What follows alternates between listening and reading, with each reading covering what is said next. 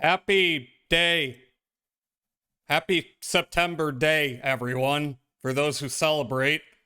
Oh my god, my chat is already full to bursting. It's already been inflated with messages. Who do we have here? Ah! Hi, Meowstro, and thank you for the frog wide that you posted like an hour before stream started. Hello, Milpo, how are you doing? Tell me, has Bolsonaro been, you know, put under house arrest maybe? Oh my god, my shit's disconnected. What the hell? My chat box. No! I think that was my chat box. That might have been trigger fire, actually. Oh, okay. Hi, Shades. Hi. What do you mean you missed me? I'm right here. Everyone's so parasocial. I have a life of my own. Shit is supposed to disconnect. I don't think that's true. I don't think so. Did I say hi, Shades? Hi, Shades. Oops, else. Hi, Tonk. Hi, Tonk. How are you doing? Hope well. Imagine walking around with attached shit. What? Yeah, a bunch of pipes attached to my head. Drain the brain fluids. Also, thank you for multiple shoutouts from Shades to Tonk and Meowstro and probably other people. Hi, Steel. Yes, that is what I'm thinking of, surely. This Jesuit stream for once. I know, right? What's up with that fuck? Lazy asshole. Yes, you did. Also, stop playing League of Legends. What year is this? Hi, Alki. I'm sure you do. 115 consecutive streams stealed. Oh my god. Oh my god, what's wrong with you? Thank you so much. Hi, Celador. How are you doing? Blazy, hi! Hi, Blazy, hi. Hi, Tyrant. Watch horror movie, those once considered lost cards of death. Not heard of this. Last night, YouTube finally got me, and I am now blocked from watching videos. The normal things are not working. What? What'd you do on YouTube? Look, my friends play, so I will play. I mean, I guess that's fair. Look. There are a lot of games that I have no interest in playing, but if people are like, hey, want to play this game? I'll be like, sure. Blocked advertisements, YouTube and whoever is making those ad blockers are in an arms race, I think. Unlock the memory of an old ass anime called Cyber Team Akihabara. Never heard of that one. Anyway, well, it has been. Why am I all the way down there? Hello. It is a day. I did not. Yes, it's. Don't call me gay. I am only the most het. I'm so het. I'm het AF. If they suggest League, put them into a padded cell. That's fair. You watched Eraserhead? You mean Eraserhead? What's Eraserhead? Did anyone ever see Eraser starring Arnold Schwarzenegger?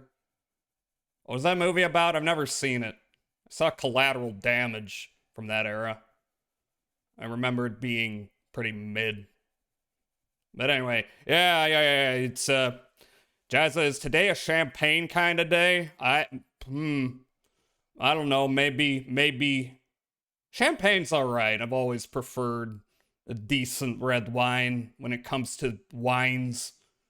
I don't drink much wine because you can very easily get a real nasty hangover from that. That one, the David Lynch one. I know. I'm not risen. I'm razzing you. I'm not mistaken. The other anime make references when talking about how Maho Shoujo animes became an old man anime.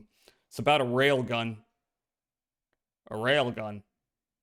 Certain scientific railgun.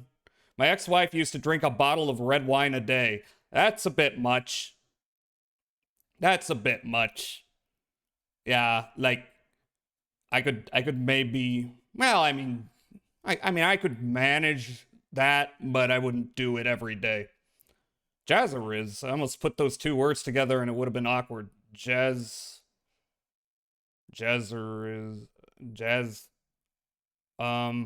Would it have been? Is there a slur in there I'm not seeing?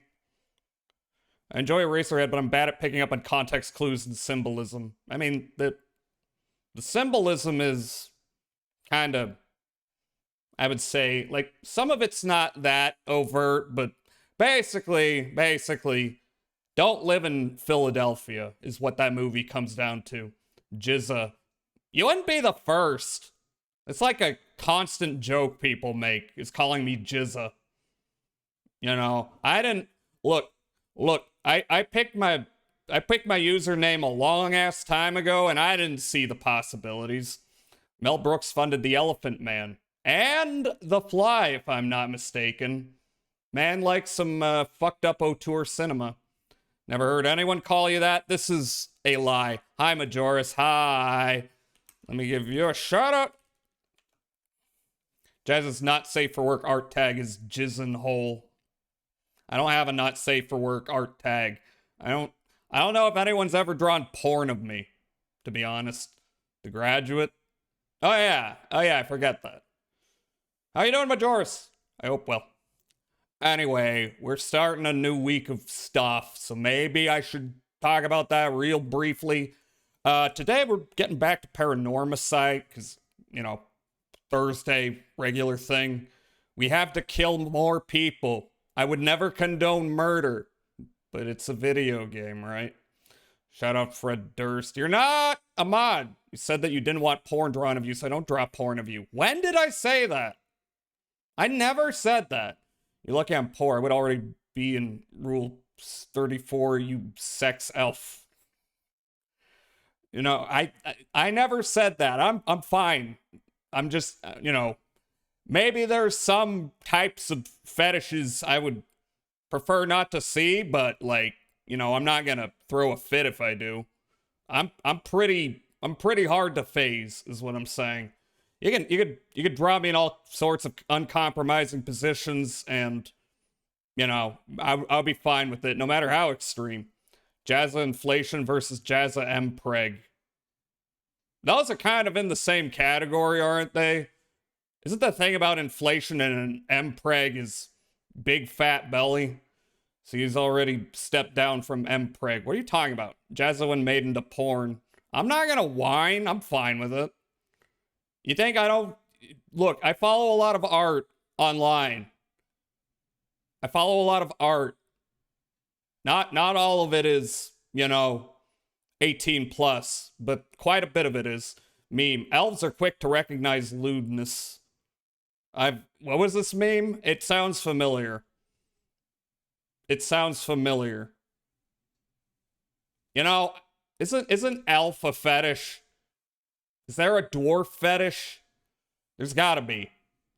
Gotta be dwarves, there's gotta be, I don't know, tieflings.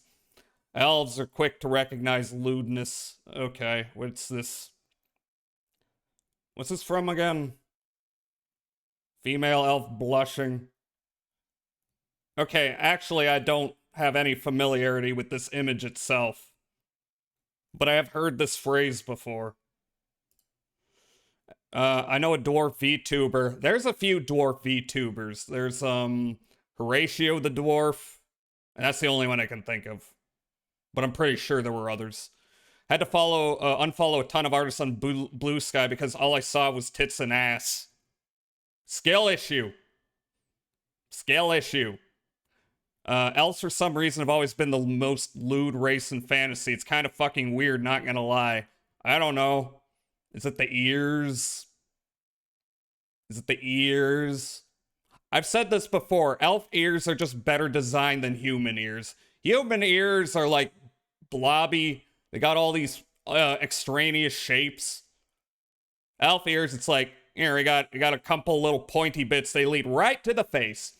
Hi, Kyle. Spider says they aren't. Aren't what? Stop with your races. Yes, I am racist toward human beings. Lewd? Why? I mean, they aren't automatically lewd. I have a theory, but I'd rather not start that. What do you mean a theory? What do you mean a theory? Do people just want to fuck aloof assholes in the woods? Is that it? They're like, we are the ancient ones. Is it because they're old? Or do they like want a hot older woman, but they want the, you know, them not to be old looking? And why elves are looted the most. I figured that much out. I figured that much. I know many people who roleplay erotic elves. Oh boy. What fantasy race did you roleplay at your last ERP? Sound off below. No idea. He says they can't be thick or have booba or ass. This is verifiably untrue. That's just a lie. What's he talking about? You know, fucking Pyritus from Record of Lodoss War? There's plenty of, you know, big booby elves. He's just making shit up. Back when I was 18, there were repositories of sexy elf stories. Ask him. It's not really. What, you want me to DM him out of nowhere and go, hey, why do you think elves can't have ass? No joke, I think it's because elves are pure and corruptible. Also, they embody opulence. Maybe. Maybe. I don't see it. Do they think elves are trad wives? Is that what it comes down to? If so, that's kind of stereotypical. I don't know. There's literally a manga about a fat elf that people love that eats a bunch of fries. Ever watch the movie The Thing based on the short story Who Goes There? Yes. Many times. It's a classic. Is that relevant to elves? ERP? ERP? ERP? Oh yeah, plus size elf. Honestly, okay anime. Heard the manga was better. I've never read it. Never read it.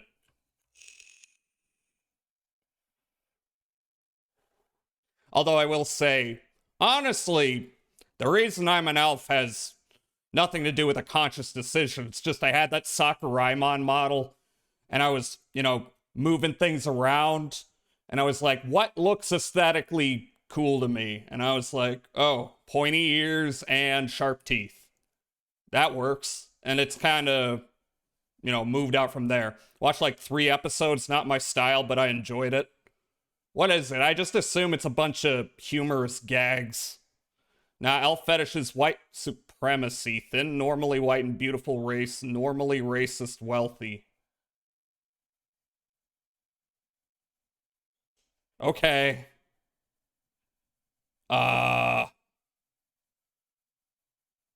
Okay, I never read that much into it. Yeah, rom-com mainly, that's it. Elf-sploitation. There's gotta be an elf-sploitation genre out there. In the world of manga, most likely. Okay, you are a cyber elf. You are excluded from elf love. Also, I watched Sledgehammer. It's a very odd slasher movie. Look. I like Elder Scrolls because the elves in that are weirdos. You know, and they are racist, but that's also the cause of much societal rot from within. In Morrowind, at least, it's kind of less, you know, pronounced in the sequels. Not my thought, my spouse's. Also, dark elves are normally evil. That's true. But then the high elves in Elder Scrolls are equally as bad. How can a sledgehammer be a part of a slasher film? It's too blunt. Ha! Ha! Holy crap, so much elf porn. Is everyone looking up elf porn now? To your point, but dark elves with white hair are superior on elves, like a D&D changeling. My Little Pony has changelings, doesn't it? Why are we bringing up My Little Pony? How many years has it been? I ask again, what year is this? Drizzt is the goat. Indeed. I was gonna talk about this week. Okay, I'm playing Paranormasight today, so we're gonna kill some people. We're gonna find new routes, maybe. I want to find out, by the way, if I can go back to the first route and like not kill somebody and see if That's either a fail state or if you sprout a different route via that. I'm watching the stream like a normal person. I could look up porn if you don't put words in my mouth. Ding, you got the specific one correct. Are we, everyone,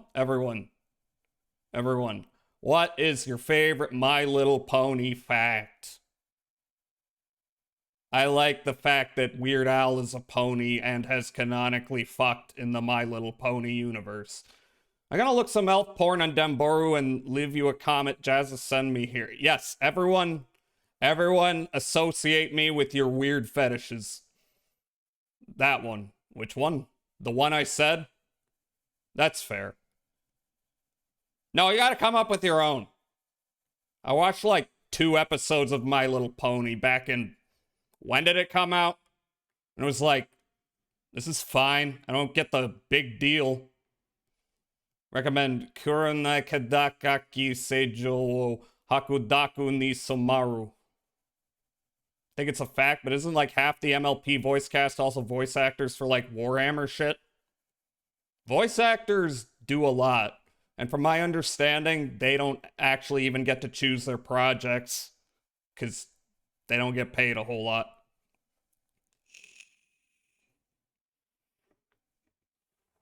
The MLP cartoon aired in 1986. You know which one I'm thinking of. You know I'm not talking about that one. Anyway, Paranormicite. I'm going to do that today. Tomorrow I'm going to do Wild Arms 3. Although I've been thinking about maybe swapping Friday and Sunday stuff around, I'm still going to keep to what I've been doing just to see. Sunday. So I'm going to say this because the last 2 weeks, we've been, people have been voting for Gamera movies. We're probably not going to vote. We're just going to watch Gamera 3 in the Discord on Wednesday. Otherwise, Sunday is going to be whatever. You prefer Sunday being Sunday? Yeah, I mean, I'll probably stick to that. But sometimes I like to shake things up. We'll see. Gen 4 ended in Gen 4. Gen 4 what? My Little Pony? There's gens? They go by gens? Wait, what are Gen 2 and 3? Shake this up. Yeah. Go on. Shake what up? Shake it up. What am I shaking up? No, Meowstro, you're not the one setting up the punchline. Hands you a container with skim milk and whey protein. Okay. I don't really like, milk. I enjoy dairy products, but milk itself is kinda, I could take or leave it. No expert in what? What are Gens 2 and 3? Pokemon and MLP both have generations for similar reasons. I mean, I get Pokemon, because a new Pokemon game comes around every so often. But the only My Little Pony I know are 86 and Friendship is Magic. What are the ones in between? Shaking it for me? Alright, pay me. Just like the elf porn. What? Shaking their ass like in the elf porn? It doesn't have to be porn. It could just be twerking. Fuck Nintendo, by the way, that is all. We all know this. It is ethical to pirate Nintendo products. We all know this. Yeah, I don't much care for Nintendo.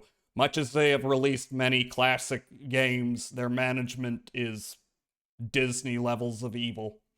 Shaking my container of whey protein and skim milk. And okay, they don't do that in porn. This is another thing I noticed. How come in elf porn they always lactate? Does anyone know that? And I'm not basing this off a wide analysis of data.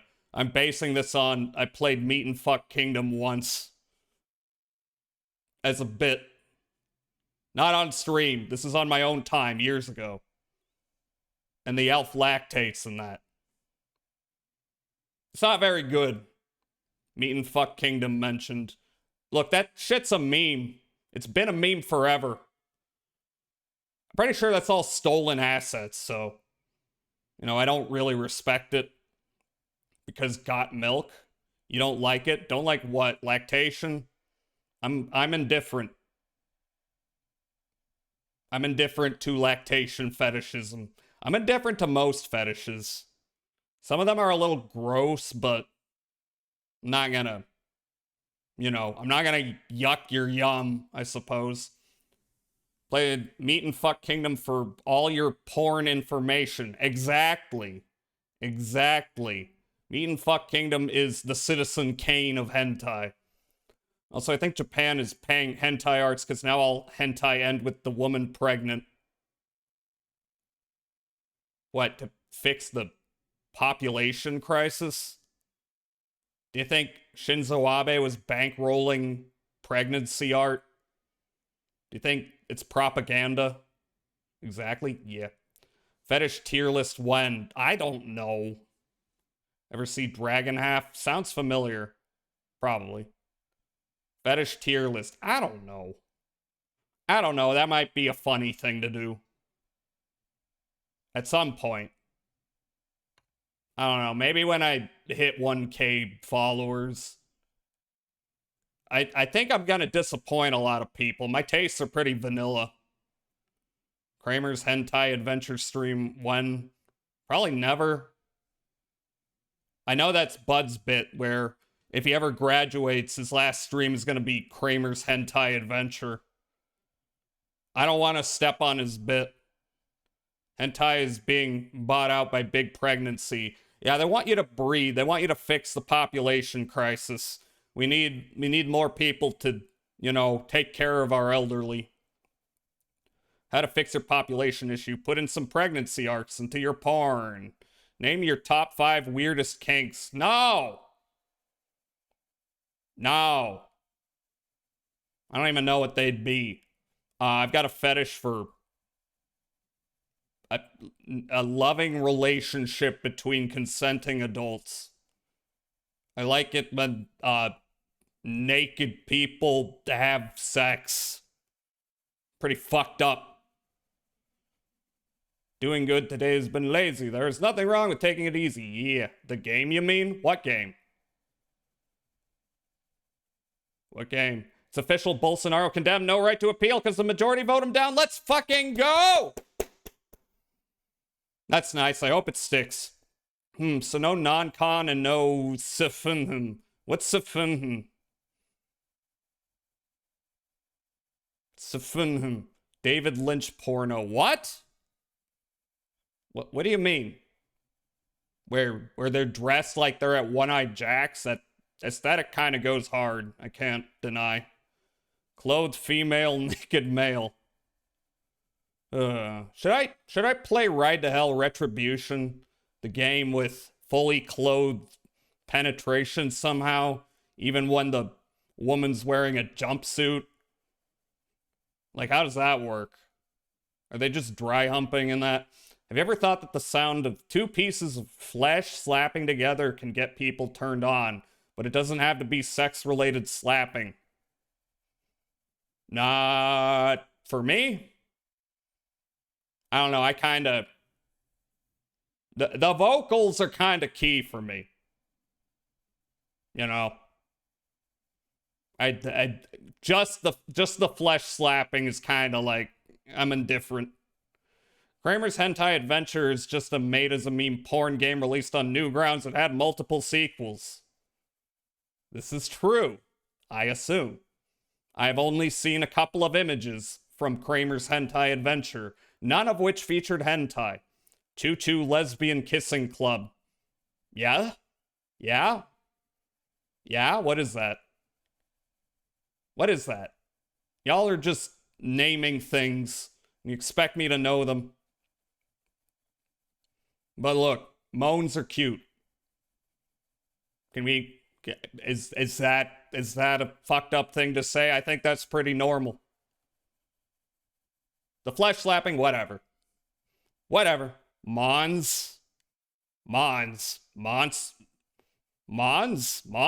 what?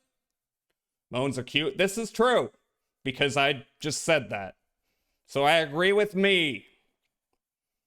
No.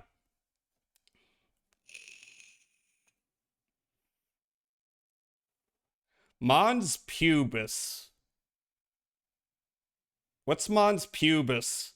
I feel so lost today.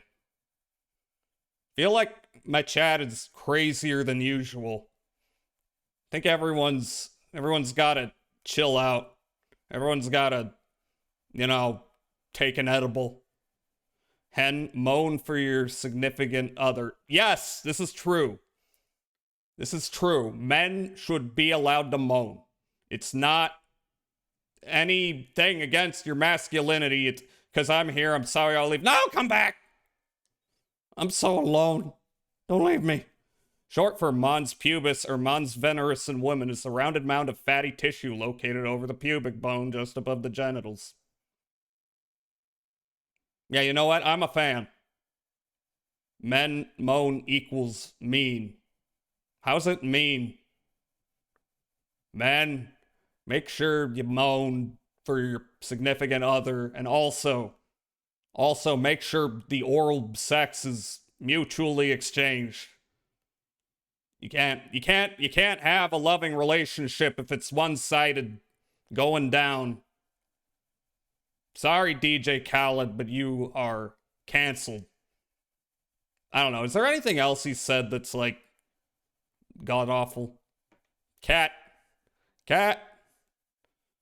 Demons said, look, I am very happy.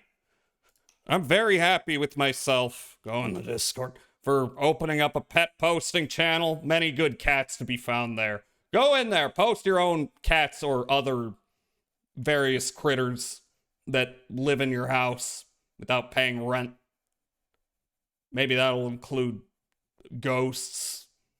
Could include that one guy who lives in your walls that only comes out at night. We love cats. We do. Rick Ross said a very horrific lyric. A very horrific lyric? I mean, there's a lot of horrific lyrics that have been stated in music over time. You know, musicians can be problematic sometimes. I have caffeine. So anyway, have I really just been sitting here for half an hour? What have I even talked about? Did I even say what I'm doing Monday? I didn't. So Monday I'm playing more Garage Bad Dream Adventure. I think what I gotta do in that game is I gotta hustle and grind my way to fishing glory. And I also forgot, I got kind of last at the end of the last stream of that, which was the only stream I've done of that. Well, I mean, unless you count that one Sunday stream where I kind of sampled it. And I forgot, you have to talk to a bunch of weird people in order to figure out what you're doing. And it's not always like the obvious person. You got to talk to everyone. So that's what we're going to do. We talked about lewd subjects for 30 minutes, kind of. Mostly it was you all and me responding with disdain and horror. Monsday. Look.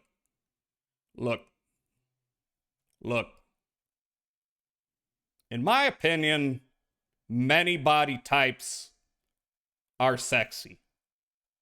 And it's about the person wielding that body.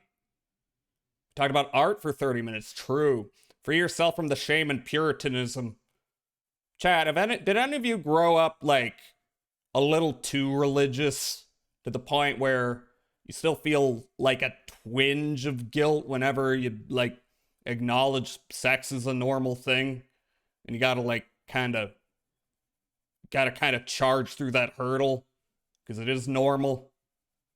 Gotta fill the goon silence with something other than moans and the sound of slapping flesh. We're having an adult conversation.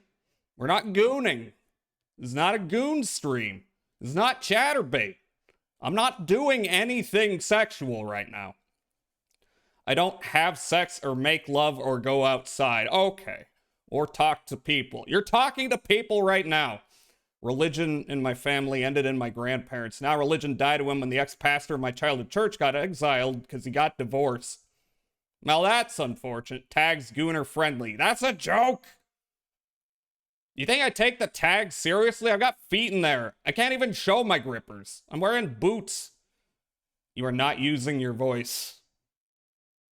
It's the same. You're communicating. It's not a joke to me, Jazza. Not to me. What's... Okay. Look. Look. I'm just saying, you might be shocked. You might be shocked at how, like, not radically religious I was, but, like, moderately religious I was for much later in life than some people. Not now. Not for a good long while. But I'm communicating, but am I being heard? I'm literally reading your shit out right now. Also, the only pastor I knew turned out to be a sexual predator. Yeah. Yeah. You know, maybe a whole culture and society built around, like, shame and repression is gonna foster a lot of icky shit. Did you learn nothing from Tommy, Jazza? Learn what? How to be a pinball wizard?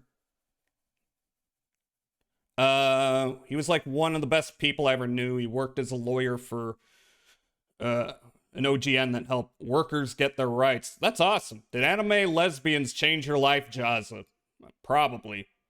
Probably. I think anime made a lot of people gay or racist. Potentially both. But in my opinion, and from my observation, it's usually one of two extremes. Many such cases. Whole culture.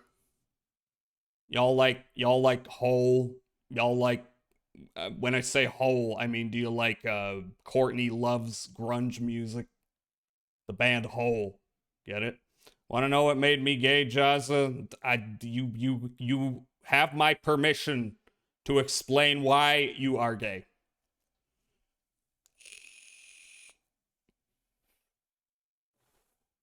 Did you guys ever notice how old anime have more diversity than the modern ones?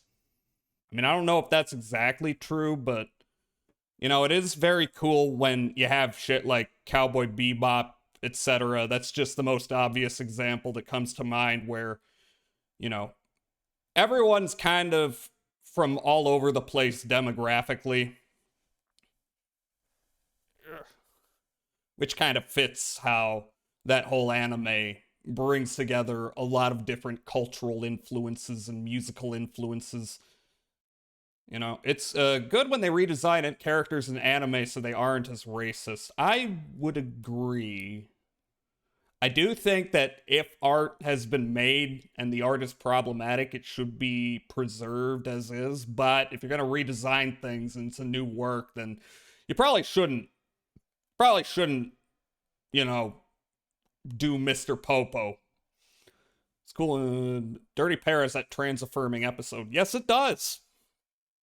Yes, it does. Did you know anime is made by humans? And humans have a variety of views and opinions? Crazy, right? Like Cyborg 009. Nah, I mean, when did the manga for that first come out? Like, there's a lot of, like, really old manga where they do have those kind of, let's say, character designs that have not aged well. But the funny thing about it is a lot of that stems from being influenced by Western cartooning and media and just kind of transplanting it there. And it's not like, you know, we have an excuse because we see a variety of people, different demographics regularly. Robotech had a main character in the Invid Invasion who was a cross-dressing pop star. Which one's that? Because I've seen Macross, and then I watched Robotech just to compare it. But I only watched the first arc, so I don't know, because the other two shows are what? Genesis Climber Mospeada and Southern Cross something before that. So I don't know much about those shows. I do know that Mospeada's got a pretty banger OP. who, by the way, was the coolest character. The character? Yeah. I hate Robotech, but I mean, you know, it did. People did become familiar with Macross through it. One of these days, I'll watch the other two shows. I don't want to. Like have Robotech be my first exposure to them, though. I mean, actually, like the adaptation of Macross in that series is just Macross for the most part. They like changed the music to something much shittier. But it's like it's just Macross, and then eventually it starts introducing clips from the other shows, and it's like this is a completely different anime. You know.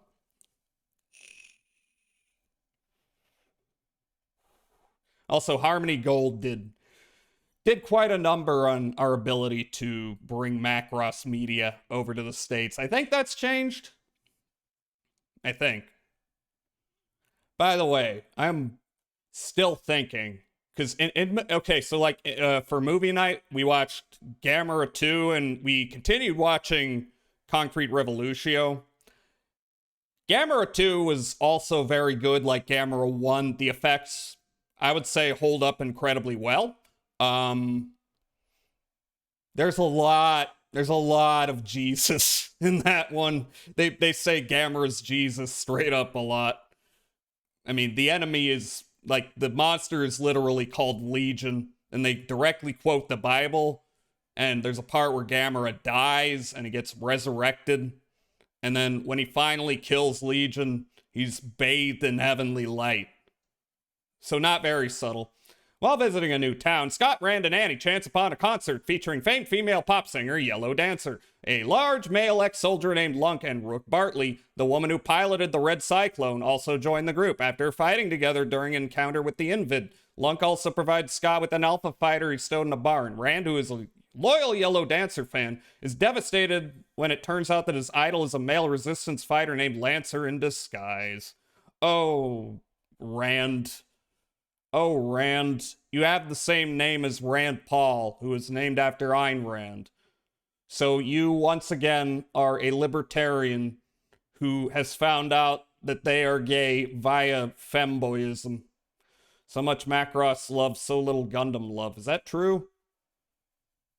I don't know. I feel like Gundam, maybe it's different in Brazil, but I feel like Gundam has more of a presence in the States.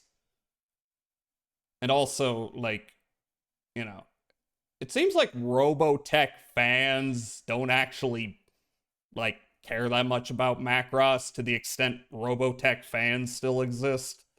They, like, created their own lore and canon, like TTRPGs and stuff. Robotech, the new generation, is Genesis Climber Mospeada. There are tons of Gundam fans. Here, both are kind of obscure. Really? I mean, I don't know about how popular Gundam is. Maybe because we had Gundam Wing on Toonami, we kind of had the seeds planted. Even though, I don't know, did any other Gundam shows like get big over here? I don't think we ever got like a Star Blazers for Gundam over here. For many years, it's like you couldn't just take an anime and put it in the West. You had to like take it and then make it more, you know, culturally homogenous with the names and whatnot. Own many of the Robotech RPGs. I want to plant my seed. Okay. I think Iron Blooded was the only recent one that pierced the bubble. Really? What's the Super Sapphic Gundam series? Talking about, Witch from Mercury or whatever? I haven't been keeping up on Gundam as much as, like, Turn A Gundam and the OG. Weezer. The UC stuff I really like. Why not Lancer RPG night on Jazz Accord? Why not? I'm not gonna say no. People are free to do whatever they want when I'm not doing movie night in there. I know two people who run Lancer. Penis. What? Can a broken English or Brazilian play with you guys? Yeah? Absolutely. Why not? I can't speak English. Trains. I removed that. I removed it because it was like getting to be a bit much. You know, I'm very sorry. Yeah, I killed trains. I am now a cars person. I think infrastructure should be woefully unoptimized.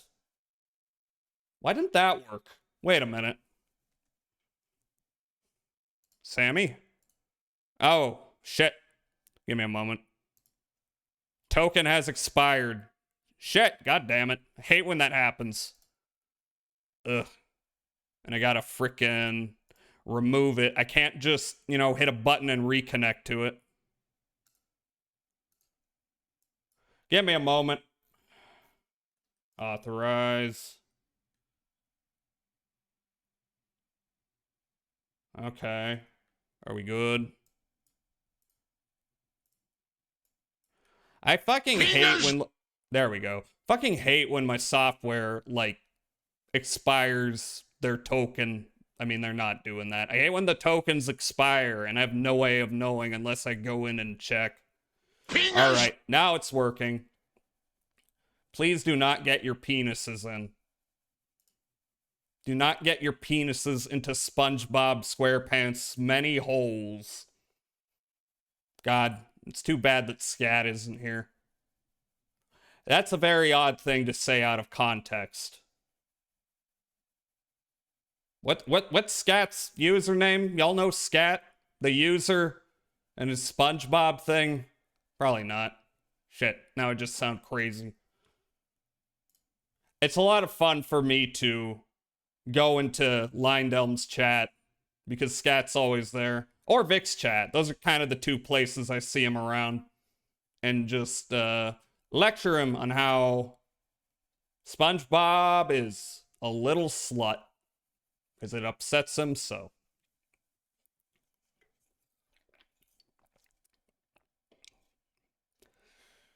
Today's 9/11. I haven't talked about 9/11 or anything. We've just been talking about penis. Chat.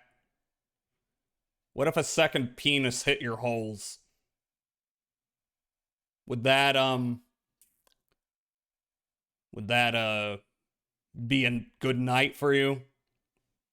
What are your thoughts on double penetration of the World Trade Center? A second penis just hit the hole. Also, Tyrant, I think you're looking for this one. Remember when a dude threw a shoe at George Bush? That man is a hero. Where's he at now?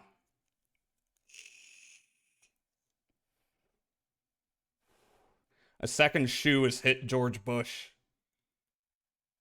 Chat, do you think 9/11 was an inside job? I had a friend who really wanted me to fuck his girlfriend, who then eventually became his wife. Hope not in Guantanamo. I don't think he is. I think he went on to live a fine life. We should close Guantanamo Bay. Hot take.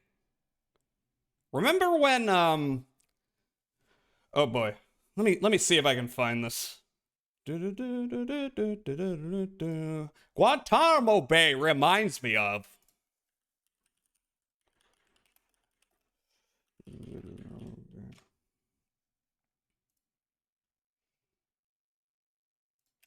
Because they have video games at Guantanamo Bay. So I want to... fucking cookies. I don't want cookies. I'm going to bring this up on stream. Wait, that's not it. Here it is. So you will notice many PS3 games. Actually, these are all PS3 games. But we got Dark Souls 2. We got... Is that EDF? We got Resistance, Fall of Man. We got Fuse. We got 2 God of War titles. We got Can't read that. Still can't read that. Oh well. We got Grand Theft Auto 5. We got Lego Hobbit. Infamous. Injustice. Little Big Planet Karting? I don't even know that game. We got Killzone. We got The Last of Us. We got Lego Marvel Superheroes. We got Lego Movie video game. A lot of Lego games. We got Lightning Returns. I don't see the other Final Fantasy 13 games, just Lightning Returns. Now, we also have Metal Gear Solid 5 Ground Zeroes. And this is a game where you essentially penetrate Guantanamo Bay. So you'd be trapped in Guantanamo Bay playing a game about Guantanamo Bay. I remember that the guy who threw the shoe got interviewed a few years after the event. He worked for immigration. Did I ever tell you I lost my virginity to the widow of a rich Texas oil baron? This sounds fake. Apparently, National Geographic books were very popular at Guantanamo. My grandmother on my mother's side was a sex worker. Hell yeah. Hell yeah. Sex workers' rights. No home front? I don't think so. We got Mortal Kombat Complete Edition. We got Need for Speed. I don't know which Need for Speed that is. We got PlayStation All-Stars Battle Royale. Prototype 2. We got Resident Evil 6. That's the one. We got Resistance 3 and 2. We got a lot of Resistance games. And I think that's the Thief remake from 2014 that everyone hated. Again, though, Metal Gear Solid 5. Now that one's crazy. Did you know that sometimes metaphors in real life are so blatant and so on the nose that you have to suspect that someone scripted it? Not mentioning that for any reason. Nothing happened. Nothing has happened lately that are, bombastic examples of irony in real life. Nothing. I missed every orgy I was invited to. You missed it or you turned it down? Did you want to go, but you couldn't due to scheduling conflicts? Nobody's cool like Jazza that goes to VTube orgy every year. I do not do that. I don't do that. What are you talking about? Hi, Smorwalk. How are you doing? I wanted to go, but I couldn't make it. To Offkai? Or, to the orgy. I don't know. I feel like if I was going to go to an orgy, I would have too much social anxiety. I'd just be hanging out in a corner going, well, okay. Oh, okay, they're pulling out the condoms. Because I would need it to be people I'm very comfortable with. And that's never happened. But also, I've never really been invited to an orgy, so just drink and talk about conspiracies. Yeah! Do you think there's people who go to orgies strictly for the socializing aspect? They're just like, here's an opportunity to hang out with cool people. I was very comfortable with all three of the people. Is that an orgy, then? Is a foursome an orgy? Are threesomes and foursomes orgies? I guess technically. Well, basically what swing bars are. Swingers bars. I don't know where the swingers bars are, and I don't know if I want to go to those. Might be going alone. Some people go to drink and see people fuck. Oh. It's just it's like a sport. It's like going to a sports bar. Can we get a poll up in chat? For what? I'd say a foursome is the minimum required for an orgy at the Ogre. What does an orgy require? I don't know. I don't tend to think of 3 to 5 people as orgies. Well, maybe 5. That's getting to be a bit much. Like 3 or 4, maybe not so much. 5, okay, yeah. I think it's solidly an orgy at 5. 5 is an orgy, I think. Okay. I can see that. I can see that argument. But like I say, only if I was very comfortable and knew the people. What do you do if there's an odd number of people at an orgy? I don't know if that would be a problem. You know, it's not like everyone's going there to like fuck with one person, but in a group. Is it an orgy if everyone's like sticking to one partner at a time? You think? Or is that just, what do you call that? That's got to be a thing. What do you do if there's an God made us with many holes and 2 arms? This is true. 4 to 5 is minimum. No, orgy is cross participation. Yeah, okay. In that case, then like, I don't think an odd person is a problem.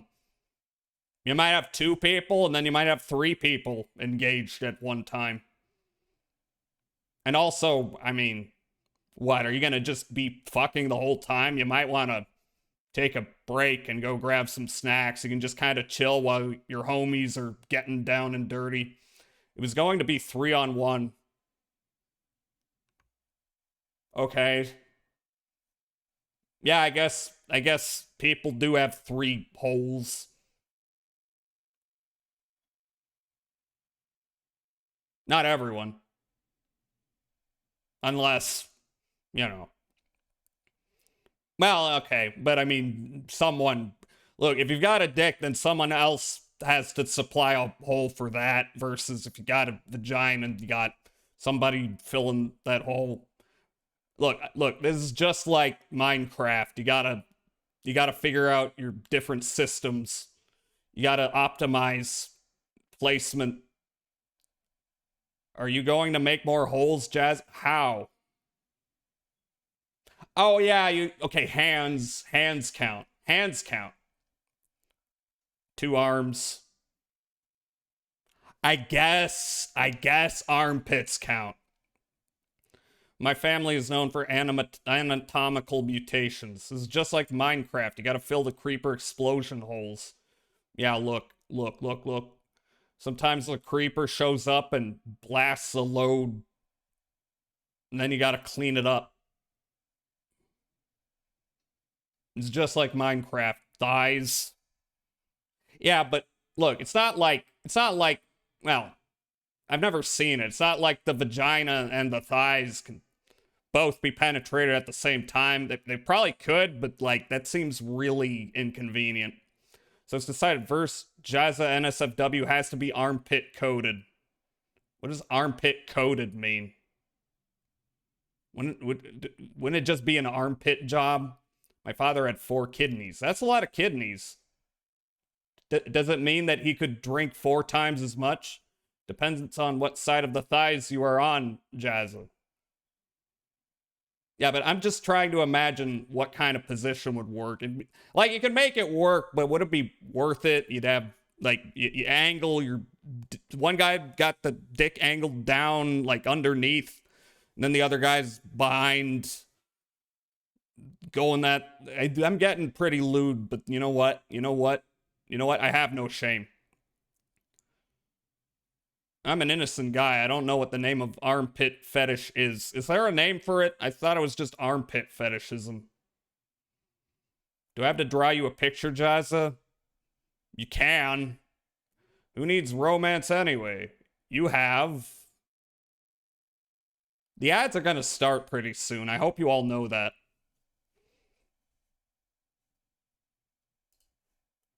And then we're supposed to watch some videos. Not lewd videos.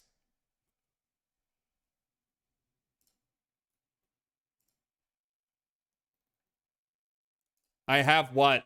Smorwalk. No lewd videos. I can't do that. They'll ban me. Again, this is not Chatterbait. Or Picardo. Or Fansly. That's the ad break. I'll be right back. Y'all read your Bible in the meantime.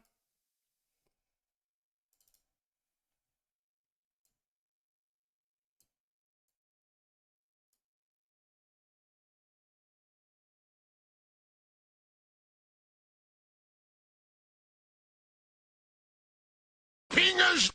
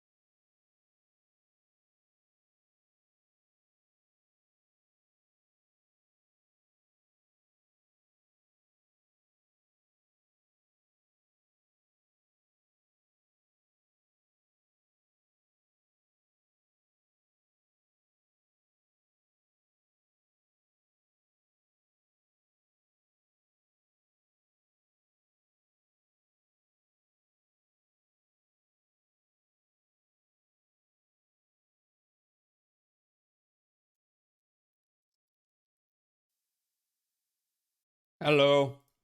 And I don't need this up there. But chat. Chat. Do you think we can get Visa and MasterCard and PayPal to ban the Bible for being too lewd? Tried looking it up from Bogo Indian Defense. I don't know what the Bogo. What? I'm gonna find some videos. What have we got? What do I want to watch? Hmm hmm hmm hmm. Do do do do do do do do do do do. Hmm. Hmm. That was a little long.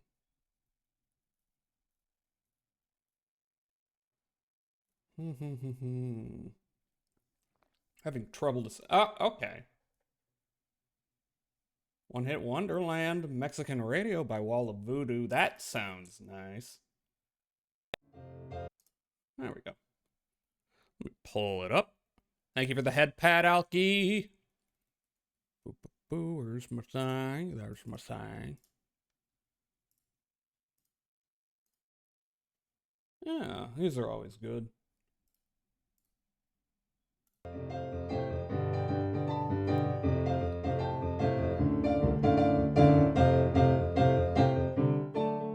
I'm on Mexican radio, like messing up your hair. I'm a cartoon character. You can't do that.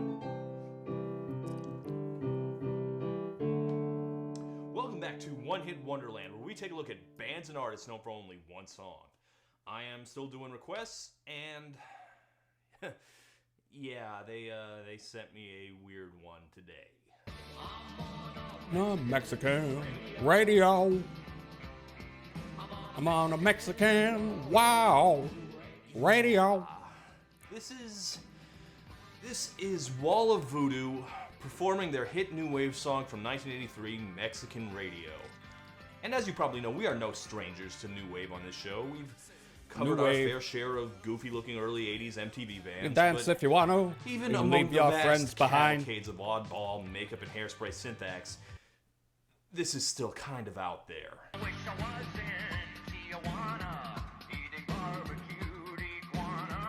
Because unlike the previous new wave acts on One Hit Wonderland, this wasn't a big hit in the Billboard sense. It only made it to 58 on the charts. No, it was a hit in the MTV sense. I've mentioned that MTV in its early years only had like a dozen or so videos, so they just throw anything on there. And late at night, it would just get exceptionally That's problematic. weird. For example, here's a little tune from around the same time that got a lot of video play.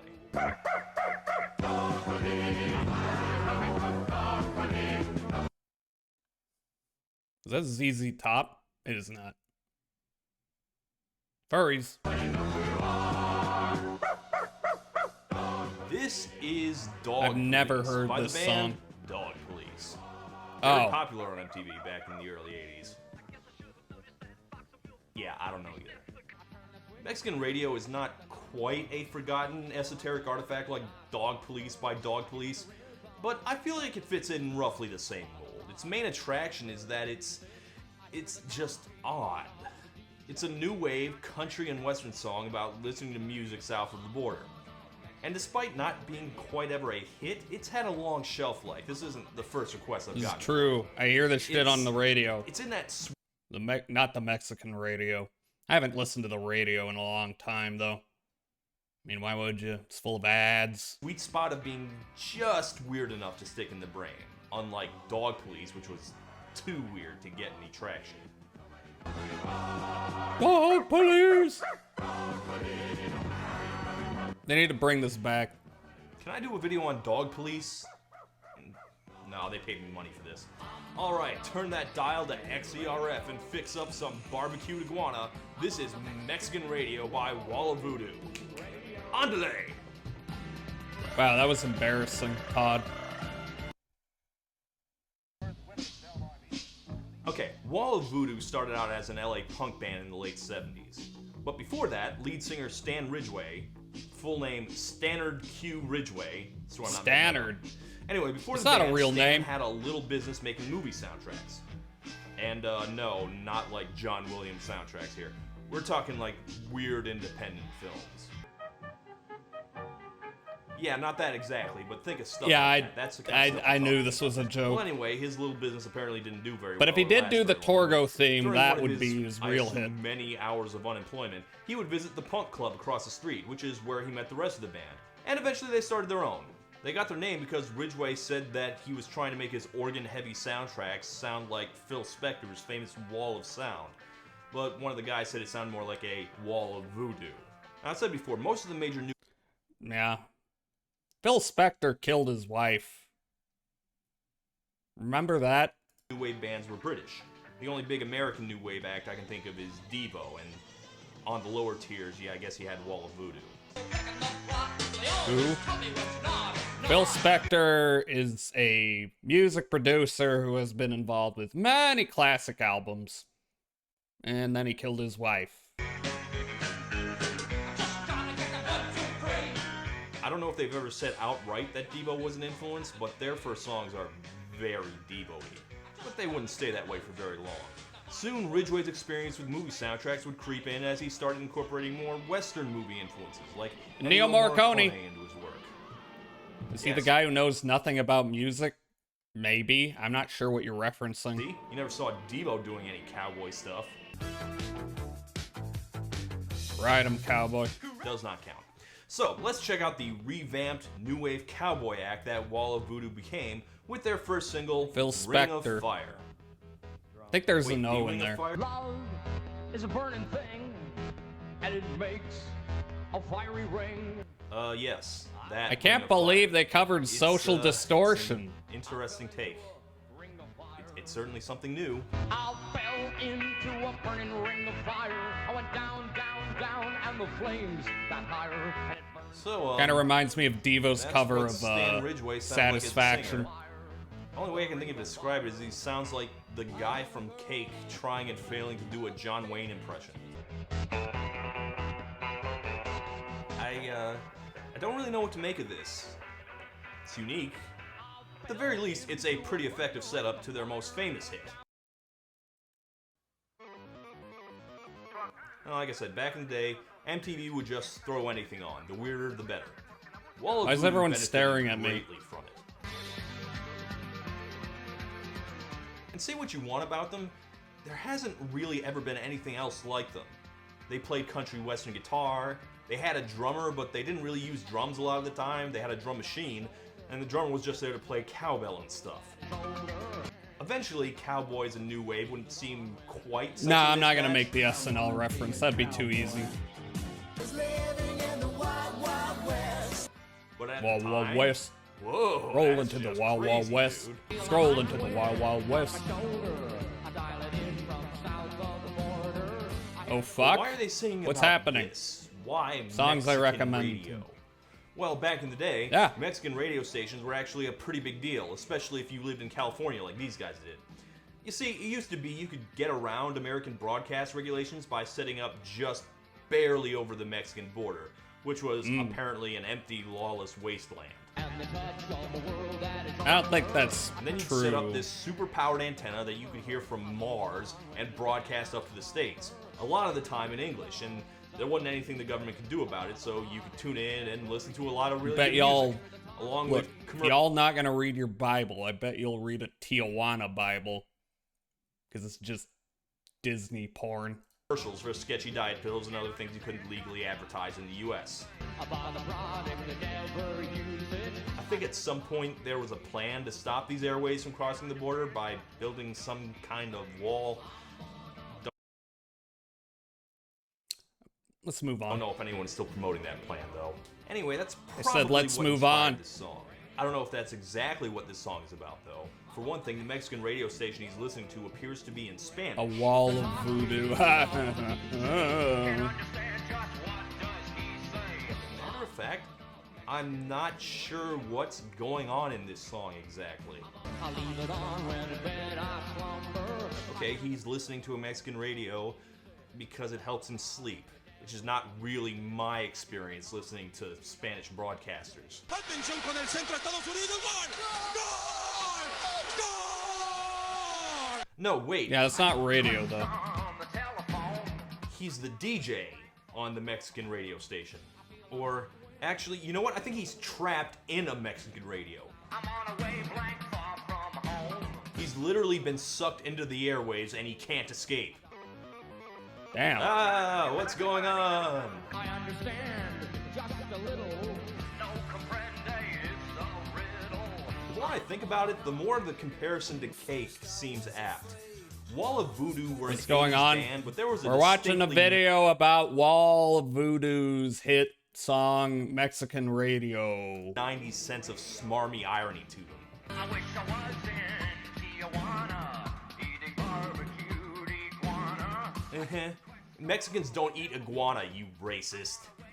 No, wait, I'm told that's a thing. That's a real thing. Okay, jump the gun on that one. Look, other cultures But eat yeah, things it's a that are joke weird song. to us. It's There- fine. There's this whole sense that they're above what they're singing about for some reason, which even the goofiest 80s hits I've covered did not have. Does he Sure, we have a like lot of Mexican fucked radio? up culture Does he like listening stuff. to mariachi music? Yes, we Is do. music even what he's listening to? Different cultures are different. Okay, he's listening to Inflation. Mexican talk radio. I don't know why you'd listen to that in English. I think the whole song is just a joke that Mexican radio exists. Like, look at him. Speaking Spanish. Existing. Floridians No, do. I don't like this song. Sometimes It's in novel, certain but spots they beyond will that, cook it's just them kinda up. smug and annoying. Gee, I wonder why if people that- didn't want more of this. Let's turn Wonder the if dial. that goes hard. To be honest, the information I have on Wall of Voodoo is so scanty that I'm not actually quite sure what the And failed these socks? follow-up even was. From the info I have, my best guess is this. The hot Mojave and the cherry coke. He'd start his whole life Mojave. anew. New Vegas reference? called- New Vegas reference? If there was a real music video shot for it, I can't find it. But honestly, I'm betting there wasn't. Because even in the crazy heyday of MTV, no studio is going to shoot a video for this. You'll hear the drums and the brush of steel, and you'll hear the call of the West call of New Vegas. New Vegas. It's not really a pop song. It doesn't have a chorus, barely has a melody. It's a weird, random... To Michi. 10 million years of jazz. Hi, Tumichi. Oh my god, that's a whole frickin' year. How could you do such a thing? Let me give you a shout out. Software, game development. How did that go? Hope you're having a good, I just remembered what today is. I hope you're having a good time. A guy who moves west. How could you? The only thing a Western savage understands are whiskey and rifles. And Happy it's kinda 9/11 to like those who cowboy. celebrate. Except it You know, this is brought up in all those Titanic videos we were watching. It is kind of weird to make a holiday out of a national tragedy, isn't it? Nah, what am I saying? This is what America excels at. takes place in the present. 7-Elevens and gas stations by a condominium, maybe If a bunch of people die, we will And it doesn't make really money go off it. anywhere. And then, Stan quit the band. Right as soon as Wall of Voodoo hit it big, their front man quit. Apparently there was a lot of drunken rock and roll antics going on in there, so there was friction. Also, Not the a label was holiday ripping until them we off, get it off and of Stan work. Ridgway just We had should enough, so he get quit. work off And that's where the Wall of so Voodoo that we can story ends. sit back and Or does it? No, Never it does forget. not. You see, in the grand tradition of Van Halen, Judas Priest, Journey, and other bigger bands, Wall of Voodoo just picked another lead singer. This guy's Oh. Andy Preboy, and they picked him and they just kept on keeping on. Isn't there a movie about the Judas Priest replacement?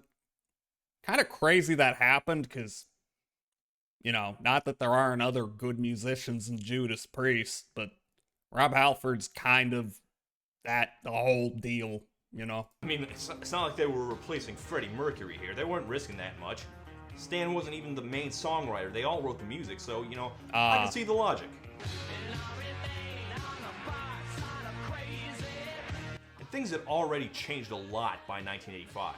New Wave was no longer a novelty, it was quite mainstream. So this new guy, as you can see, he's a little more photogenic. Kinda looks a little like a skinny Robert Smith from The Cure. I was about to say Nick Cave. And they were still pretty weird on the album, but for this With single, more they're hair. a lot more commercial. You could imagine them alongside In Excess or Tears for Fears. But it did not really work out, as this wasn't a hit anywhere. It's not like Wall of Voodoo was a big draw before, but they did have a cult following, and apparently this cult following just checked out when Ridgway left, and the band never really recovered. Here's another single they released. It's a cover of Do It Again by the Beach Boys.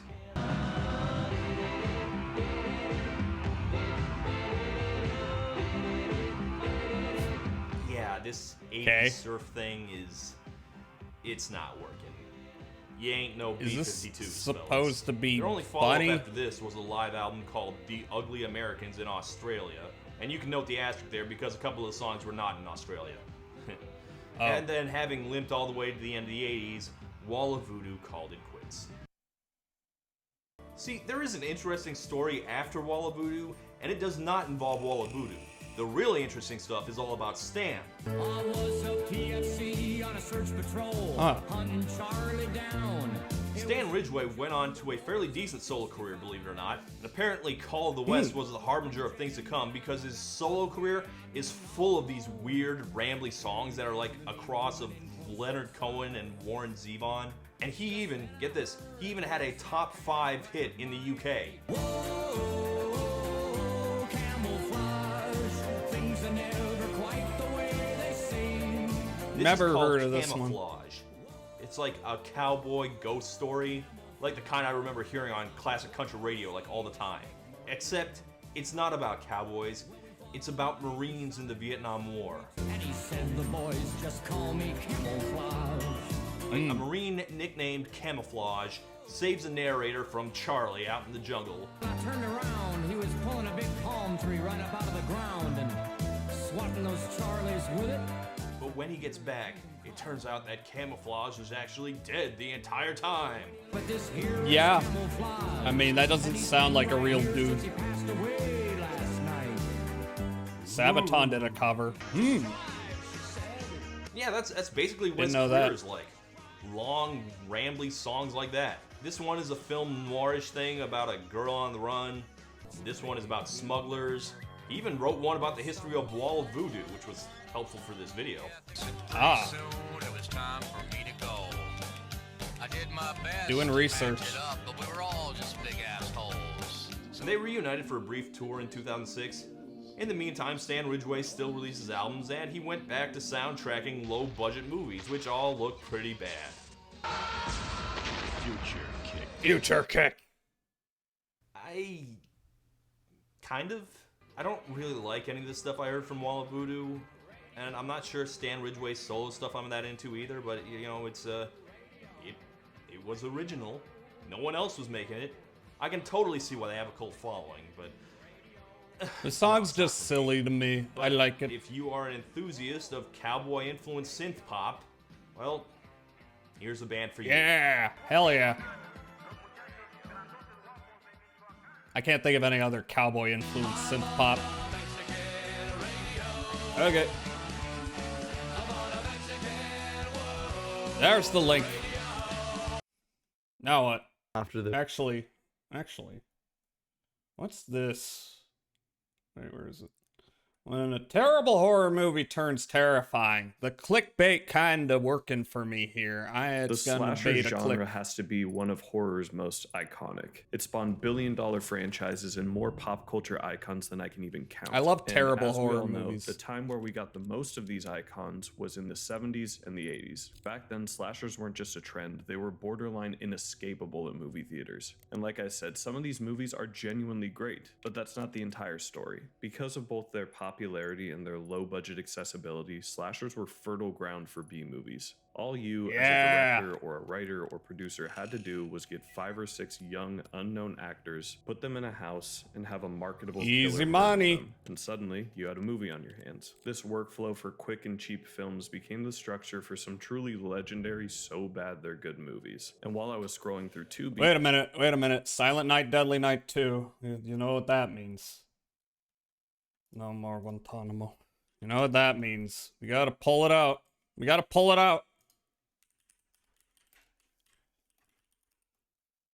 Will Jazza hunt their followers for sport this Halloween? If you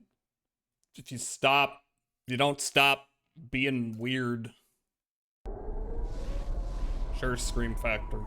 It's now on Blu-ray.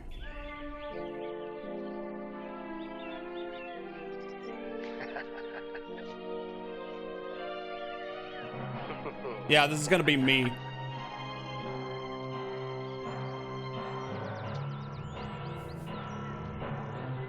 Say the line, say the line.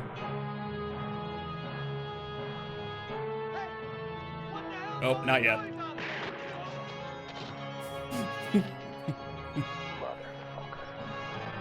It was just a random guy.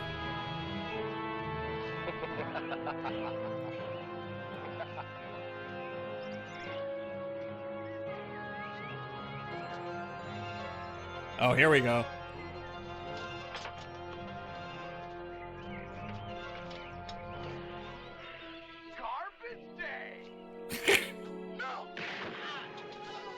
Garbage Day. Hi, McSchwartz. Hi, how are you doing? Look, I know we've all seen that, but we gotta never forget Garbage Day. Never forget Garbage Day.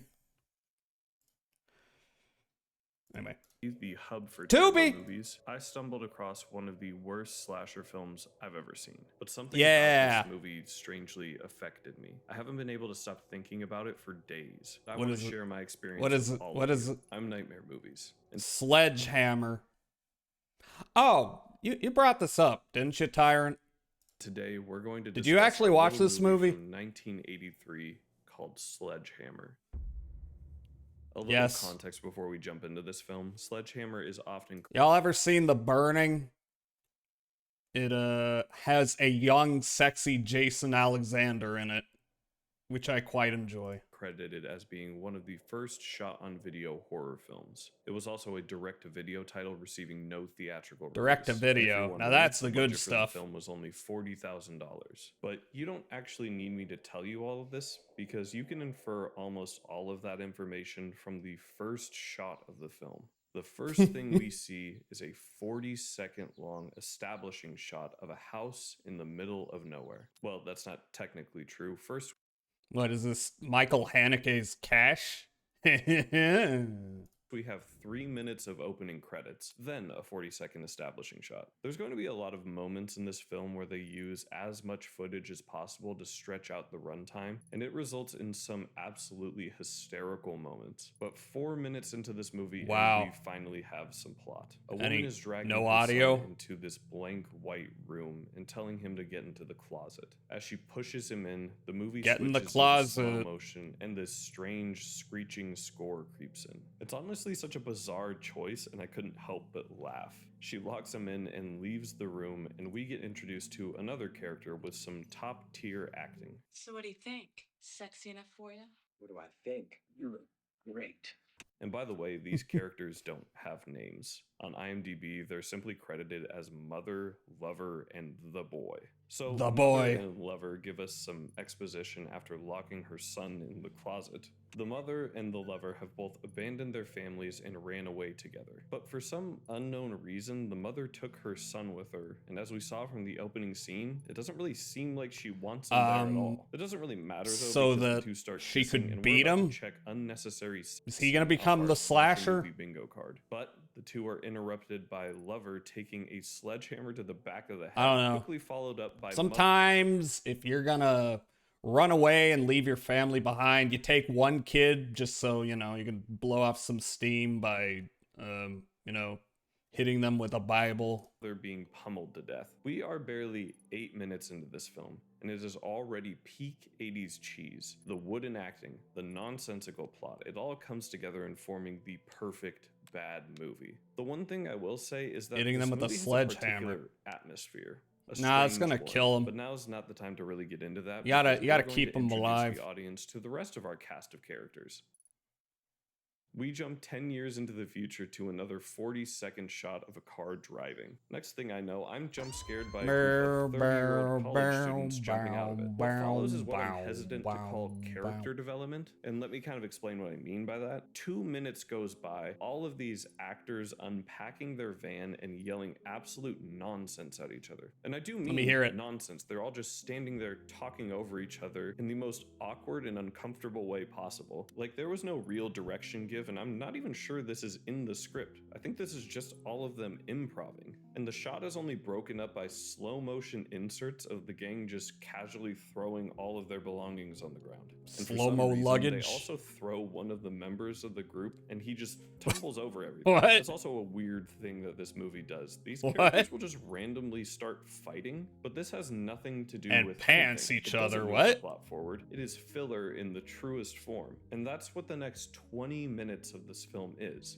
Filler. If you think I'm kidding, at 11 minutes, there's an almost 3-minute unbroken shot of two characters walking around the property in slow motion. That's it. There's no dialogue. This is like It has Hungarian nothing to do with cinema. anything. This is like It's just Satan there. Tango. So I'm gonna skip over some of this part of the movie because I want you to enjoy the insanity it has to offer without spoiling it. But I do want to point out something strange I noticed. The interior of this house is cramped and makes such little sense. All of the windows are covered, some with curtains and some with towels. It's turning into All a of the Geop furniture is stream covered now. with sheets. There's no artwork Weird or Zillow. any sort of decoration really to be seen. And strangely, I don't understand the layout of this house. I know there's a living room and a kitchen and some miscellaneous rooms, but how they all connect makes no sense. But I digress. What's Could more it be interesting multiple is how, locations? for no reason at all, the group decides to start a food fight, and it goes on, as you guessed, for an absurd amount of time. And almost 30 minutes into this 80-minute long. By the way, in that Evil Dead knockoff video, I'm not surprised, but they did not bring up Rock and Roll Nightmare, which is a terrible movie with the greatest ending in the history of cinema. We finally move forward with the plot. But I'm The noticing music and the parallels fun between those stops, two and movies one of the here. men tells the group that it's time to perform a seance. He begins retelling the beginning of the film with a little more context. After the lovers were taken out, police investigated and couldn't find the son anywhere. The belief is that he was taken by the killer afterwards, but that isn't the story the locals tell. They say he's still out there, watching, waiting for his mother's killer to return, waiting to take his revenge, and he might just come back tonight.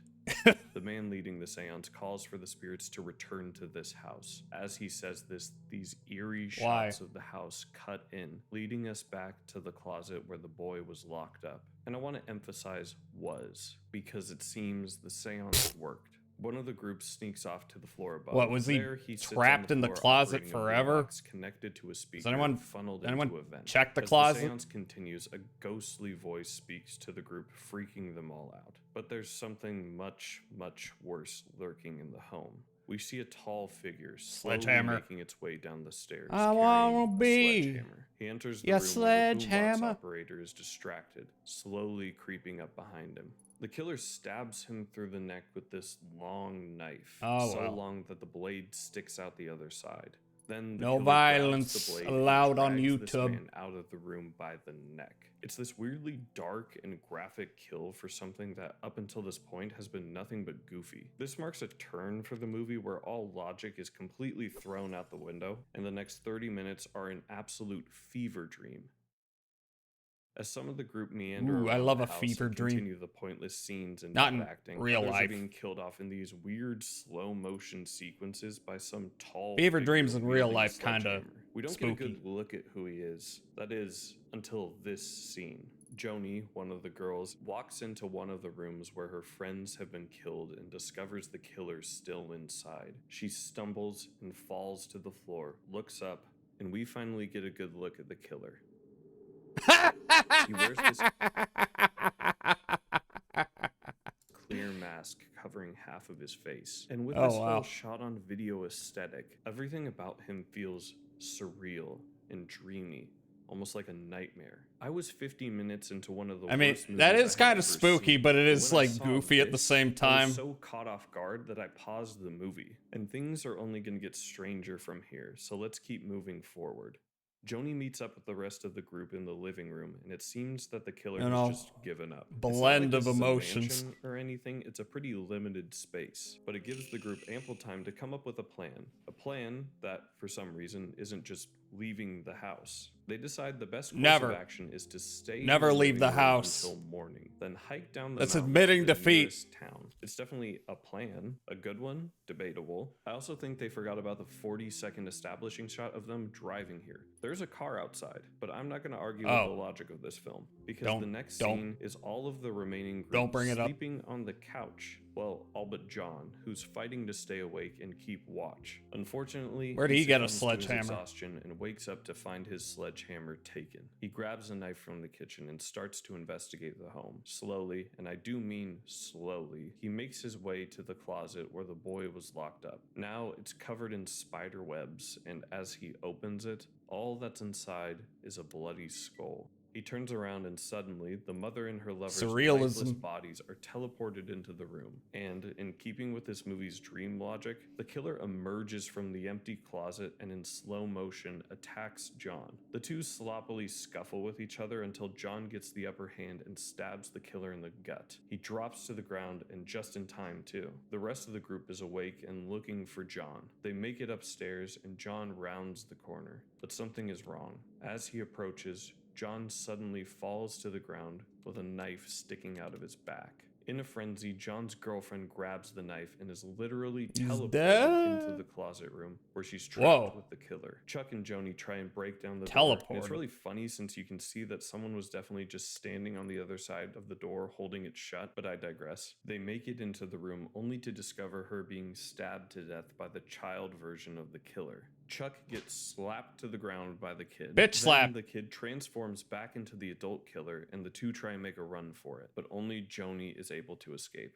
Now, I just want to pause here. We are at the It's kinda final 10 crazy. minutes of this film, and this is the Wait, part 10 that minutes? inspired me to talk about this film, because this honestly unnerved Oh, me. the last 10 Shot minutes. almost entirely in slow motion, Joni is chased through this maze of a house, slowly being hunted by the killer. There's these long, surreal sequences of the killer just walking down the hall. It's almost like a dream, or better yet, a nightmare. Lighting shifts drastically when she encounters the bodies of her friends. The killer literally teleports around the home, and it seems like no matter what Joni does, she just can't escape. She can't even seem to hurt him. The weird layout of this house is only emphasized here because no matter which way she runs, it just seems like she ends up somewhere completely different. House And of all this happens while this Leaves. weird House of wobbling Leaves drone mentioned. plays underneath.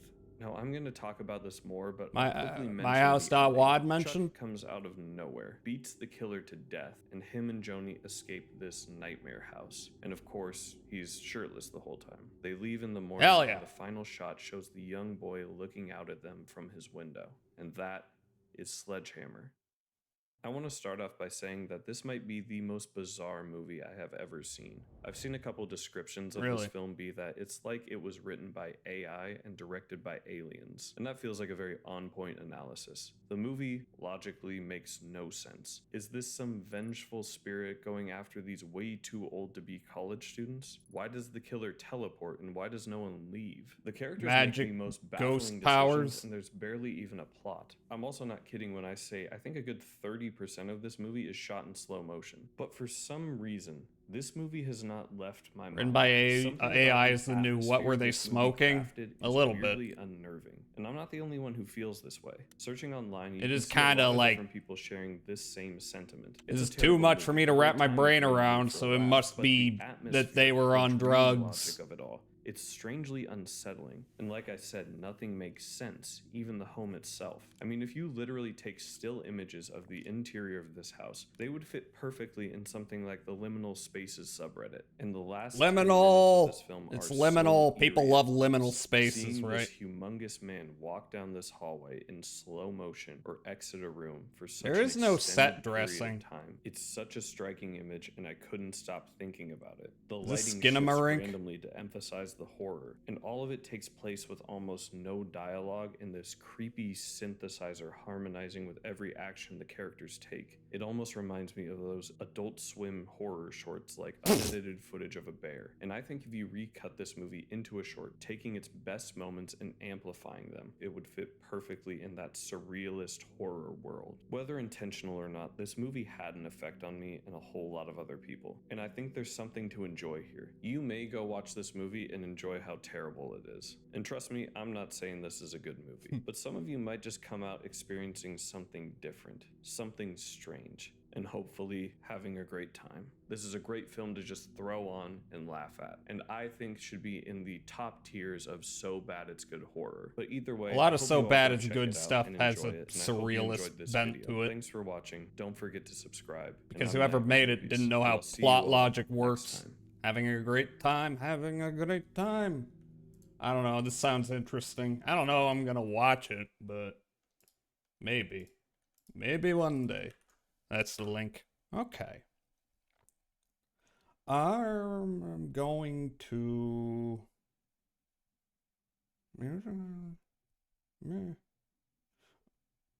Sadly.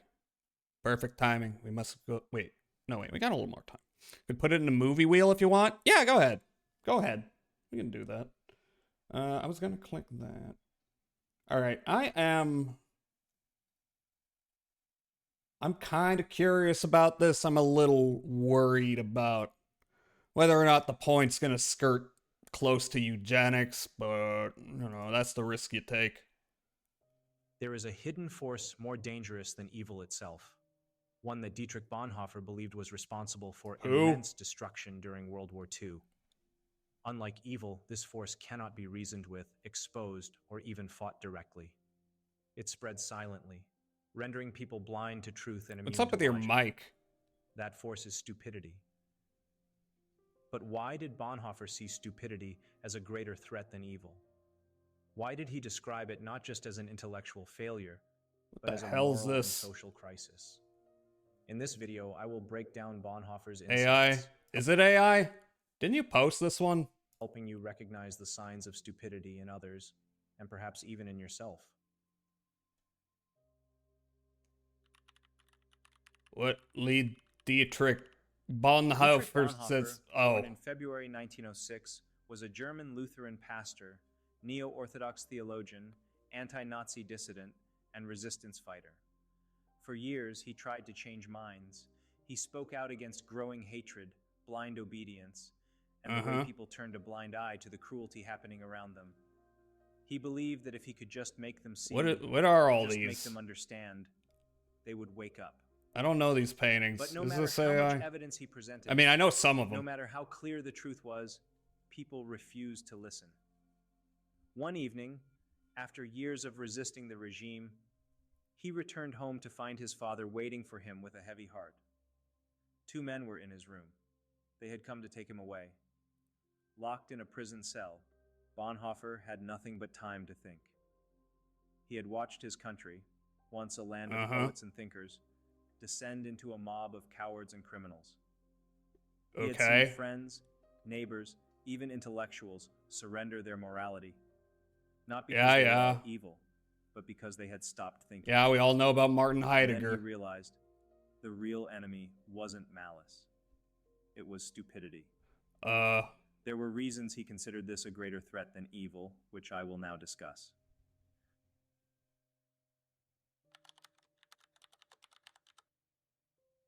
Evil, according to Bonhoeffer, can be confronted. It can be exposed, I fought, don't. and What's even this defeated. video? There is always a way to resist it because at its core, evil knows what it is. Even the worst of people deep down recognize that what they are doing is wrong. Definitely think it's This is AI, why but now I'm evil carries invested. within itself the I'm seed of its own destruction. starting It to leaves think the behind a sense of same. unease, a lingering guilt that can be exploited and overturned. But stupidity? So many words with so little substance. A little Immune to bit, logic, yeah. blind to reason, and deaf to truth. I think it is It does all not AI. engage, it Yeah. simply refuses to see. You can argue with a malicious person, but you cannot argue with a stupid one because they do not recognize facts. They dismiss them. They do not debate. They mock. And most Do I finish this? He's not saying anything. The images, the voice, the capital letters, and the subtitles. It's really funny that you're like doing a bit on this is 13 minutes long. You know what? No, I don't want to watch a 13-minute video about what's it even about? People are stupid. I'm the smart one. Look, there's been a lot of scholarly writing on like how the Nazis came to power, and none of them have the conclusion of everyone was just too dumb. All right. What about music that's too weird for the mainstream? Flashing lights warning. You've already seen the title. You know what we're doing here. From a band that could barely play their own instruments, to one that's remained anonymous for over Shags. 50 years, to one where the lead singer... The conclusion was you're stupid. Yeah. Yeah. Made them practice. Yeah, this is like some Reddit atheism type deal where they're like, if people just read more books, then that would end all strife in the world. It's just not interesting. There's no substance to it. It's like You're just trying to big time humanity. 14 hours a day. Hi, Glue! These are some of the Also, weirdest stupidity bands and I evil always are only saw. defined At within least boundaries of an ones that accepted I know reality. about. Therefore, every Describe argument all was those in bad faith. way Yeah. deeper than I'm willing to go right now. Exactly. Hi, If you Glue. know How are some you? Weird music that I don't talk about here. Comment it below, and I might make a second video like this. The thing that sets the American Frank people apart from Zappa. the rest of the cultures in the world is we're so fucking stupid. Frank Zappa was a singer, Oh, wow, that's fitting. guitarist, and composer. He looked a bit like Charles Manson and was probably every bit as insane. As a boy, Frank loved classical music. Stupid is when as you can do it, imagine, and smart is when I weird do it. kind A of little classical bit. music. If I He wanted started to, making I his could own try to music in high break school down in the that whole 60s. He formed a mentality, band but called the I Mothers of don't Invention. feel But he started doing his own stuff later in the 60s. like I want to. I feel Some of like his it's albums include old Joe's fucking Garage, hat. a comedy opera rock album about a guy called Joe who lives in a world where music is illegal. And yeah, he is doing blackface on the cover. Hasn't aged well. He made another album called Jazz from Hell, which was made entirely on a sync. Stupid is when I Something do I've you done or once on something. It won him a Grammy. Yeah, and got a don't do parental advisory sticker, me. despite having no lyrics. Speaking of those parental advisory stickers, Zappa hated them with a passion. A fiery hot, burning passion. Like bringing music executives to the United States Senate to get them removed. Some other great albums of his are Hot Rats, Apostrophe, and Shake Your Booty. Unfortunately, Zappa died fairly young from cancer in 1993, but not before he produced and worked on 60 different albums, including his own. And I like the that's on song the other about 68 eating that he has credits piss on snow. that came out after he died. I'm honestly barely dipping my toes into Zappa's work here, and there is so much more to learn about him if you're interested. Are they At playing some point soon, Persona I'm gonna music? start working on like a big Frank Zappa video where I cover all of his solo albums. I'm in glad one Glue video. is here So too. if that sounds interesting to you, make sure you're subscribed to know when it's out. Until then, at least we can remember him by his famous quote, "Jazz is not dead, it just smells funny." True. Wait. Whatever No, the not fuck true. that means. That's not true. Jazz does not So, smell the funny. residents are actually, I don't know who they are. Nobody knows who they are. These guys have been I don't know who performing they are. since the early 70s, and they've Shut up, remained Alki. anonymous the whole time. And they've done literally everything you can think of. Sure was They have already over fucking great 60 before. albums, No, including my one whole where they all chat's pretend to full be of perverts. Kanye West, one with 40 Oh, songs, no. that are all exactly 1 minute long, Ugh. and an album that went with a YouTube ARG in 2008. I mean, talk about being 2008. ahead of your time. Like, Jesus Christ. These guys don't really seem to care They saw if the music they future. make is actually good or not, as long as it confuses people. Definitely, I like, respect the that. epitome of you get it or you don't. And yes, they always have these weird eyeball heads. The New Yorker. No, I don't know why. The Shags. So the Shags come up pretty frequently in these weird music discussions, and that's for a good reason. The story is that a man named Austin Wiggin Jr., whose mother told him before she Austin died that Wiggin. he would marry a strawberry blonde woman, which he did. They would have 3 daughters, which they did. Ah. These daughters would form a famous band one day. So, And they did. Austin took it upon himself to make the last part come true. He took the girls, Dot, Betty, and Helen, out of school and made them practice music full time. That's a little They evil. make an album in 1969 called Philosophy of the World, featuring hit songs like I've My heard of Club, this. Foot Foot, and No, White I've Wife Leo. listened to These this. girls could kind of play their instruments, but they had no idea why they were playing their instruments. And what I mean by that is they had no concept of music theory or how to write a song. Yeah, they just vibed They it. were avoiding music theory like they owed it money. And the singing was given the same kind of energy as a school presentation. It's like they had never heard music before, but they had read something about it in a book one time and figured. All right, are there you gonna go. play some The examples? band broke up when their dad tragically passed away. However, the album was re-released in the 80s and became a cult classic. Frank Zappa said that the Shags were better than the Beatles. Yeah, the Frank Zappa I was just talking about. a He minute said ago. it. And Kurt Cobain of Nirvana fame said it was his 5th favorite album of all time. One of the members believe of the it. Shags, Dot, even started a new Having band in fun and being 2018. yourself? So that's Absolutely. just as weird. Oh, come on. Death Grips. Let me see if I can find some actual tunes. Will this get muted? Are the Shags like a problematic band DMCA wise?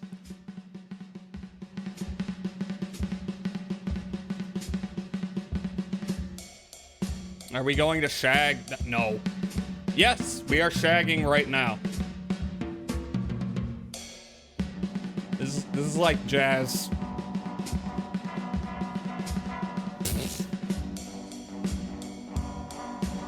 You're just vibing.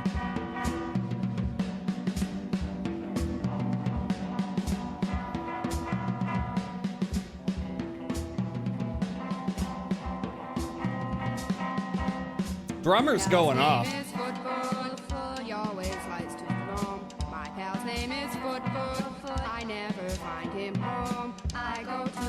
No, no subtitles.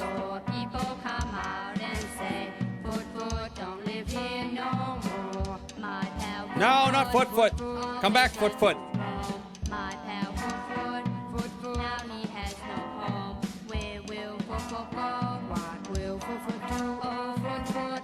Actually, kind of interesting before the singing started. I think it's gotten good, finally. Oh, Foot Foot.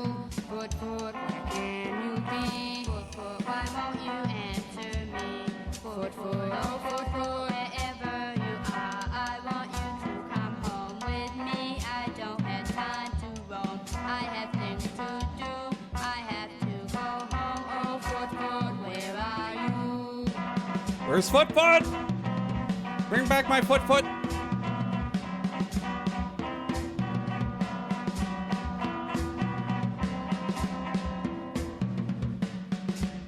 Okay.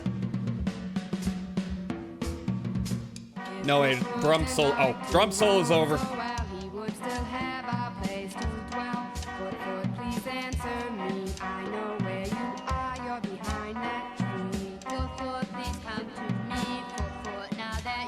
Come to me, Foot Foot.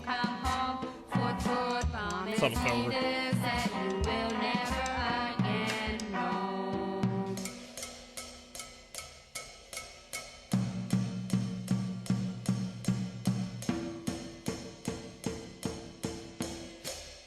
That's a good way to close a song. Anyway. All right, sure, Death Grips. I don't know if Death Grips are that weird. Like, they're weird by mainstream Imagine you're walking standards, but I'm sounding like a hipster when I say that. Whatever. down the street at night and you see a shirtless homeless guy that looks like he hasn't got a haircut in years. I remember and this smells like image. he hasn't showered in the same length of time. He's got some really old laptop from like 20 years ago, like proper shitbox thing. The Suddenly, best way his to do laptop it. crashes Oh, and Gary's starts making mod. weird noises. The homeless guy looks up at you. Just hit he starts 70 shouting at magic you. in You can't tell what he's Fuckscape. saying, and you try to run away, but then he starts chasing you down the street with his It's a little laptop too still loud. glitching out, held over his head, and he's still yelling, and now everyone's looking at you, and it's just a whole mess. That's kind of what Death Grip sounds like. It's three guys from California. Good MC Light, analysis. Andy Moran, and Zach Hill. Similar to Frank Rest Zappa in and the peace, Legends Death that I Grips. talked about earlier, every album they make is definitely still them, but they each have a really unique style compared to the previous ones. The Money Store is mostly electronic headbangers. Money Store! Lower Deep Web is really minimalistic in I- sound. NOTM that's good. has instrumentals That's made good entirely cover. of Bjork samples. And Jenny Death asks, what if Death Grips was a noise rock band? And the answer is hell fucking yeah. Their fan base is a little infamous. You know, lots of Anthony Fantano fans because The Money Store was his first ever 10 Anthony review. Fantano. But you also get some fun characters like the Philadelphia Floor Pisser. Mr. Bungle, Mike Patton. Mr. Bungle is goofy chaos. It's carefully constructed and controlled goofy chaos, but still goofy chaos. Imagine a band where every genre is on the Y'all have a table, and they're Denon flipping the CD table 3 player. times every song. Imagine you're grooving to a really chill jazz section. It's pretty cool. Suddenly, it's thrash metal. Next time, Yeah. you're in the middle of Mike a circus Patton, ring best full known of for angry his dogs. No transitions, vocal no performance warnings, in just full sonic Bionic whiplash. Commando. Sometimes they wrote Yeah, songs that. about the gradual decline Actually. of the human body due to social interactions. Sometimes they wrote lyrics about their favorite types of corn. Mike and sometimes Patton has a they lot of just side wrote, like, projects. Actual gibberish. Their best album is probably Disco Volante, which is like a David Lynch-esque nightmare in album form. But my personal favorite is their debut. Unfortunately, they haven't really made any music since the 90s because the Red Hot Chili Peppers basically shut them down after a pretty intense beef that they had. Fuck off, Anthony and if you want to Kiedis. know more about that and all of their albums and the stories behind their albums, you can check out my videos on them here on this channel. Let me see. Oh, Aphex Twin, sure. Sure. I was like kind of hoping for more obscure, more obscure bands than this. I pretty much know all these guys, but look. I did not spell Mike Patton correctly. Let me see if I can find examples. 12 years ago, 2K views. Fuck. Shit.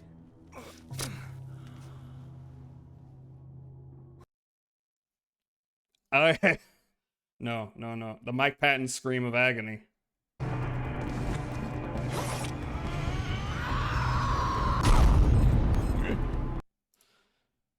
I don't know why they cast Mike Patton in the Bionic Commando remake. Yeah. Okay. These are like pretty obscure to the common man, but like So I've really like Aphex Twin, is that really to obscure? Aphex Twin. It's more that the Aphex Twin himself just kind of Well, himself. puts the music. Did I say into themself? your Did I brain. say He just that they plugs it were? in there. They're one His guy. real name is Richard D. James. I mean, and he's his one genre guy. Is, He makes good music videos. I guess, I don't know. It's technically called IDM or IDM. Y'all remember IDM? dance No, music, you don't. But he doesn't actually like. It's that like term, and elevated honestly, horror. I don't either. It's not a Because, real thing. First off, it sounds really fucking pretentious. Secondly, True. if it's being used to describe all of Aphex Twin, it means nothing because Aphex Twin is everything. Despite being Irish and possibly the greatest. musician Despite to come being out of Ireland, Irish. fight me, Fight he you? did most of his work in the UK. What about because Phil I guess all Lynott? the farmers and sheep shaggers weren't super. I'm not gonna into say the Bono. gadgets that were involved with making. Not gonna do that. IDM. Potion The song seller. comes from something that you could actually, possibly, maybe, potentially hear in a nightclub. If I'm gonna the DJ snooze was this in a ad, weird most mood. likely. To just really sad.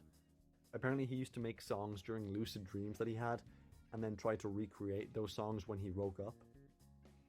He would also. Did you just say woke up? People's songs, whether those remixes had anything to do with the original song or were just a completely original track, depended on how he felt that morning.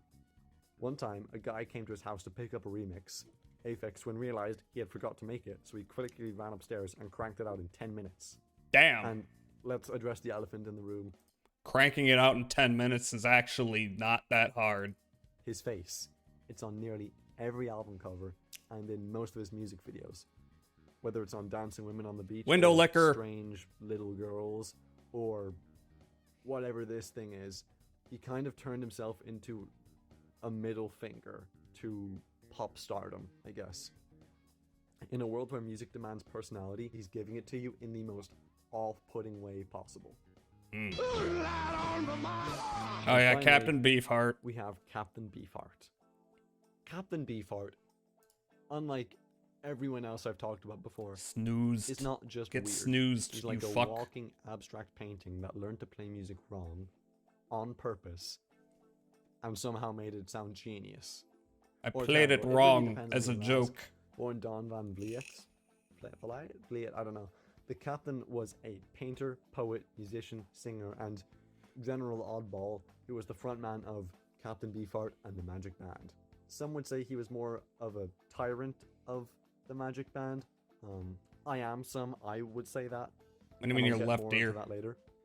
In terms of the actual music, how do I describe it? It's like throwing everything I've talked about into this video already into a blender, blending it, putting that blender in a comically larger blender, along with time signatures that actually. The audio is give you playing just slightly louder on the left than the right. shitfuck, You sure about and that? blending it all up some more. Hmm. And then running up the stairs, drinking it, realizing it's awful, and then vomiting all over yourself while falling down the stairs onto a bouncy castle full of small children, and they're all drinking the same thing, so they're all vomiting while they're bouncing up and down, and it's the worst experience of your entire life. Headphones are dying. I am seeing But it's a not- slight depends on who you ask. It might be jump pretty in good. the His most popular volume album, I would say on his best OBS, album, but I'm I not sure that's don't really the know word for it, why. is easily Trout Mask Replica, released in 1969, produced by Frank Zappa, because of course it was. It's easily Because one of I the haven't most changed infamous and anything. divisive albums of all time. This picture alone can send any self-proclaimed music nerd into shock. So, how does one go about making such an odd body of work? I'll tell you how. You allegedly lock your band in your house for 8 months, force them to rehearse 14 hours a day, How do make I them eat check only bread that? because that's all you can afford, and then try to stop them having emotional breakdowns and trying to escape through the windows before sitting down and recording the whole thing in 4.5 hours. Because that's what happened. That's what Captain Beefheart did. Why he kidnapped his band is completely beyond me. And honestly, so is the music that came out of it. It's 28 tracks of absolute madness.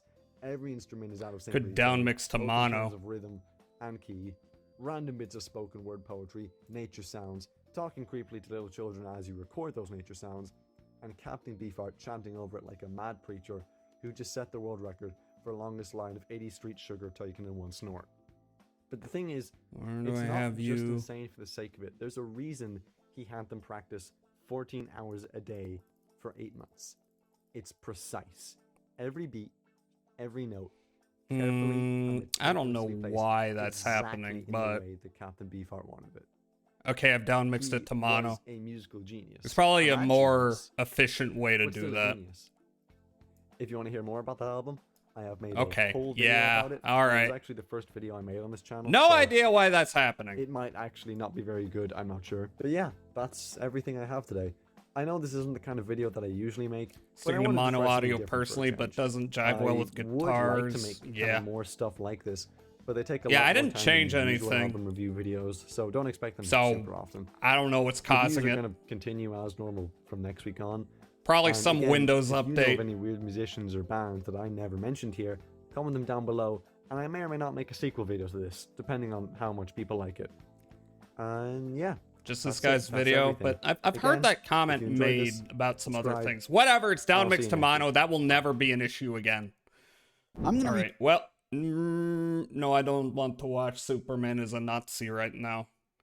Not right now. Right now, we have an ad about to start, and like, well, it says 1.5 minutes. It's gonna be more like maybe 2 minutes. So, yeah, I'm just gonna start the break right now. When we get back, we're gonna do Paranormasight, and we're gonna kill some people, probably. There, maybe we will spare some people. We don't know. We just know that we are going back to the death game. So I'm gonna go here to the BRB screen, and yeah, y'all go piss or get snacks or whatever, because the game's gonna start when I get back. See you soon. Bye. Kill everyone. Well, yeah, I mean, to start with, we gotta do that. But for now, music.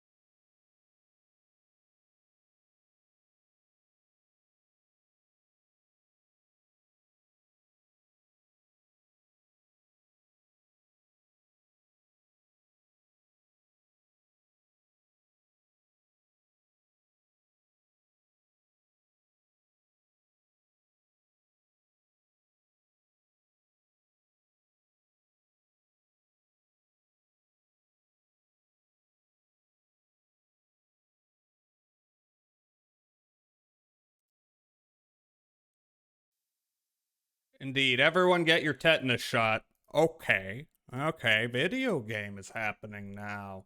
Ooh, ooh, ooh, ooh. What am I doing? Okay. Yep. How loud is that? A little loud. A little bit. Okay, game. Game, where are you, game? There you are. I said, there you are. There we go. Hooray! Killing time. Now.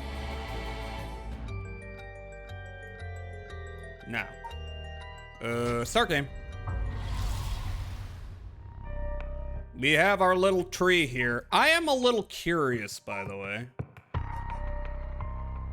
I'm curious if I spare this guy, what's gonna happen.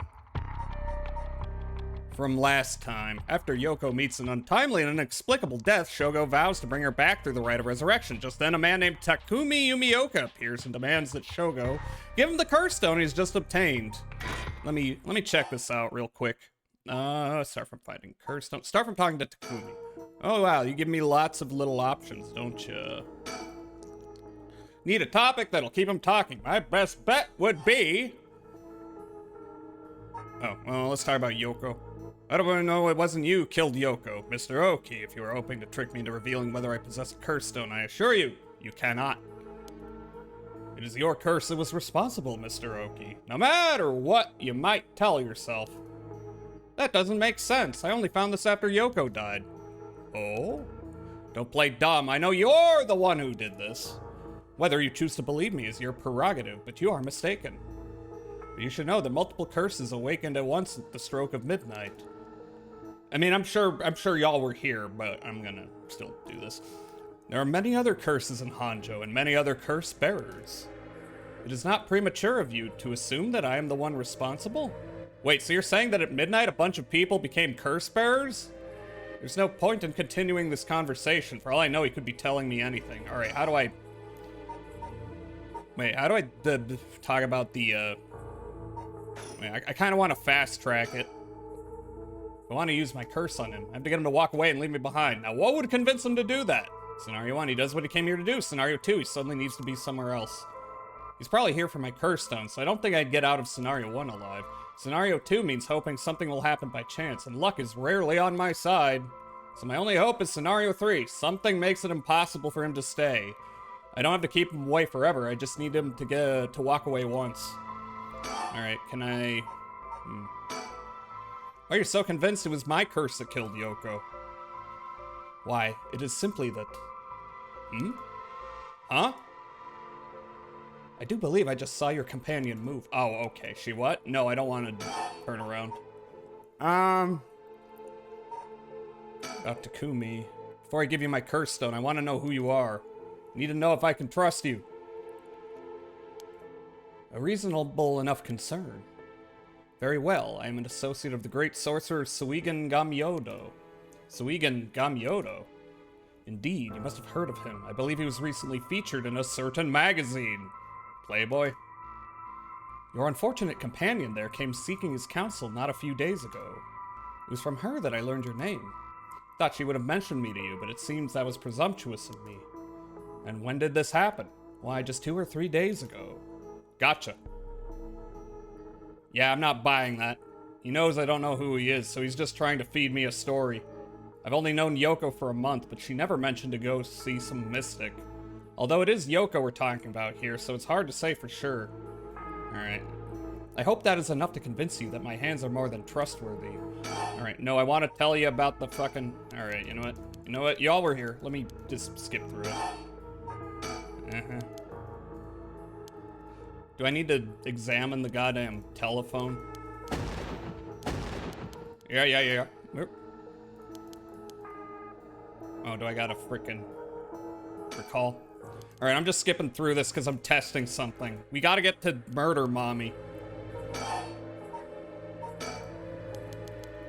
Yep, okay. How do I get him to leave?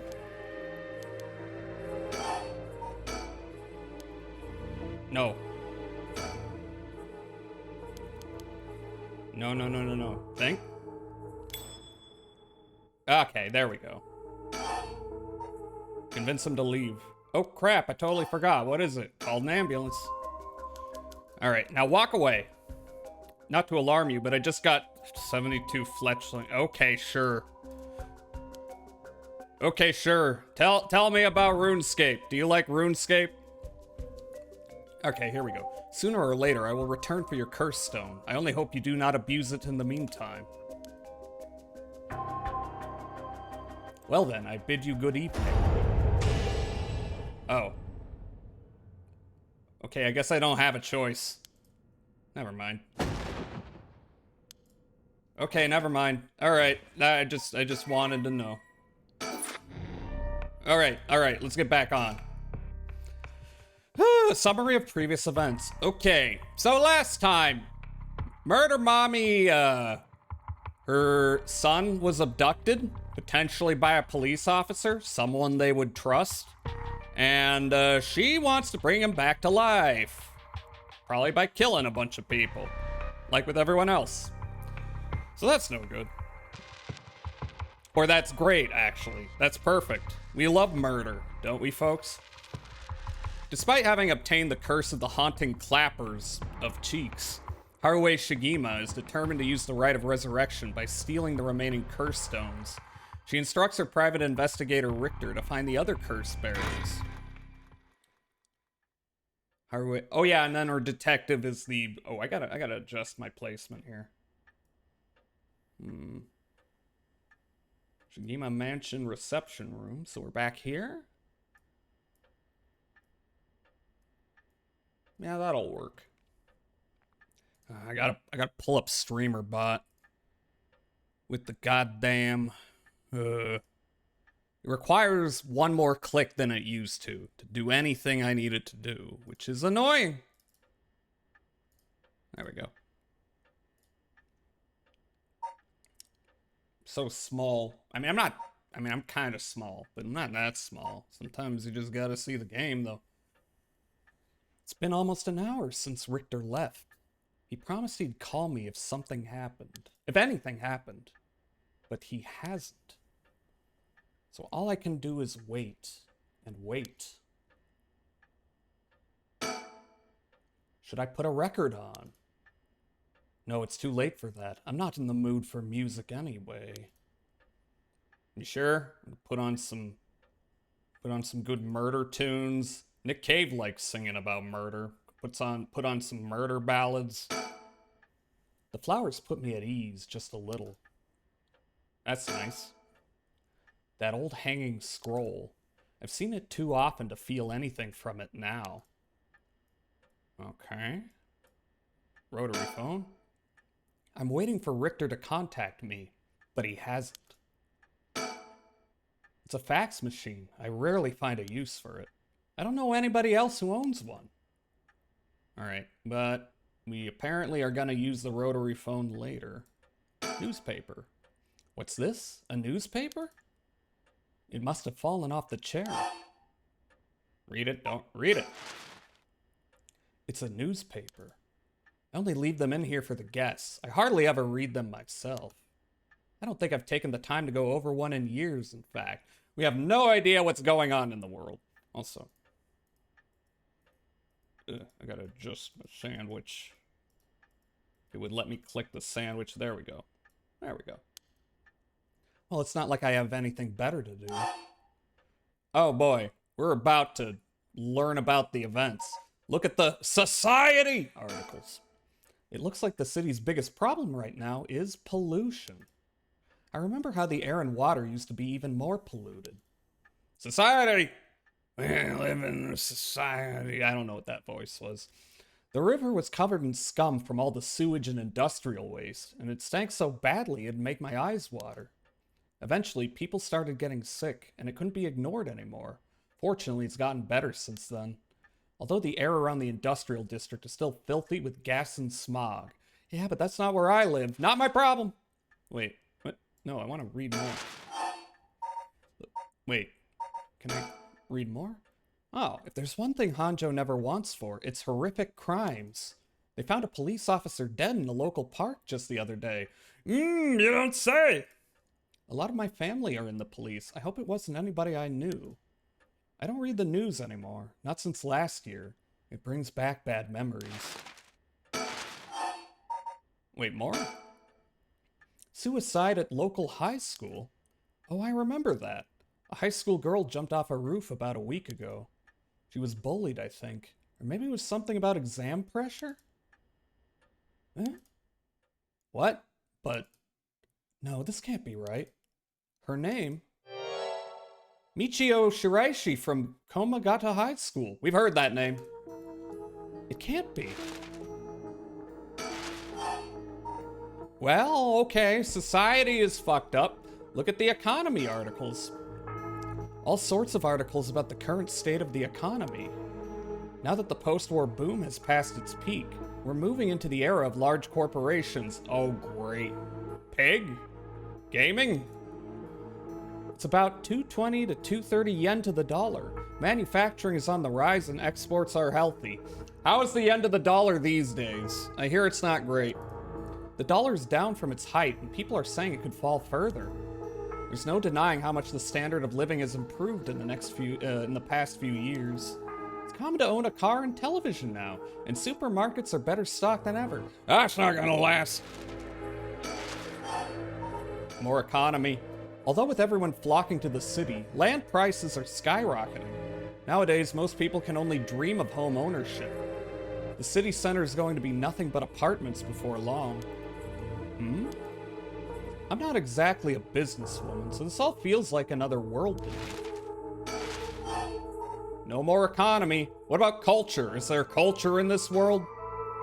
Now that everyone has more spending money to go around, people are coming up with all kinds of new diversions. Seems like only yesterday that people were flocking to the arcades to shoot aliens. But now we have these enormous theme parks and gaming machines that plug straight into our televisions. Is this prior to the economy crashing? I mean, it is, but how close is it to that? Is this like set around the same time as Yakuza 0? We've got kind of a uncertain time frame. Could be 70s, could be 60s, could be early 80s, I don't know. Everyone's talking about superhero series. Oh god, that hasn't changed. Foreign films and movies based on the latest bestseller. Back in my day, fusion rock and folk music was all the rage. But now it's all about city pop and idols. Okay, it's the 80s. Or it could be late 70s. Could be the 70s. 70s, 80s. Alright, so yeah, the economy is on its way to crashing. Oh boy. I find it hard to care about that sort of thing anymore. More culture. I hear the new big thing is some mascot line of delinquent birds. Mockingbirds, I think it's called. Yeah, we collected one of those. Was that what Richter was talking about? Trends seem to have such short shelf lives now, with how quickly the times are changing. I think I'm just too old to keep up anymore.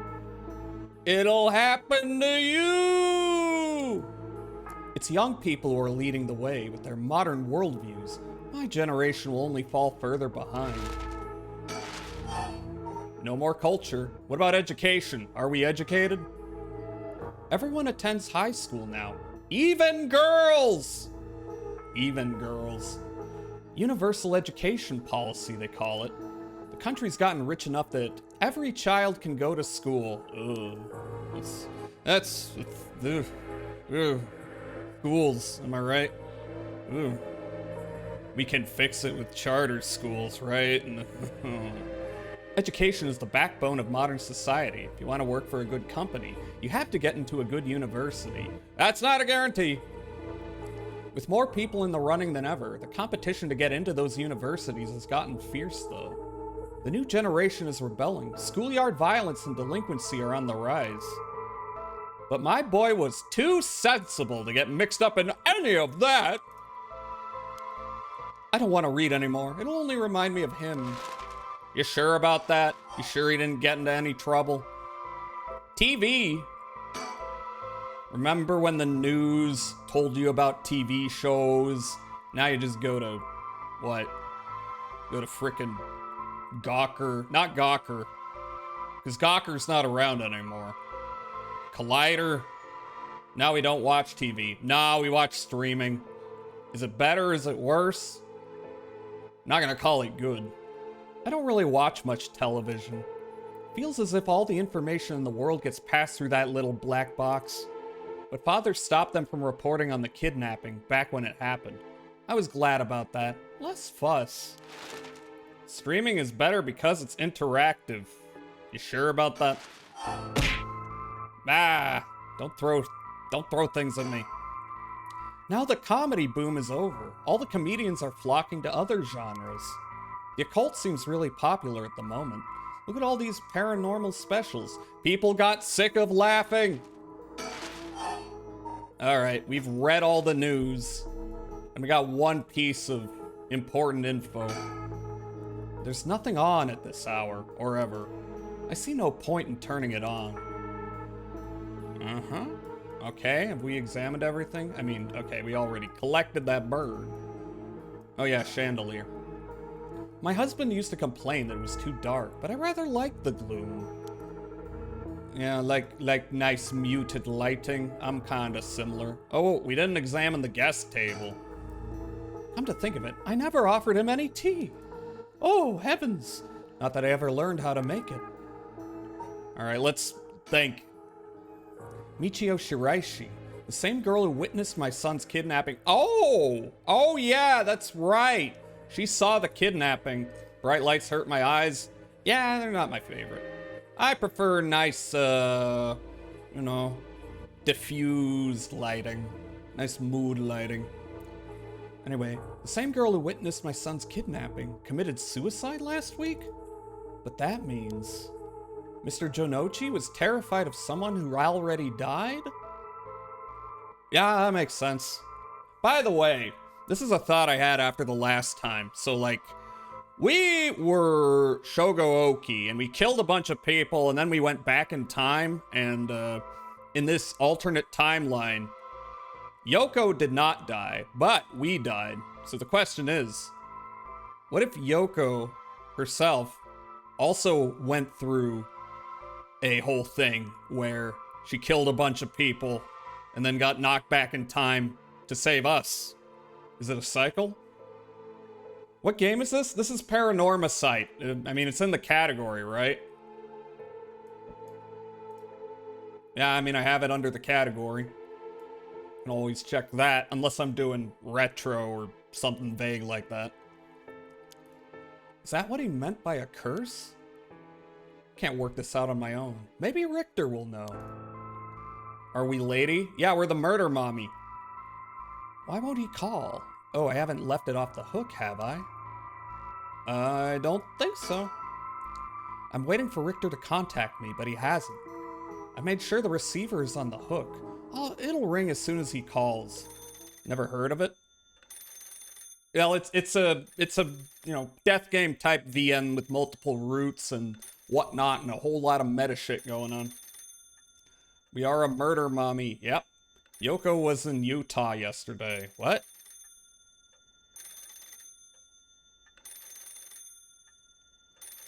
Don't say that.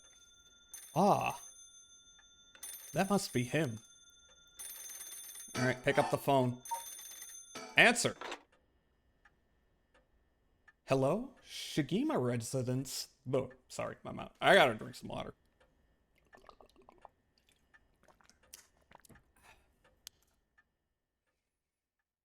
No Fed posting, but I understand. Haruo Shigima, 2 a.m. Komagata Bridge. There he is! Richter called me out to meet him, and we came here to Komagata Bridge. Richter, there's something I need to tell you. Funny, I was just thinking the same thing. Well, we know how this works. Check the surroundings. We're on Komagata Bridge over the Sumida River.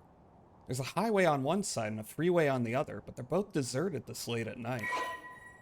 Files updated. Komagata Bridge. Okay, I haven't been here? I mean, it looks kind of familiar, but I guess not. One of the bridges spanning the Sumida River, completed in 1927 as part of the reconstruction effort following the Great Kanto earthquake. It is noticeable both for its distinctive blue arches and the cutting edge, for the time, techniques used in its construction. There are many bridges stretching across the Sumida River, each boasting a unique structural form and design. Bridgetism. Anything else? Or is it just surroundings? I only see surroundings. Yeah, okay. Let's examine our little boy toy. He's gazing down at the water. What does he see down there, I wonder? Does he see anything? Oh, okay, we can examine the river. The Sumida River. The water is filthy and horrid, but at night, when it's still, it looks almost peaceful. Can I ask you something, ma'am? Is the Sumida River what you Honjo folks picture when you think of home? I couldn't say. All I can tell you is that I can hardly stand the sight of it. Right, should have guessed. This was where they found him after he went missing. All alone, floating in that horrible water. All I can think is how scared he must have been, how cold he must have been. What did he ever do to deserve something so awful? I've come here every day since then. And I prayed to the river to give him back. To give me back my son. Day after day after day. You know, in olden times, people believed rivers marked where our world met the next. So, the act of crossing flowing water had a huge amount of spiritual significance. Back when Edo was founded, the people of Chuo saw the Sumida River the same way. They associated the far side of the river with the afterlife. That same place would later become Honjo. She looks so tired. Well, I mean, her son's been dead for a year. She's probably not been able to sleep well in that time. All their fear and revulsion accumulated there and took root. But then, the Ryogoku Bridge sprang up after the Great Fire of Meireki, and just like that, Honjo was part of the city too. And as it turned from farmland into a town, the people surrounded it with man-made rivers and crisscrossed it with canals and waterways. Weren't those to prevent flooding? That's what I was told. They were, but that's not all they were used for. Their other purpose was to contain all the corruption that had built up on the far shore, and stop it leaking through to our side of the Great Divide. Ooh. Officially, they were a physical barrier, but unofficially, they were a spiritual one too. So, if I have this right, are you saying that Honjo is a place where the real world meets the afterlife? That's why they got all the legends going. Exactly, that's why the rite of resurrection is here, rather than anywhere else. I'm sure of it. And it's probably why the 7 mysteries and their curses have survived to the modern day. And I guess that would make this spot we're standing now, right over the water. The border between life and death. If there ever was a place where bringing back the dead might be possible, I reckon it's here.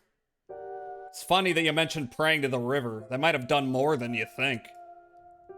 Is that supposed to make me feel better? Just thinking aloud, ma'am.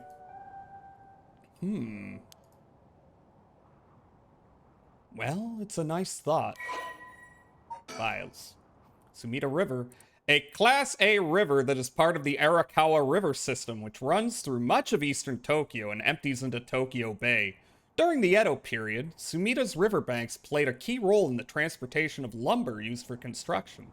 In addition to its logistical importance, it was also a place for the common folk to gather and enjoy activities, such as seasonal flower viewing or river bathing, and there exist many woodblock prints depicting such activities.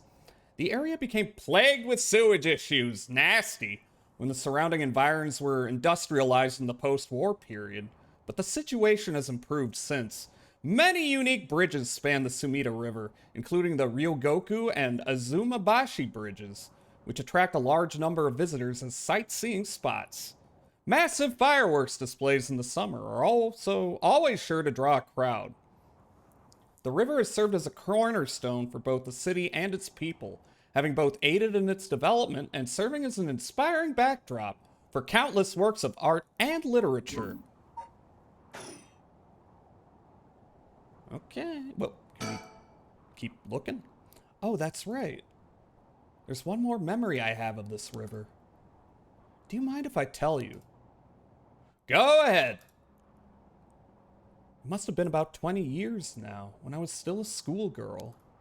Back then, the Sumida River was much filthier than it is now. It was full of garbage and industrial discharge. Ugh, it was scummy and slimy and it stank. Discharge is one of the nastier words, in my opinion. Do not like the word discharge. You could look out over the water and see dead cats and dogs and pigeons just floating. What the hell? And one day, among all the filth and garbage, there was a piece of my missing classmate's hand. You didn't mention this. What? It was almost a miracle when you stopped to think about it. What were the chances that someone would find a part of her that was still recognizable? And that, although everything but the palm had rotted away in the water, the part that was left would have an unidentifiable scar. And that they could tell had been a murder from the blade marks on the bone. Ugh. Wait, are you talking about the Nejima murders? So you have heard of it. I'm impressed. I assume you were but an elementary schooler at the time. I wasn't really aware of it then. I only heard about it after the fact. I had no idea the victim was a classmate of yours. The what? The Nejima murders overview. Oh boy. Oh boy. Wait.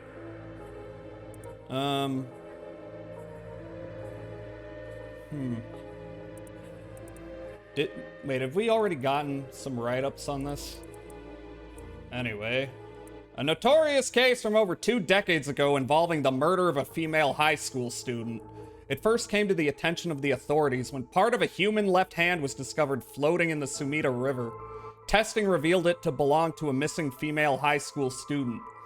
As it appeared to have been severed deliberately, the police launched a murder investigation. A large-scale search of the river was organized, but the highly polluted state of the water made this impossible. Visibility was poor, the stench was intense, and the divers quickly fell ill. They succeeded in recovering only the victim's head and what appeared to be part of her leg before the search was called off. Ooh, gruesome.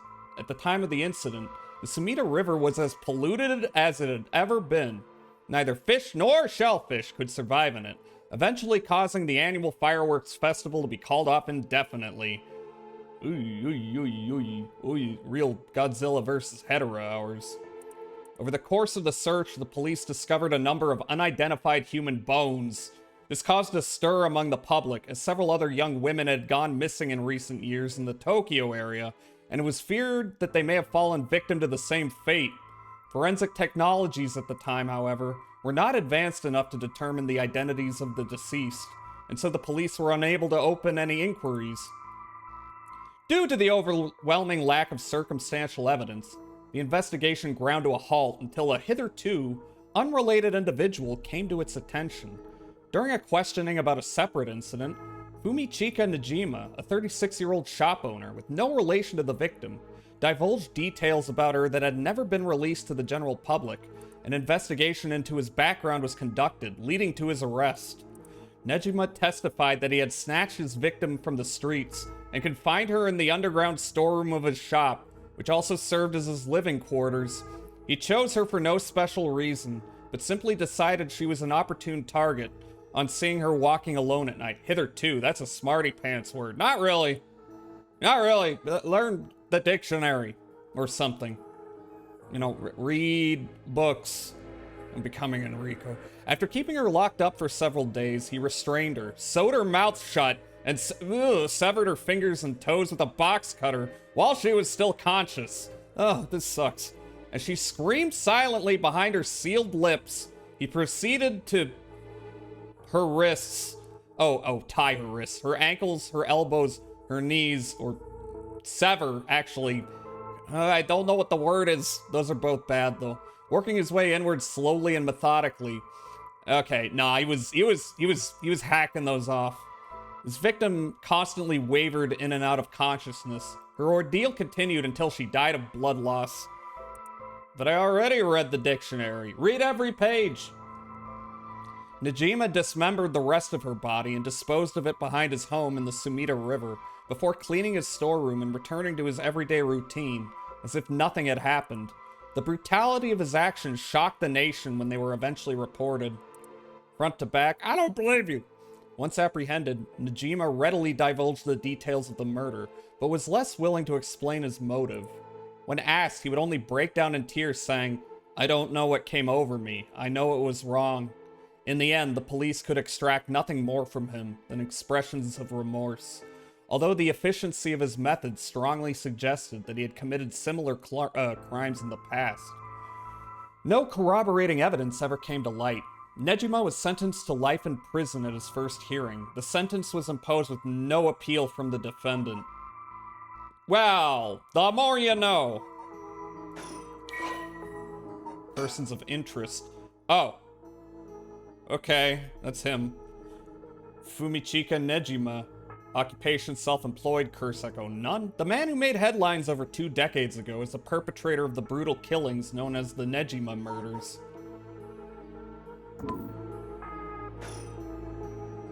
To be honest, it was all a bit of a blur. A wave of chaos just parting around me. Something like that. They said the rest of her body must have sunk to the bottom of the river. They combed the riverbed, but they only ever found pieces. Everything else must have rotted and flowed out to the sea. Afterwards, I heard that all the divers who had been looking for her fell ill. A sorry story for everyone involved, huh? It's funny, everyone figures the river's filthy already, so one more piece of garbage won't hurt. But every little bit makes it worse. It's a vicious cycle. I know I wouldn't want to go rooting around down there myself. That's right, which is why the riverbed is the last place anybody would go looking. Or so was the killer's thinking, I suppose. The times were changing quickly back then. Things were confusing. Everyone seemed to be in a hurry. Young people were moving to Tokyo in droves. Some even ran away from home to make it in the big city. And they made easy targets for bad people. A lot of them ended up disappearing without a trace.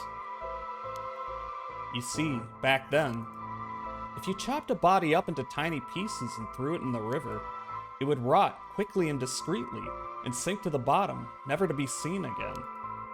Are you saying what I think you're saying? They arrested him shortly after, Fumichika Nejima, the man who killed my classmate and cut her into pieces. He was so methodical about it, it couldn't have been his first crime. And people began to wonder how many other girls he'd murdered the same way. The police never found any evidence of other murders, in the end. But the river knows the truth. How many corpses has it swallowed up over the years, I wonder? Same thoughts spread through everyone's mind, and they started to avoid this area. So really, this river has been rank with corruption for decades now. Or at least, that's how it seems to me. Well, was that interesting? That was fucked up, lady. You got problems. Well, I can see why you don't have any good memories of this river.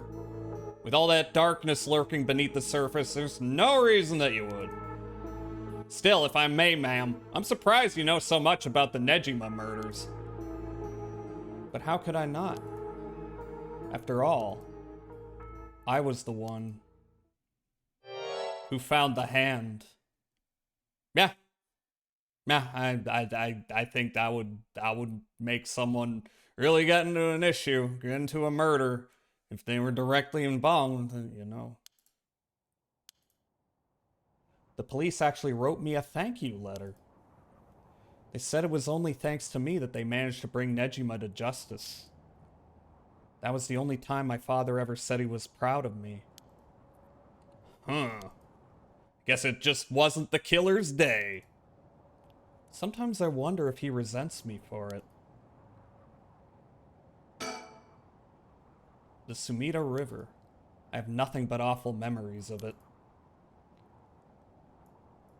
Alright, now we came here to talk to you, should I think? Standing around is the last thing I want to be doing right now. This is my only chance to bring back my son. I can't afford to fritter it away. Okay, let's stop doing that then. You go first or I'll go first? I'll go first. There's something I need to tell you. What's up? Well, that girl, Michio Shiraishi, the one who was with Shuichi on the day of the kidnapping? That's her. Well, she's dead. She's what? The student who committed suicide last week. That was her. I heard something like that had happened. Never got the name, though. Talk about bad luck. We finally get a lead only to find it's turned into a literal dead end. Unless her death was the whole reason Jonochi was so shaken up. He said she was going to curse him. Was he talking about her taking revenge from beyond the grave? It seems like we're back where we started. Not necessarily. That teacher knows something. I'm sure of it. At the very least, I'd put money on him having something to do with Miss Shiraishi's death. That's why he's so scared of being cursed by her. I see.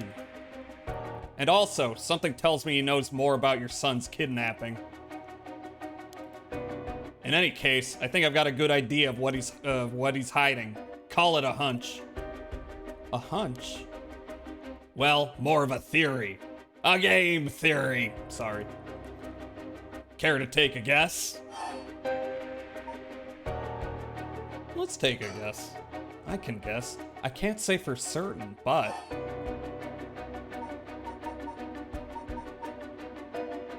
I don't know the difference here. Michio? No. Mr. Jonochi. Silence Michio Shiraishi. With murder? What if Mr. Jonochi silenced Michio Shiraishi with murder? What do you think? I see. So you think Mr. Shiraishi's death, Miss Shiraishi's death might not have been suicide. That would certainly give him a good reason to think she'd hold a grudge, but I'm not sure I buy it. That might be a little bit far-fetched. I see. I'm sorry if I disappointed you. I'm not really cut out to play detective. Well, no point dwelling on speculation. The truth will out in time. Right now, I think we need to have another chat with Mr. Jonochi. So, did I not select the right options? Am I gonna have to come back to this at some point? I don't know. Standing around, okay. Please, go ahead. Alright then. I've been poking around places connected to the 7 mysteries, looking for curse bearers.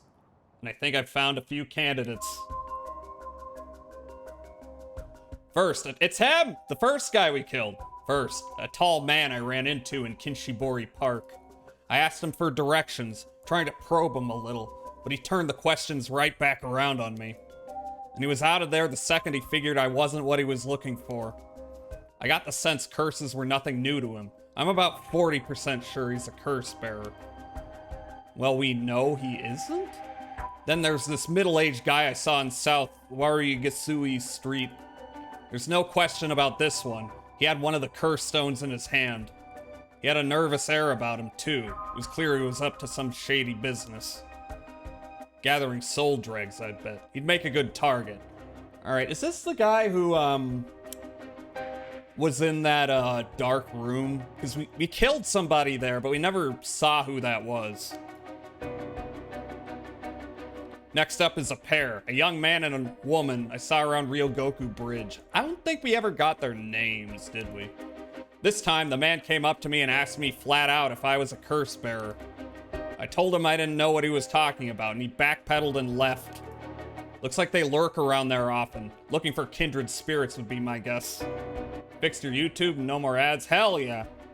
Though it didn't seem like they were quite working as a pair. Yeah, she like didn't react to anything. So, very mysterious individual. Gathering soul dregs in a group might be a decent idea if you can make it work. Fuck ads? Yep. No more ads, no more block.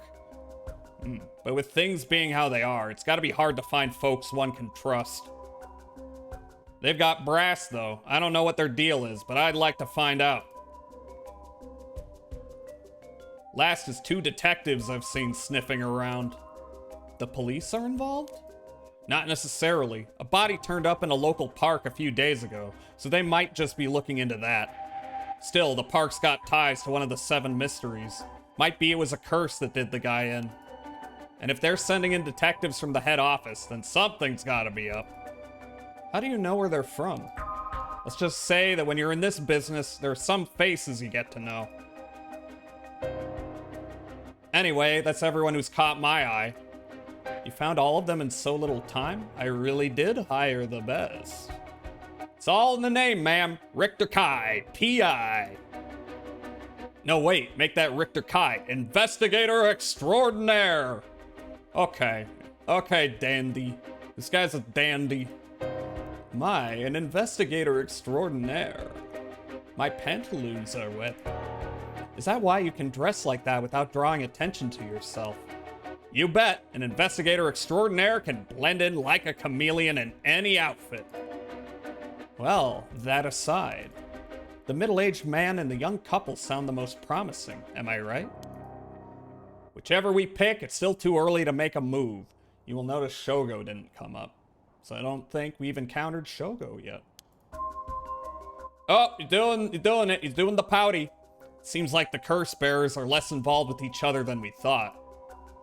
Plus, there's still others we don't know about. I say we hang fire and see how things play out. Once more bodies start showing up, that'll get the pot nice and hot. And once it's boiling, our chance will come. Nope. Talk some more. Is something wrong? Not really, it just struck me. It's been 20 years since the Nejima murders. So it has. Not to spook you or anything, but I thought you might be interested in knowing. Life in prison doesn't always mean life. There's precedent for first-time offenders being allowed out on parole after 20 years. Hi, Chuffler. Hi, how are you doing? Let me give you a shout out here. How are you doing? We are... How did, Let's Play Sifu. Did you play some Sifu after Castle Crashers? How'd that go? How did either of those go? Am well, just hungry. Go eat! I did. That game looks fun, but also, like, it's very punishing. I think I might have that.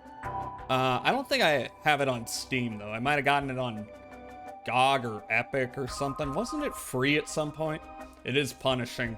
Yeah, I mean, it forces you to become 32. The worst age. Really like it. Yeah, it looks fun. It looks very...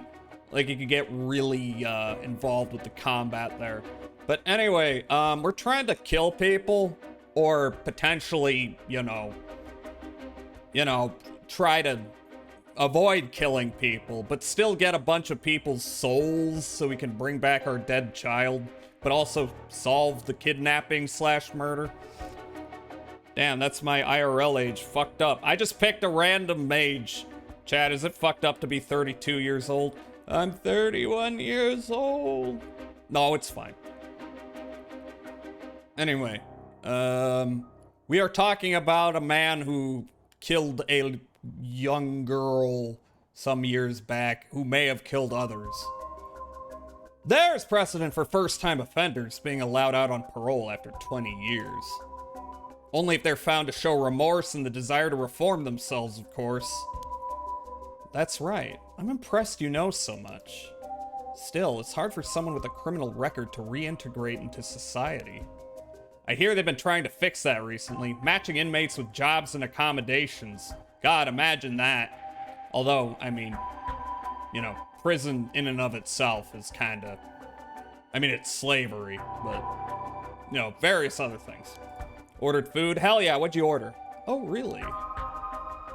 They keep an eye on them, of course, and make them report in for regular checkups. But to avoid discrimination, they keep the inmates' records a secret from everyone but their employers. They even give particularly notorious criminals new identities, so they won't be recognized in the workplace. So somebody might be a criminal.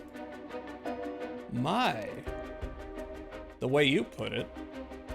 It's like you're saying Fumichika Nejima could be out on parole right now. Borgar. Hell yes! I might get a Borgar after stream. See how I'm feeling. Back in society under a new name, with nobody the wiser. I stopped mid-sentence and came back mid-sentence. It be that way. It's possible. As it happens, a little birdie told me about a big name making parole a few months back. Ooh. I don't know if that was Nejima, but our discussion just now did bring it to mind. I see. How unsettling. Now that you mention it, I just remembered something too. What was it? I was passing Komagata High School a little while ago when I saw someone. A janitor, I think. And I could have sworn he reminded me of Fumichika Nejima. Is the middle-aged man Fumichika Nejima? We were talking about him. He might have a curse stone. Oh? He looked a little different after 20 years. Much thinner than I remembered, too. I told myself I was just seeing things. But perhaps it was him after all.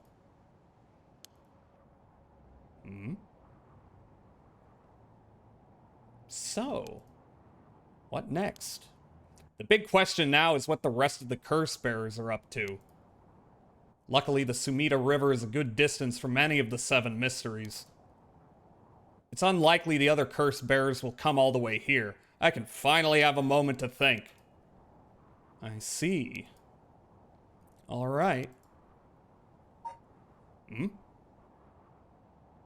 Suspend. You cannot currently progress any further. Once your situation has changed, select resume to try again. Pressing suspend will return you to the story chart. Oh, okay. We gotta find some progress before we continue. I see. I've played visual novels before. Okay, so we've got Tetsuo Tsutsumi, and we got Yako, Wacko, and Dot. Yako Sakazaki. Do we play as tired DILF or young lady? Well, we're gonna do both anyway. Tetsuo? Okay. Tetsuo! Crime scene investigation. Tetsuo Tsutsumi. Tetsuo Tsutsumi, Chief Inspector of the Metropolitan Police Department, 1st Investigative Division, is investigating the mysterious death of a fellow officer. He visits the scene of the incident, the former Yasuda Gardens, with his subordinate, Jun Erio. Yeah, the twink. Tetsuo Tsutsumi, 11 p.m. Former Yasuda Gardens. Oh, this is where we killed Murder Mommy. As Shogo. Hey boss, forensics is all done. The crime scene is clean. The other officers have all gone home. It's just us now. Gay! The park should be able to open back up tomorrow like nothing ever happened. I doubt it'll get many visitors after everything that's happened. Even he's got a pouty face. You'd be surprised. Lots of people love that kind of thing. I bet they'll be lining up to get in. Occult stuff is really popular right now. Did you not know that, boss? Sounds stupid. Well, it's not exactly rooted in science, but if ghosts really did exist, we could just ask them who the perp is. Somehow I doubt it'd be that simple. Oh, but you know, I've heard that he's doing it. He's doing the lips thing. I've heard that high school girls are really into the spirit board thing these days. A Ouija board. Supposedly you can call on spirits and talk to them by using a board with letters on it. Wouldn't that be something? You can try it out yourself if you're so interested. Hey, that's not a bad idea. Let's give it a go sometimes, boss. What now? Stop messing around. You really think we're gonna solve this case by moving a coin across a scrap of paper? Sounds like you know all about it. We've got to be open-minded. What if that's how police work is gonna be from now on? Are the cops using Ouija boards? Don't make me laugh. Files updated. Spirit board. Yes, no, blah blah blah blah. Due to the occult craze, divination has become popular among young boys and girls.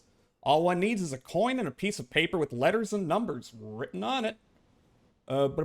Using these, all one has to do is ask a question of the called upon spirit, and it will move the coin and answer.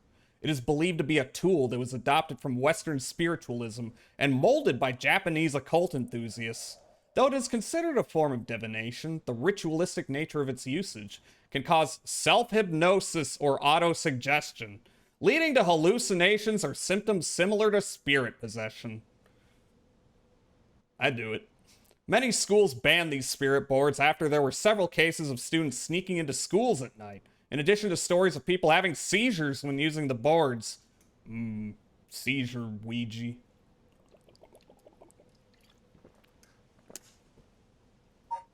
Has anyone here ever played with a Ouija board? I don't think I ever have. Big sippa, yeah. Yeah, you gotta drink water when you're reading a lot of text. And I keep forgetting to do that. Listen up, Ario.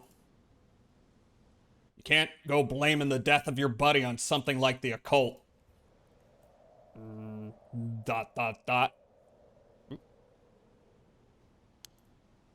I don't care if it was ghosts or the occult or what. Whoever or whatever it was that did this.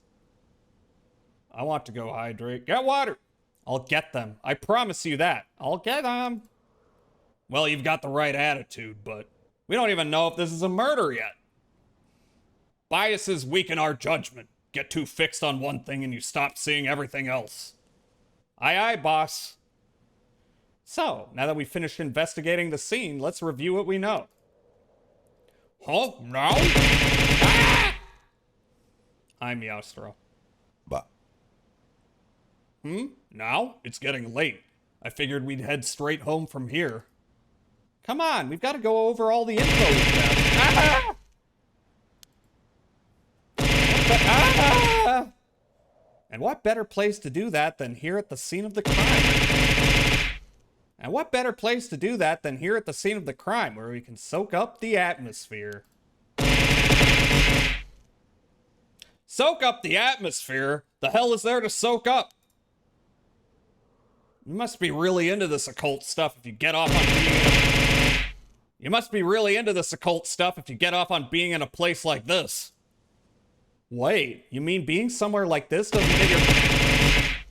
Wait, you mean being somewhere like this doesn't get your blood pumping? No way. No, don't turn this around on me. I'm not the weird one here. Cripes. Fine. Let's get this over with. Aye, aye, boss. Let's examine our surroundings. The former Yasuda Gardens here in Yokohama, Ichome, were originally built as part of a daimyo's estate back in the Edo period. The park became city property a number of years ago and underwent extensive renovations. There's not a soul around at this time of night. Quiet doesn't even begin to describe it. Anything else, or just... That's a bridge, but I can't examine the bridge. Pond I can examine. This pond, they say it used to flow into the Sumida River, but the river became so polluted that they cut it off. Nastiness everywhere. Don't pollute, don't litter.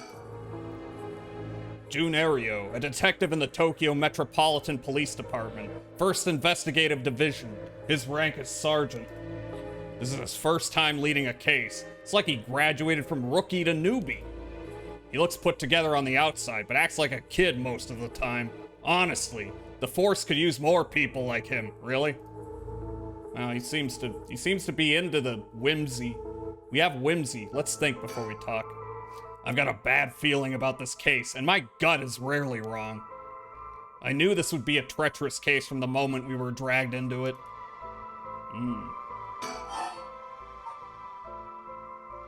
Let's talk about me first. But either way, I'm so glad you're back in the 1st Division, boss. I've always admired your work. You were like a god to me. You were the whole reason I became a detective in the first place. Yeah, about that. People have been saying that ever since you first entered the academy, but Yes, that's because it's true. More fun to talk first and think later. Maybe. Maybe. Just say whatever weird shit comes to mind. That can't backfire. I couldn't believe you got transferred out of the first just as I was assigned to it. So getting to work a case like this now, just the two of us, is a dream come true. Happy as I am to hear that, well, how should I put it? What is it? That's true. I'm not sure you've been showing me the appropriate amount of respect. Huh? But I do respect you. Don't tell me you're going senile, boss. That's exactly what I'm talking about, when you run your mouth like that. It's getting late. You must be sleepy. Papa needs his nappies. I see. Don't worry, boss. I'll make sure we get out of here soon. Yeah, I get it. Okay, the ad break's about to hit, so I am going to... Yeah, do the ad break. And then we'll come back, we'll talk about the case. Surely, nothing horrific is going to transpire in the near future.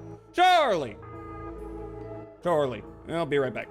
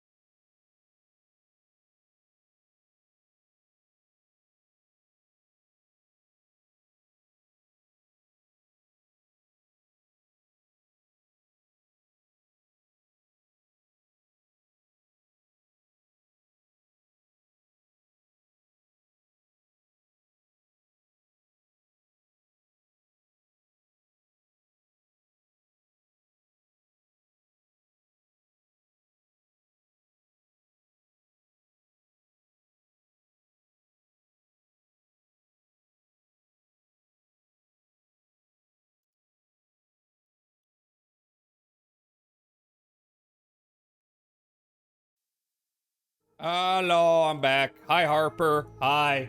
Have you huffed any good paint thinner lately? Hope you're having a good one. We are investigating a Mordor. Or it might not be a Mordor. We don't know. But our friend here seems to think so. Our Twinkie friend. Oh, we can talk more about ourselves. I've been wowed by your shrewd detecting abilities all day today. Oh, really? Funny. I've been wowed by you too. Gay!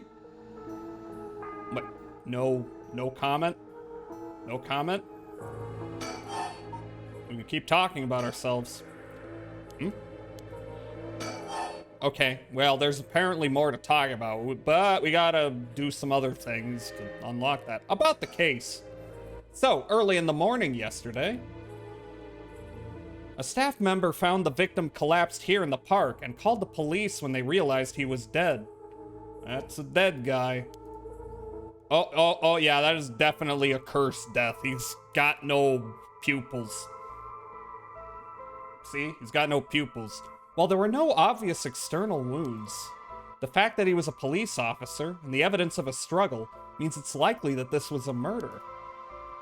The Sumida office sent it over to us since it involved the death of an officer, and we were tasked with the investigation. What we need to do is figure out what happened and whether there was foul play involved. I think that about sums it up. Yeah? About the victim. What about the case? But, boss. Yeah? Is this case really important enough to assign to someone from the investigation division? I mean, a friend of mine died, so it's important to me, but it's all up to the higher-ups. I'm sure they've got their reasons. Boss, you know something, don't you? It's all become clear in time. It'll all become clear in time, excuse me. Try not to worry about it too much. He's worrying. He's worrying. Thinking about it. The only thing we know for sure is the identity of the victim. That means there must have been something special about him, right? Maybe he knew something he wasn't supposed to. Some kind of secret or something. Isn't that right? You're pretty sharp sometimes, you know that? If you've picked up on that, you should be able to put the rest together yourself. You sure about that? Like, shouldn't we figure out what potentially the secret might be? Was this cop undercover or off duty? I don't know. Well, it is our duty to get to the bottom of a suspicious death, especially one involving an officer. Okay, about the victim. The victim is Hajime Yoshimi of the Juvenile Division. Juvenile Division. So he dealt with delinquents and shit. That's interesting. Of the Sumida City Community Safety Bureau. 27 years old, single. He mostly dealt with cases involving juveniles and education. His rank was senior police officer. You knew him well, don't you? What was he like? Yes, we were in the academy together. We still went out for drinks together every month or two. Could this be the guy who tried to kill us in that dark room? We still don't know. He could be a little rowdy, but he was like a big brother to us all. He was kind and cared about his friends. For better or worse, he wasn't the uptight type of cop. The man always showed empathy, and I heard he was popular with the locals for it. He treated each and every troubled kid he met with compassion. He had a great track record when it came to rehabilitation. Sounds like we lost a good one. Yes, we did. We truly did. Yay! I knew being a cop was dangerous. I knew something like this could happen, but it's never easy when it happens for real. I know the feeling. He didn't seem to care much about climbing the ranks, but he was at the top of our class. Only problem was that he took on so much, he had the most unfinished paperwork too. ADHD. ADHD feels. I always felt we need an unusual guy like him to help us solve all our unusual cases. Persons of interest. Hajime Yoshimi. Sex male, occupation community safety officer. Curse echo, none. Hajime was a police officer with the Sumida City Community Safety Bureau and was primarily responsible for juvenile and education cases. He held the rank of head patrol officer and entered the force at the same time as Jun Ario. Hajime was found dead under mysterious circumstances at the former Yasuda Gardens early in the morning yesterday. Once a rebellious gang member himself, awesome! Yoshimi turned his life around and used his own experiences to connect with troubled youth as a police officer. You can't do that as a cop, but oh well. While his appearance and demeanor suggested a man who was rough around the edges, he was a passionate, loyal, and caring man at heart, looked up to as a big brother by his peers. Yoshimi achieved stellar results in his work with juvenile cases, but his consistently sloppy paperwork and less than formal attitude essentially doomed his career and had him writing formal apologies on the regular. Ugh, that's annoying. He left behind a fiancée whom he had been dating since high school. I wonder who she is. Don't worry, you're plenty unusual yourself. In a sexy way. Me? I was the most normal of my classmates. I am the most normal who ever lived. Besides, the real weirdo among us quit the academy a long time ago. The real weirdo? Who is that? Who is that, Pouty McPowderton? There was one even weirder than you? Come on, talk about the weirdo. That's about the victim. Hajime was quite the bad boy in school, apparently. He ended up with the police a lot. He said the officer in charge was good to him, helped him get back on track. The reason he wanted to become a cop was to pay his kindness forward. Said it was the first time he ever took his studies seriously. That's a good story. Love that kind of thing. Makes me want to have a drink in his honor. Please don't make fun of my dead friend. Please don't make fun of him. No. Hey, I said, in his honor, you should aspire to become the kind of cop people miss when they die in the field. Imagine that. You say that like it's a sure thing I'll die. Besides, if I end up biting it, I'm sure you'll be the one who misses me most, boss. Come on, don't be like that. You'll hurt morale. Well, I guess how much I'll miss you depends on how this investigation goes. I can already see it. Ario, no! Why'd you have to go and get yourself killed? I have no idea what's going on in that head of yours. Yeah, that'll be a sight to see. I can't wait. You can't wait for your own death? Get it together, kid. Sheesh, you really are something. Thank you? Thank you? What about the victim's family? The Yoshimi family is from Kitasenju in Adachi City, but Hajime's parents died a long time ago. He lived there all alone, no siblings or anything. I went to his house a few times for drinks. I was surprised. It's this huge old-looking place. Like, you know, the kind of place that seems super haunted. And he lived there alone? It looked like the home of an old noble family. It was hard to imagine him being such a delinquent living in a house like that. There's that bias I was talking about. If he's from an old family, I'm sure things were complicated. That's a bias too, by your logic. He never talked about any of that, even when we were drunk, so I don't know much about it. Oh, one more thing. Yeah? Hajime was engaged. He'd been seeing his fiancée ever since they were in school, over 10 years. They just started talking about getting married. What was her name again? He showed me a picture once. She was a beautiful woman. That's so. How terrible for her. But she may know if there'd been anything going on with him lately. We should speak to her. Yeah, his fiancée may have been his only confidant. I'm sure someone at the Sumida Police Department has already contacted her. I'll look into it tomorrow. There may not be a tomorrow. Hey boss. I looked into the case that Hajime was running. Oh great, that's the kind of stuff I want to know. What was Hajime working on the day he died? Well, according to his report from the day before, he had 2 cases involving juveniles. Could that be the girl who killed herself, quote unquote? Uh-huh. The first was that, yep, The first was the suicide of a high school girl who jumped off a building in Kamizawa last week. Oh yeah, I did hear about that.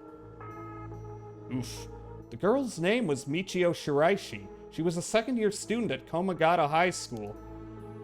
But it seems as though Hajime had contact with her even before this incident. So she'd been troubled for some time. That's the thing. About a month ago, he happened to see her walking around town. She looked upset, so he struck up a conversation with her. He was sure there was something bothering her, but she wouldn't tell him what. What?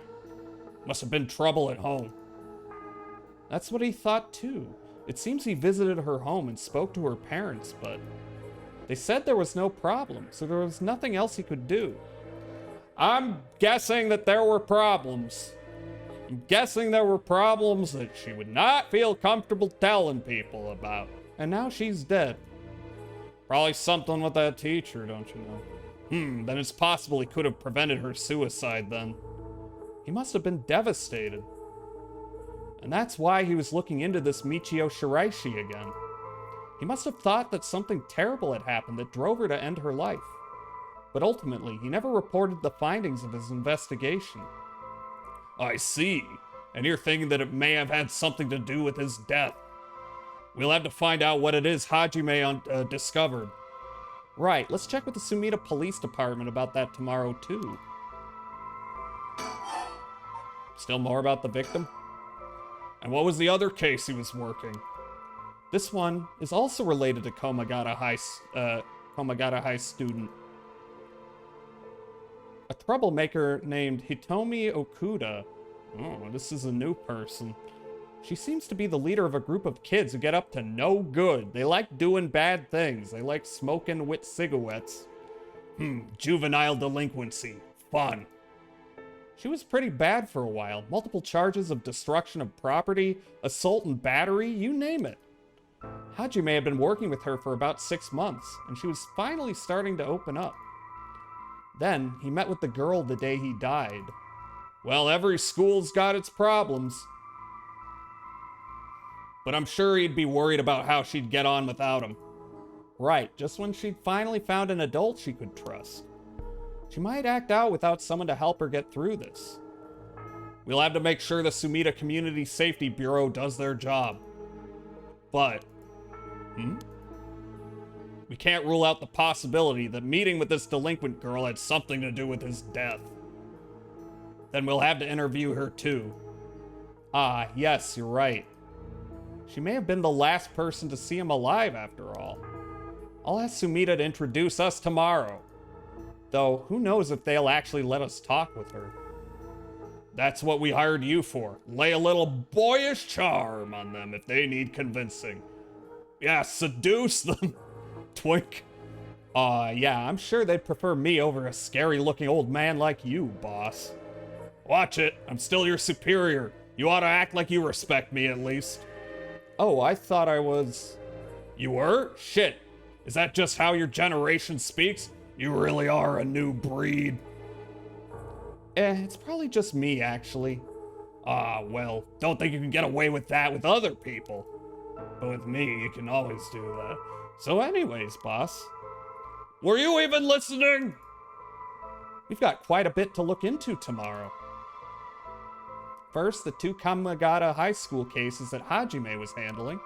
And we need to speak with his fiancée as well. I believe that's it for tomorrow. Files updated. Notes on Hajime Yoshimi. Case notes regarding the death of Hajime Yoshimi, officer with the Sumida Police. 1. Summary. Body found at former Yasuda Gardens. Estimated time of death, 2 days prior, at approximately 11 a.m. Cause of death, acute heart failure. Cause unknown. Signs of a struggle found at the scene. Efforts to locate witnesses underway. Body discovered by groundskeeper. Could that be the janitor? Maybe. No, he's at the school. So, he had no reason to be at the school, but then, we only assumed that he was a janitor there. So who knows? Currently investigating the fiancé of the deceased and 2 female students from Komagata High School that the deceased had contact with as persons of interest. Okay, so all of that. Now, the cause of death, which is apparently a heart attack. As for the cause of death, we won't know until the autopsy is done. From what we've seen, though, it'd appear to be some kind of acute heart failure. But since he had no record of chronic illness and had no visible wounds, it's possible that poison or drugs could have been involved. Dying in the middle of the park like that certainly seems suspicious. We found signs of a struggle at the scene, as well as footprints belonging to an unidentified individual. We've got people trying to identify those prints. If we can find who they belong to, we might be able to figure this whole thing out. Yes, wouldn't that be nice if that were the end of it? The only things Hajime had on him were his badge and his wallet in his pocket. So we can rule out a mugging. Though there probably aren't many people who'd think to try mugging a cop as big as him. I've also heard that Hajime got into a fair few fights in his younger days. He started judo once he became an officer and rose up the ranks quickly. Sounds like the perp would have been pretty strong to take on Hajime. Time of death was around 11 p.m. Wait, I thought it said a.m. 2 days ago. Was that a typo? Oh well. Outside of the park's operating hours, of course. His body was found early in the morning yesterday. 11 p.m. the day before yesterday. What was Hajime doing out here at that time in the first place? I'm getting them confused. That's the question, isn't it? The entrance to the park is closed after hours, but it's a small gate that'd be fairly easy for him to get through if he really wanted to. That would, of course, be breaking and entering, but what do you think, boss? Someone called him here. He came here to hide something. Well, we've got no reason to suspect he was hiding anything. So someone might have called him here. Someone who may have wanted, his services. It's hard to imagine a cop like Hajime would trespass for no reason. And since it seems like someone else was here with him, could they have called him here? Oh, that does seem likely. They must have been talking about something pretty sensitive to come here in the middle of the night. So Hajime met someone here to discuss something in secret. And then they got into a fight? No, that wouldn't match the cause of death. There were no wounds on the body that would indicate a spontaneous scuffle. 'Cause it's a death curse. The perp must have planned something. Then you think it was meditated? That would mean... They called Hajime to the park with the intent to kill him? Well, there is still the possibility that it was just some kind of accident. Maybe the perp tried to threaten Hajime and things went south from there. We should be able to get a clearer picture once we know exactly what killed him. Right. Alright, can we talk more about me? On the topic of family, what's yours like, boss? Well, I'm gonna take a wild guess and say we've got trouble at home. The hell is wrong with you? Prying into my personal life all of a sudden. It's just, I've never heard you talk about them or anything. Oh, are you single? Why are you asking? Shut it, that's none of your business. Well, ever since I joined the force, I've been thinking. The department really pressures young officers to get married. I wonder why that is. You don't say anything like that, though. How should I know? I caved to the pressure myself and got married 20-some years ago. Caved to the pressure, you say.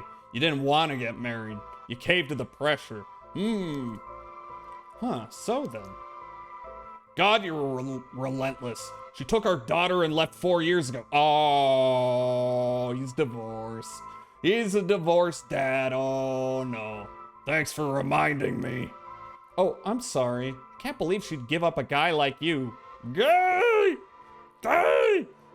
I was never home much. Too focused on my work. I'd come home late only to get called right back out again. Plus, being a cop is dangerous work. I don't blame her for getting fed up with it all. How sad, especially when you're out here putting your life on the line. Jazzy, why aren't you married? I don't know. I don't have anyone to get married to at the moment, and also marriage in and of itself is a ass backwards trading a property from ancient times is not really an indicator of true love, blah, blah, blah. I'm not here to do sociology. Oh, is that why you transferred out of the first? It was already too late by then. You better be careful, Ario. You say that, but there's not much I can do, is there? That's the nature of our job. You have the correct opinions about many things. I'm just calling it as I see it.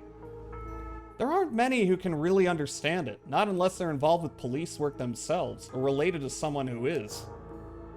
But wait, you have a daughter, boss? You really think I want to talk about her after all that? Have some sense. Come on, I promise I don't mean this the way it sounds, but how old is she?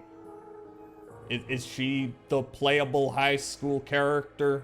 Would that be?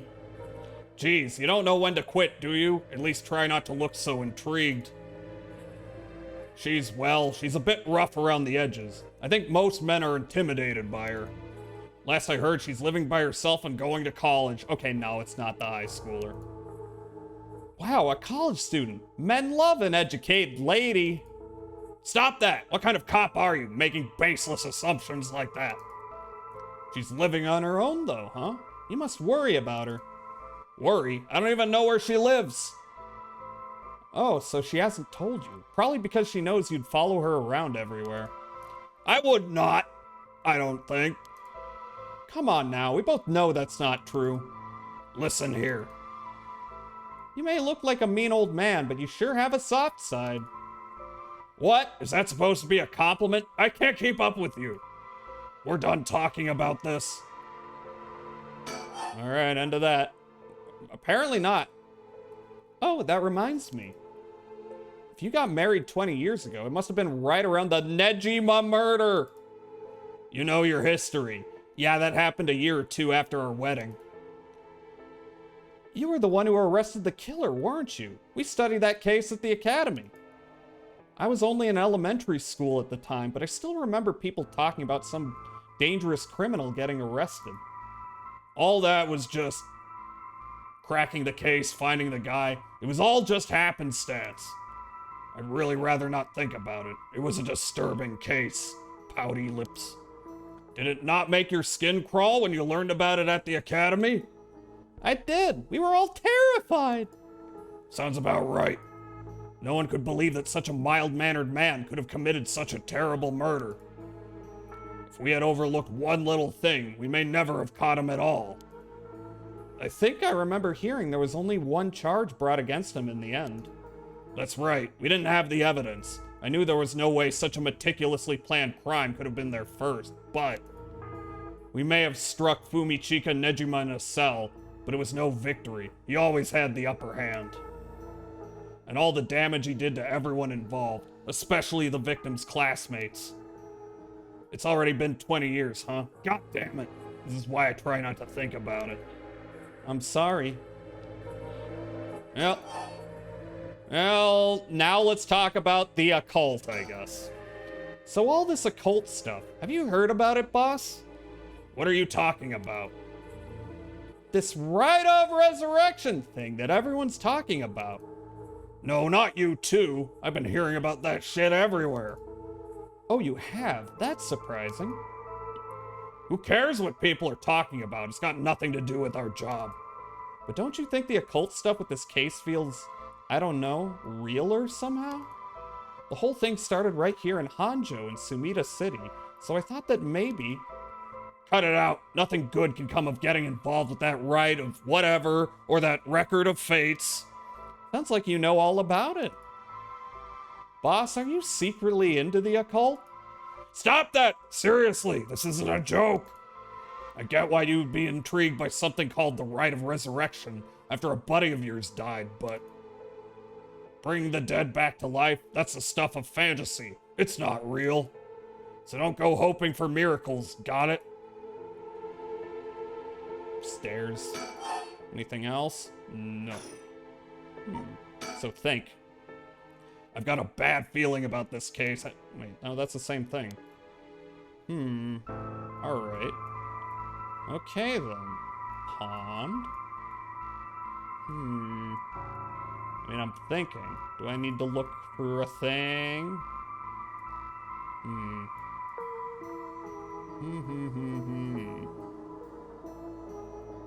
Something I'm missing?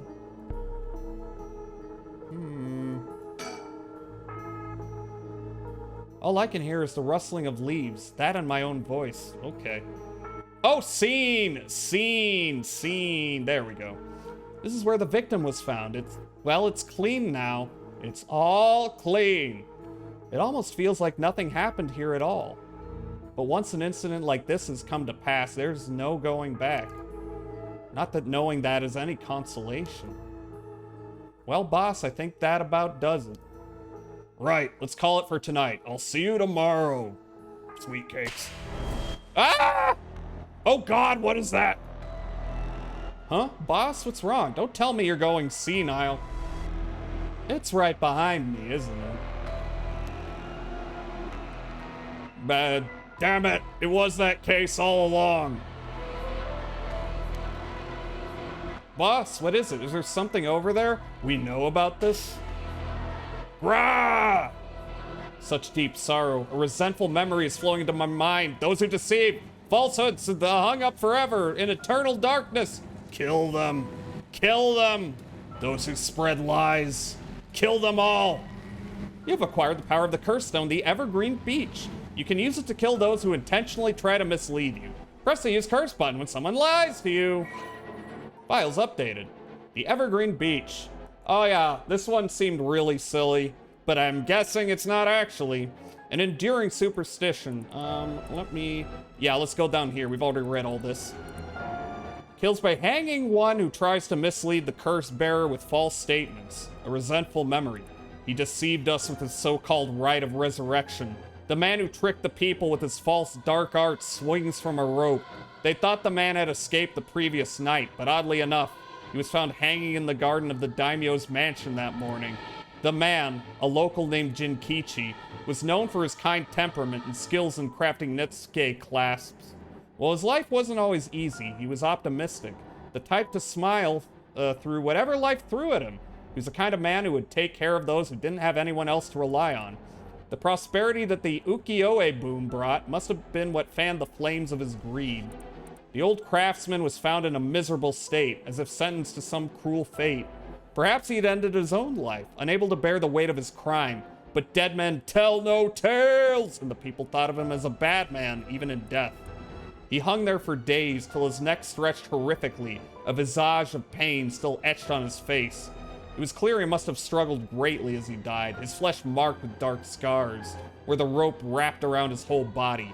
The beech tree's leaves do not fall, and neither did the man's body hanging from it, as the mansion's owner was not at home. Another unfortunate event. The people held their tongues, fearing divine punishment, but the rumors persisted nonetheless. Ooh. A murderous impulse seeps into my skull like thick black tar. Who are we trying to resurrect, though? That's a good question. Now! Kill! Can you hear it, Curse Bearer? You who so strongly desires the right. Kill them! If you lie, you die. Yep.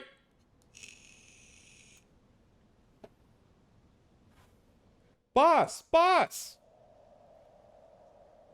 My one true love.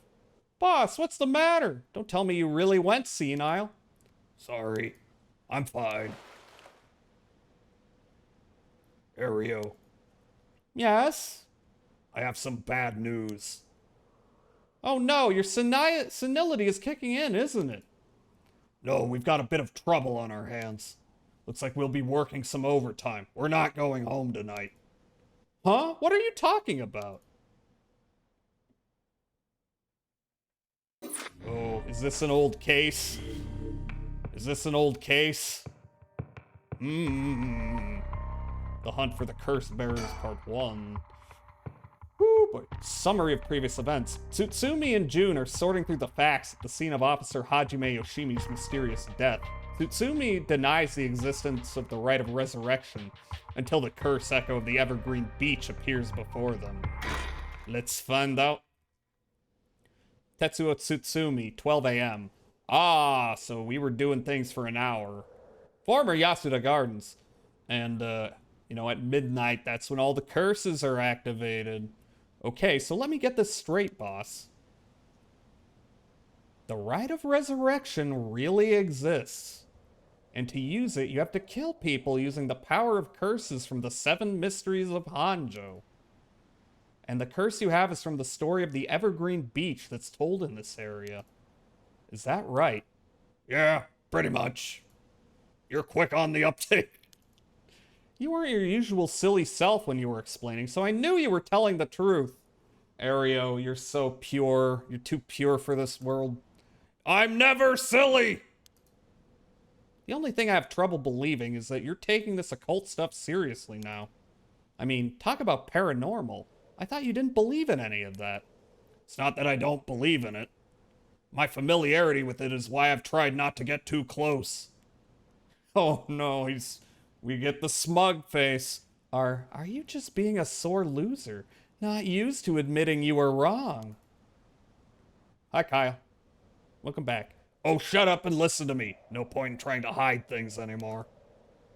We won't get anywhere if you don't understand this, so listen up. Please, just listen. You don't have to keep saying it. I'm listening. We don't have time to waste. We'll talk as we walk.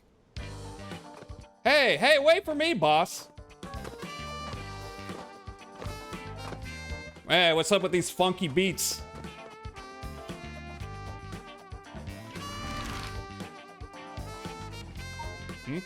Okay, Ryugoku Bridge, here we come.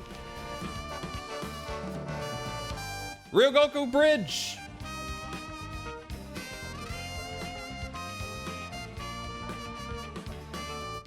Sorry, I just wanted to double check one thing. You're telling the truth, right? This isn't a side effect of your senility. It's the truth. Not like I can prove it, though.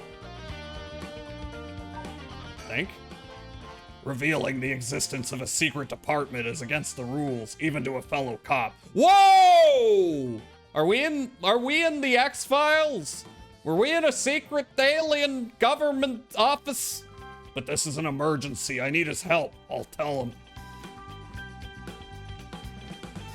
him. Oh, okay, it's the same thing. Okay, let's look at him. He's not stupid, but he sure can be slow sometimes. Though I think that positivity of his may come in handy at some point. Well, we can't examine our surroundings, so let's have a chat. I'm sure you already know this, but this is all top secret. No sharing it with anyone. Right, you can trust me not to. But no, I just can't believe it.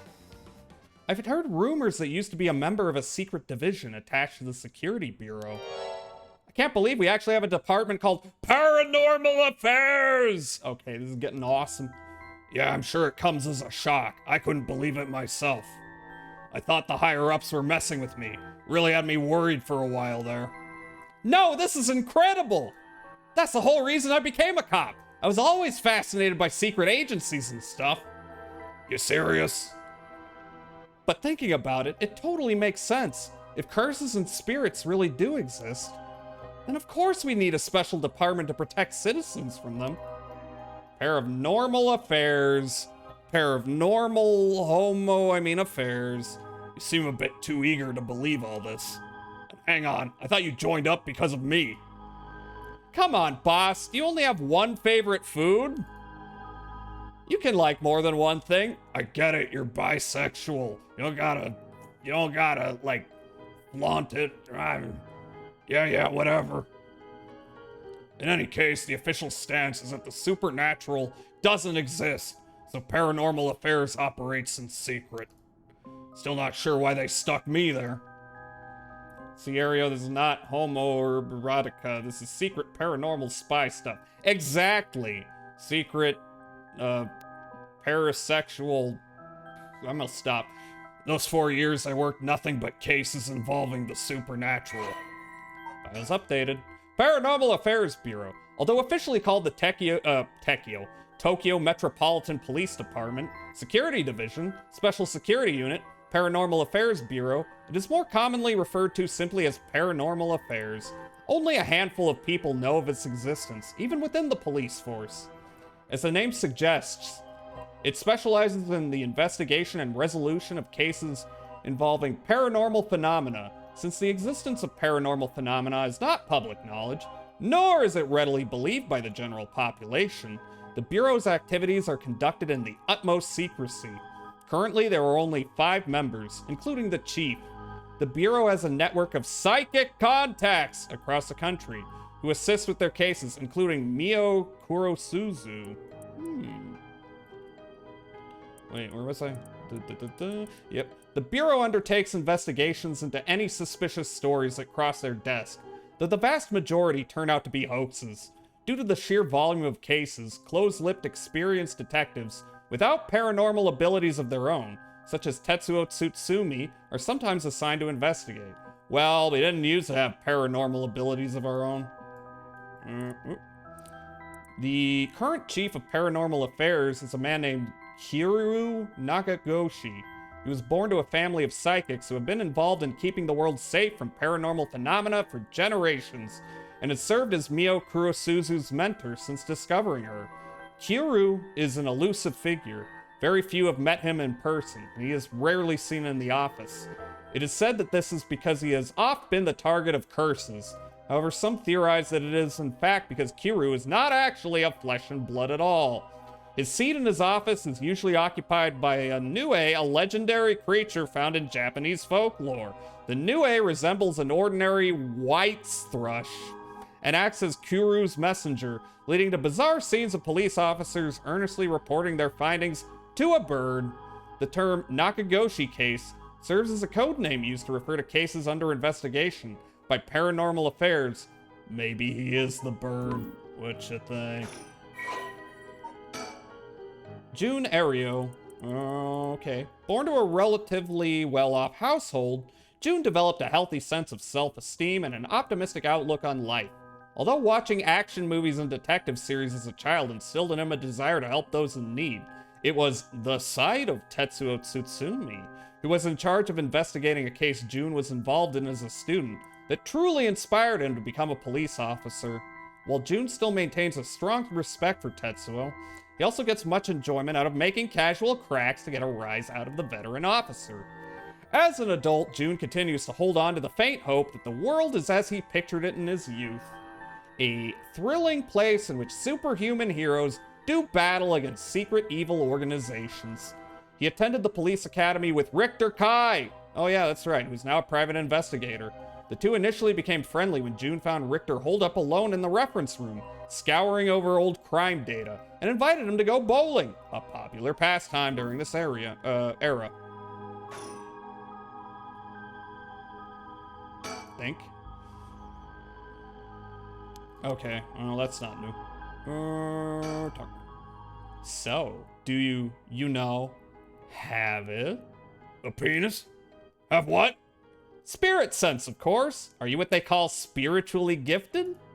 Nope, I've never felt anything at all. Even if I did, I'd be a lightweight at best. One beer and I'm down for the... They're doing this bit again. They're always doing... They're doing the booze bit. Oh, huh. Is that how people in the field quantify someone's spirit sense? Like how much liquor they can handle? Nope, that's just me. Thought it'd help to get the point across. Wait. What if Yoko is the daughter? Because they both did the booze bit. Is Yoko his daughter? Booze is a good bit. It's pretty good.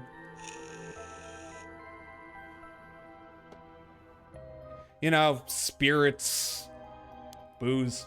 Oh, huh. Sorry, seems like I keep disappointing you.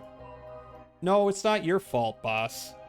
At the risk of disappointing you yet again, I'll tell you one more thing. What happened to Lady? Murder Mommy? We have reached a block in her path, and so we gotta do something in another path to unlock it. Spirit sense is usually something you're born with. It's tough to develop it later on. Spirits are pretty good to talk about the paranormal, yes. For example, if you drink 24 natty lights, then you start talking to ghosts. Did you know that? What? So there's no hope for me? No, say it isn't so. Of course you are interested. Well, you never know. You may have some hidden potential. Oh, worm? Worm. You ever drink the mezcal where they crush the worm juice in with it? I know, there's a high schooler who's got so much spirit sense that she works on the front lines. Is that the other playable character? I say work, but she wasn't paid because it was supposedly part of her training. Yikes, that seems like it'd be in violation of Article 69 of the Labor Standards Act. The children yearn for the mines, Ario. Wow, you really know the law. No comment. Even the occult field has workers' rights issues, huh? Damn. Damn, we gotta unionize the paranormal division. Any new thoughts? Nope. So, what do we do now? Don't drink much. Taking 17 Benadryl so I can finally go on a date with the Hat Man. Everyone, if you want psychic abilities, take 17 Benadryl. Don't do that. So, what do we do now? We've got this rite of resurrection and the curse echoes of the 7 mysteries of Hanjo. The curse is being spread out around the city is, a bit of an emergency. It's that bad? I'll put it this way. It's like handing out guns all over town. K Kona. Jeez, that's really bad. It is, so we need to find the source and put a stop to it before something terrible happens. Usually that'd be a job for paranormal affairs, but I talked to them on our way here. The main team is tied up till tomorrow night. So they told me to deal with it myself. Said it'd be fine since I have some experience. Smorewalker's curse. The Hat Man is a lot more personable if you take expired Benadryl. Indeed, I actually don't know what taking expired Benadryl does. I thought expired medicine is just less effective. Huh? What? Then that overtime you mentioned means... Yup, you're gonna help me, partner. Alright, let's do this! You seem a bit too eager to dive into all this. You really have no reservations working a case you know nothing about. You said this was an emergency. I didn't think we had a choice. I'm just trying to be logical about this, boss. You really are something. It might actually be nice having you around. Aww. Generally speaking, yeah, just less effective. Why, thank you. Nope. So, what exactly do we do? If these curses are connected to the 7 mysteries, then the people who have the others should all be here in town. Right, if there's 7 of them, that means there are 6 more out there. And we have to stop them all before they kill anyone with their curses. If we can, we should find and collect all the curse stones. 7 magic balls. But boss, from what you said earlier, killing a curse bearer gets you closer to completing the rite of resurrection. Won't your life be in danger if they find out you're a curse bearer? Pretty much. We can't let that happen. Should you even be out here right now? Hiding would only be a waste of time. The mystery of the one-sided reed is associated with Ryogoku Bridge. I was hoping we'd be quick enough to run into the one-sided reed's curse bearer. No such luck, it seems. Well, if nothing else, maybe word will spread that the cops are on the lookout and people will behave. That's putting a lot of trust in whoever these other people are. But it's possible that other curse bearers with the same idea will come here. Talk to anyone you see who seems suspicious. Can't hide with these bad fluffy boys on his face. True. That means someone who may have the power of a curse. Understood. In that case... Uh-oh! Why don't I ask that guy who's been watching us the whole time? It's Shogo Oki! That's me! I think. That was me in that one bit. What do you know? There is someone there. Good luck. Hey, you there. Sorry to bother you, but I've got some questions. I'm with the police. Nope, it's the other guy. Thanks for your cooperation. We'll be asking you a few things, Mr. Yutaru Namagaki? That's your name, correct? Yes, I don't mind answering your questions. You're a detective. Did something happen? Oh, right. Lots of things have been happening around here. Like people dying. What a fucker. So, what to make of this guy? Redditor? Alright, should I examine other things? Let's examine June. If this were a normal case, I'd be fine letting him take the reins. But curses are involved here. I should take over. Boss, let's talk to this guy. Oh, okay. The man identifies himself as Yutaro Namagaki, a 21-year-old college student. Someone pull this guy's pants and give him a swirly. Immediately! He was watching us so calmly. We need to be careful with this guy. So what is it you were doing here? Ah, it must be the incident at the former Yasuda Gardens. The dead policeman? I can't imagine a detective would come all the way out here otherwise. Huh? Say, Mr. Detective, have you ever heard of the Evergreen Beach? Answer my question. 7 Mysteries of Hanjo. Looks very Wet Willyable. True.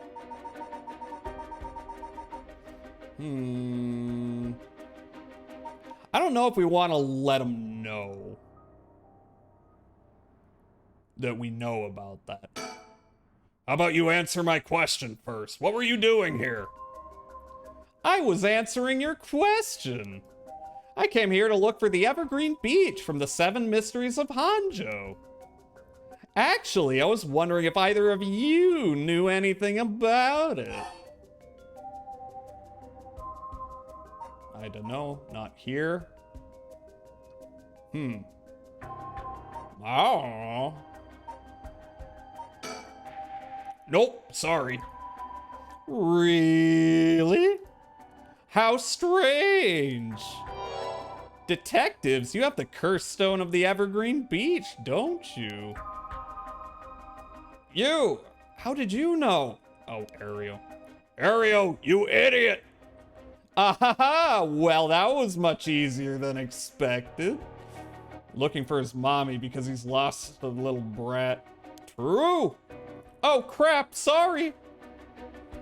It was simple inference. I figured you would have taken the curse if you were just in the gardens. If you knew that, then you must be a curse bearer yourself. I have no intentions of hiding anything. I plan to tell you from the start. Look. This is my curse stone. I believe it's called the Foot Washing Mansion. That's right, but are you sure about this? I'm not so rash that I'd kill someone as soon as I found out they were a curse bearer. Not without talking to them first. You're the same, aren't you, detectives? You wouldn't use a curse on a normal person. Normal. Ah. Let's speak as equals, shall we? Boss? Sure, we'd rather resolve this amicably too. Oh, did I not activate it? Okay. Okay, would something have happened if I did that?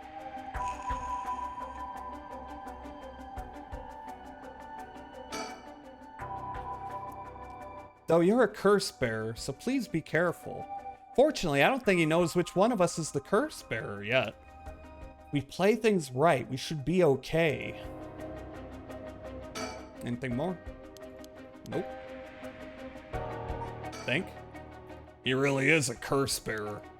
He may only be talking with us to try and activate his curse. I'll have to be wary of anything he asks me to do. I could tackle him and pin him to the ground, but that might have something to do with his curse. Any slip of the tongue could get us killed. I have to try and discern what activates his curse. So, what do I do?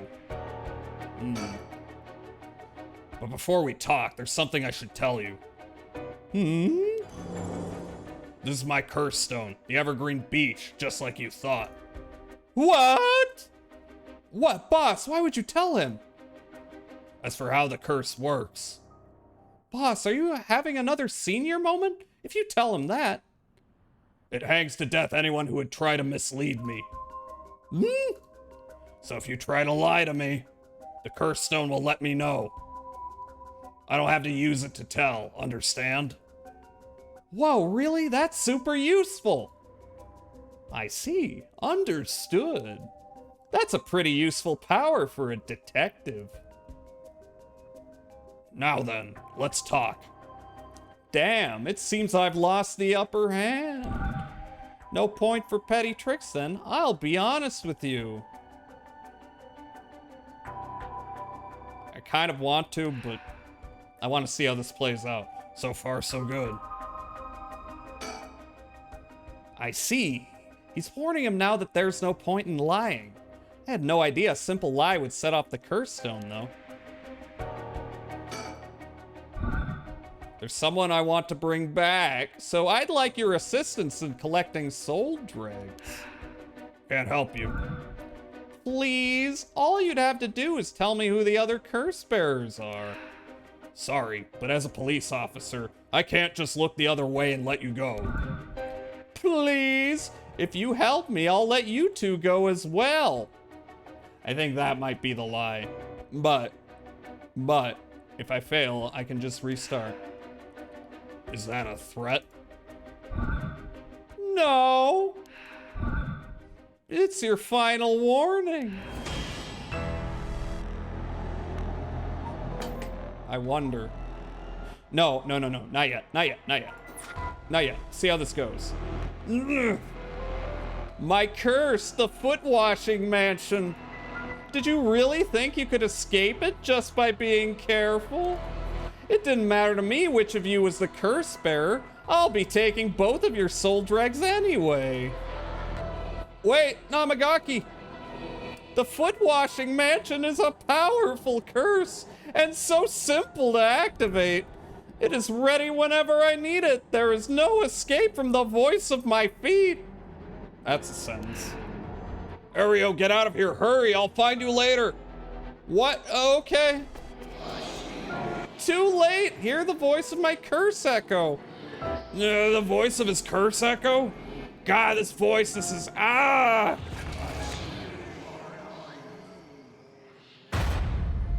Tsutsumi deceased, as I expected.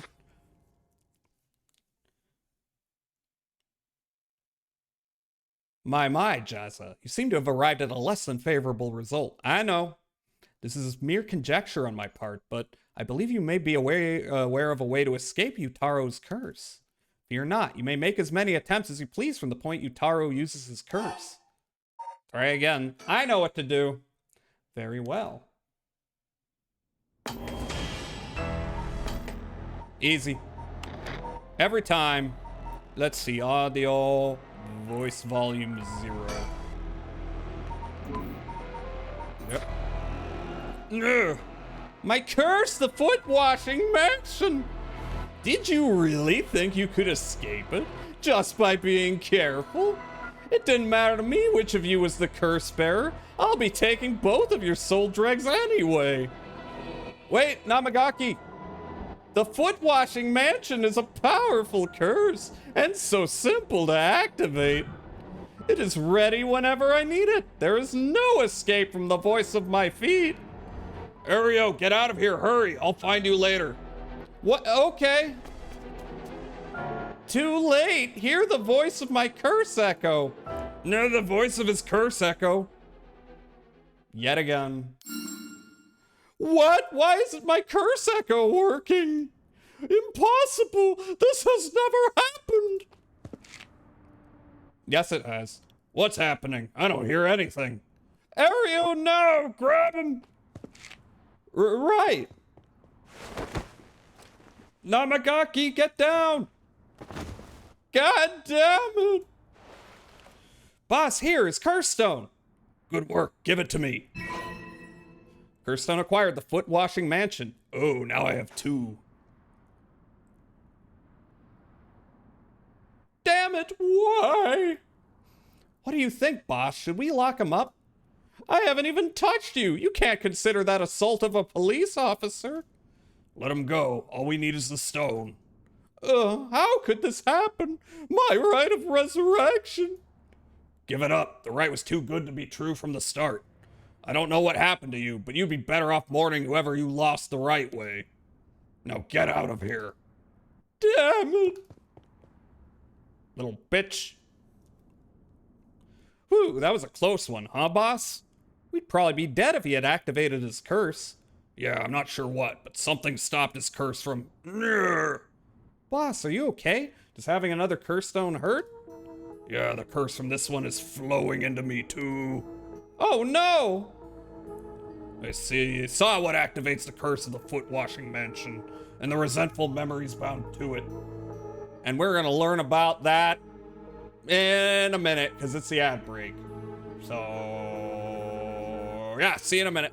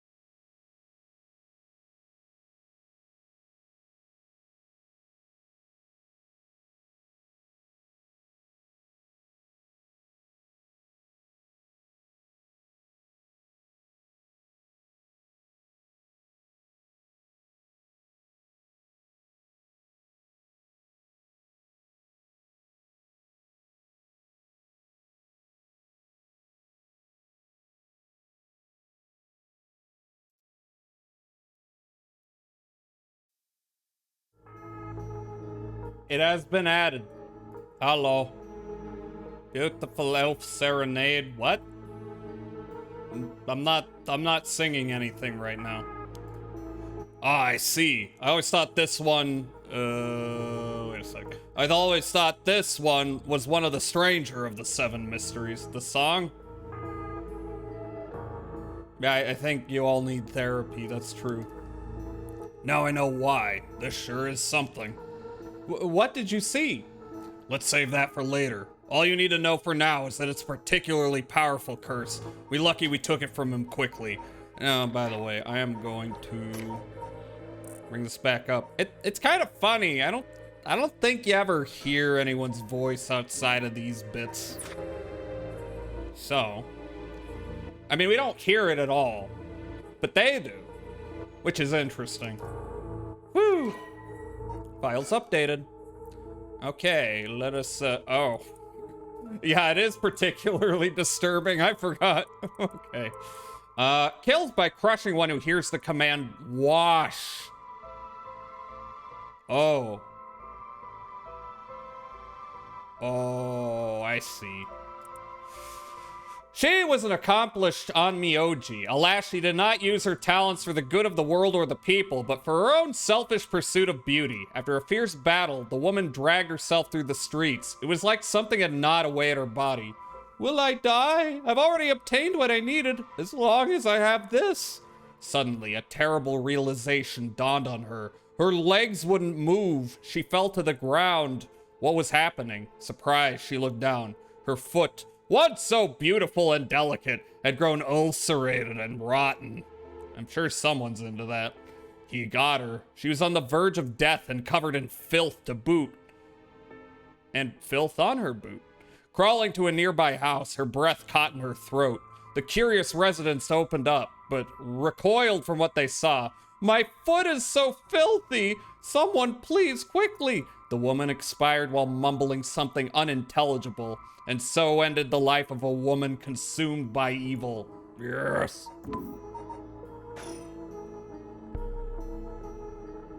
Well, that makes one stone. Where do we go now? We'll visit all the places associated with the mysteries while it's still dark out. You mean we have to do that all over again? I hope they aren't all as aggressive as him, but people will do crazy things to bring back someone they love. It seems that the hatred the curse stones are imbued with makes people more willing to kill. Really? Then what about you, boss? I'm fine. I may not have any spirit sense, but I'm tough when it comes to this stuff. That's why they loved me in Paranormal Affairs. So you are spiritually gifted after all. All right, let's head to the next place. Yeah, buddy cop time. Part 2. Tsutsumi and Ario decide to collect the curse stones as soon as possible before they become the cause of an unprecedented tragedy. The two obtain the foot-washing mansion from Yutaro Namagaki and head to their next destination. Midoricho Park, you say. This is where we, 1 a.m. This is where we eavesdropped on them as Shogo. But it does look like we got a different person here. Excuse me, sorry to bother you, but we have some questions for you. Oh, is that the teacher? I don't like that guy. Araishi. What? Are you with the police? I haven't done anything. Don't worry, this isn't an interrogation or anything. We just want to talk. You're Hideki Araishi, right? The historian? We know who you are, so this won't take long. No, this isn't the teacher, but he does kind of look like him. But since we saw you here, we'd just like to ask you a couple questions. Local history researcher Hideki Araishi. This guy, I think, has come up, though. Persons of interest. Okay. Male, local history researcher, Curse Echo. Hideki is a historian who works part-time as a curator at the local folk museum and as a teacher at Komagata High School. His recent publication on the Rite of Resurrection has caused a stir in occult circles. Yeah, we've heard about him being a historian. Hideki is the quintessential obsessive researcher. Despite being entirely unsuited for teaching, he had no choice but to take up a position at Komagata High School in order to make ends meet. While having a captive audience in his classes goes some way to satisfying his need for respect and recognition, his conceited nature makes him unpopular among the students. Okay, maybe this is the same guy? Did I get the name mixed up? I may have. Yeah, I think I did. Okay, this is the teacher. Lately is concerned that articles he contributed for purely monetary reasons have earned him a reputation as a researcher of the occult. But the surge of interest in the topic and the resulting volume of article requests he is receiving are undeniably tempting. Hideki is a regular at the Kurokikyo Cafe on Hokusai Street, where he can be found outside his work hours writing essays and manuscripts. His published books include A Study of the Unknown and An Introduction to Bondo History.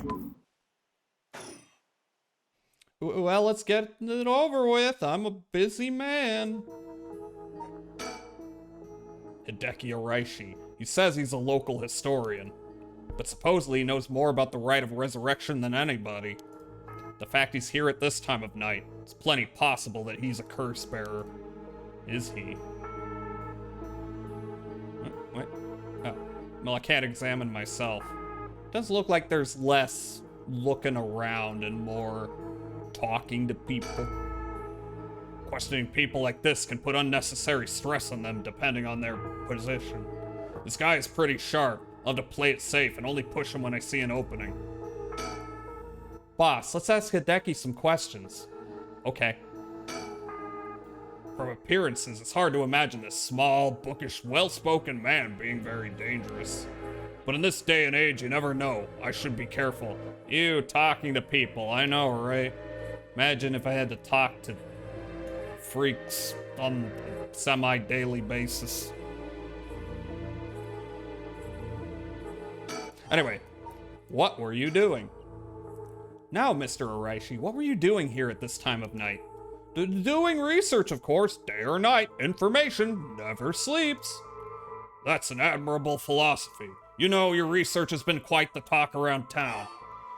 What was it they were saying? You discovered something about some book? Record of Fates, right? The Book of Fates, the Scroll of Fates, the Record of Dates, the Book of Dates, the Scroll of Dates. I'm pretty sure it's this one. Ah, right, you found some kind of ritual in the Record of Fates. You don't have to talk to us freaks. Those freaks.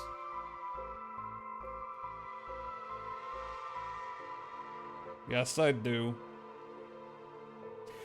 Well, don't tell me you want to know how to carry out the rite of resurrection too. To be perfectly honest, I'm tired of people asking me about it all the time. None of you even care about the local history. You just come crawling out of the woodwork when something interesting comes up. Looks like I hit a nerve. If you think you can force me to tell you because you're a policeman, you're sorely mistaken.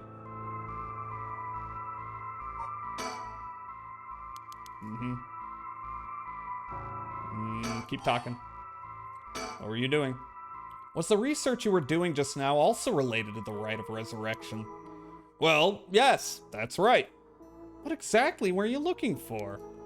I have no reason to tell you that. You wouldn't understand anyway. Don't call me dumb. Well, yes, that's right. What? Is he gonna say the same thing? Okay, we gotta talk about some other things about his research. Are you doing all this research so you can use the rite of resurrection yourself? You're a policeman. Do you really think people can be brought back to life? Everyone I meet, pitiful. Huh, so you don't believe in the rite. Whether it's real or not has nothing to do with my research. Such things are better left to the occult freaks. Or so I thought. Things change. It has become necessary for me to pursue the rite. So now I pray that it is real. What changed? I'm sure you can imagine. The funds for my research. I receive a large amount of funding for seeking the rite of resurrection. And if I find it, I'll receive a sum so great that I'll never have to worry about money again. Oh ho, then that means someone is sponsoring your research, is that right? So what if they are? You have no idea how hard we work to secure funding for our research. I have no interest in teaching those children. Listen to me, I'll tell you one thing. Those experts you see writing provocative books or spouting nonsense on TV to try and get popular, all of them are just trying to get the money they need to do their research. With how popular the occult is, saying something even remotely spooky can lead to big money. It's all a scam. What? But I bought your book. Betrayed. The pursuit of the unknown begins first and foremost with belief. I was so inspired by that bit. Don't meet your heroes. I do appreciate your patronage. Unfortunately, however, the occult is not my true interest. The fate of the unknown is to be destroyed by thorough research and deep consideration. No way! I can't believe it! You're surprisingly innocent. Can I ask what you were doing? Nope. Then what kind of research do you want to be doing? I'm sure it wouldn't interest you, but to put it simply, the focus of my research is how historical accounts transform into folklore over the years as they are passed down from generation to generation. I mean, that's interesting. I can respect that. What does that mean? Due to human bias, the account of any event is inevitably changed by the person communicating it. He researches money. This is very true. He has no beliefs or principles. That is not necessarily done with ill intentions. It happens when someone tries to fill in the gaps in a story that lacks detail, or when something's left out or abridged because of the story's length, or when a story twists and shifts as it's spread through oral traditions. Even when two stories are told about the same event, differences in culture or environment affect how it's told, changing its content. Are we getting meta here? Are we getting meta about the multiple perspectives on the story? No comment. Silly little things can turn into terribly mysterious legends. My research is the study of how history, culture, and legend all influence each other. Huh, I see. Take the 7 Mysteries of Hanjo, for example. Why are some of the mysteries seemingly about nothing particularly interesting? You'd think stories wouldn't last a decade, let alone hundreds of years. So why? Perhaps putting it that way piques your interest? I admit, I am curious. I know you're curious, Ario. So that's what you've been researching all this time. Makes sense. As I said, it doesn't matter to me whether the right exists or not. If people in the Edo period believed that what was written in the Record of Fates was real, that's all I'm interested in. I think. Nothing new. Okay, I think I gotta come back to that after all the other stuff. But I have to be realistic. The research I'd like to do is unfortunately not very lucrative. That's why I need to take some risks. Okay, about the Record of Fates. This Record of Fates, where did you get your hands on it? The storehouse of an old private residence in the city, just as the public was told. I'm unable to be more precise due to an agreement with my informant. Who would that be? What were you doing? Well, in that case, I think I might have a guess as to what it is you were looking for. Curse Bearer, Curse Stone, Soul Drag, 7 Mysteries of Hanjo. Curse Stones? 7 Mysteries? Let's not be too forward. Huh, I'm surprised you know that. There is indeed a theory that the 7 Mysteries of Hanjo began because of the rite of resurrection. Well, my theory... Unraveling the 7 mysteries may reveal the secret of the rite. I think quite a few people are looking into the mysteries for that reason. Midoricho Park is connected to the story of the Taiko of Tsugaru, right? That's right, but that isn't the issue at hand. What is the issue at hand? Well, in that case... Oh, okay. Alright. I guess we gotta ask about all of them. Curse Stones? What? Damn it, if you know about that, then... Calm down. No need to get so defensive. Yeah, I know. Let's show it. We both want information, right? Why don't we have a nice, friendly chat? A curse stone! You are a curse bearer! Oh, he knows. He knows it's not bullshit. A leaf! It is the Evergreen Beach, then? Yep. Will you show me yours? This is mine. The ever-burning lantern. Oh! Oh! He's the guy who killed us in the dark room. Oh! Interesting. Should I reveal or should I hide?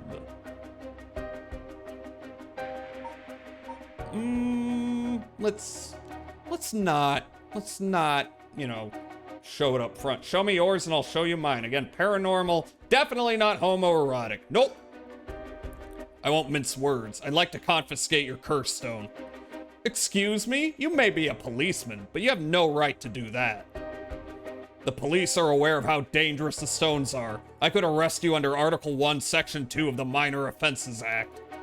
Or you hand it over, and all you lose is your secret ability. Think of what would happen to all your research if you were arrested. I call your bluff. The stones could never be used as evidence. If you want it, you'll have to take it by force. I find it hard to imagine that an officer of the law would use a curse on a citizen. You can't touch me, which means I have no reason to continue this conversation. Sorry, I'll be taking my leave here. God damn it. Hey, stop! He's so fast. Sorry, boss, he got away. Maybe I should have told him. Incomplete. Oh, okay. Okay, I fucked up. Or incomplete, or it's just blocked. Do I need to resume? Can I try again? Start from last conversation. What are you doing? Well, in that case. What if I ask about... What if I ask some of these other things? Curse bearer. What? Damn it, if you know about that, then... Calm down. Oh, it's the same thing. Alright, how about we show... Oh wait, we already did that. But, what if we tell them what it does? I'll tell you this for free. The Evergreen Beach comes from a man who was hanged for spreading false rumors. But the accusations against him were unfounded, and he died cursing those who deceived him. So that is a resentful memory held within the Evergreen Beach. The memories of the 7 mysteries are truly fascinating. If only I could collect them all! Do whatever you want, but you should know something. The stone of mine lets me curse anyone who tries to mislead me. Well, what? But... So don't try and lie to me. I'll know. You would curse a citizen? And you call yourself an officer of the law? That all depends on you. I don't want to use it if I don't have to. What is it you want? The curse stones are dangerous. I'd like to confiscate yours. Excuse me? But I'm alright. First, let me ask you one thing. You haven't used that curse, have you? No, of course I haven't, I swear. No. I see. Good. Now, why don't you hand over that stone? Unless you'd rather try using it on me instead. Damn you, I won't give it to you. If I were to say that, what would happen? Would it be a crime? The police are aware of how dangerous the stones are. Oh, okay. Fine. Oh, okay. All right. I see. Now he knows that I can do shit to him. You can have the stone here. Curse stone acquired. The ever-burning lantern. Files updated. The ever-burning lantern. Kills by disembowelment one who finds themselves trapped in the darkness of the curse echo. When Hanjo was filled with samurai residences, the spies of the shogunate lived amongst the townspeople to keep an eye on things. Gotta collect them all.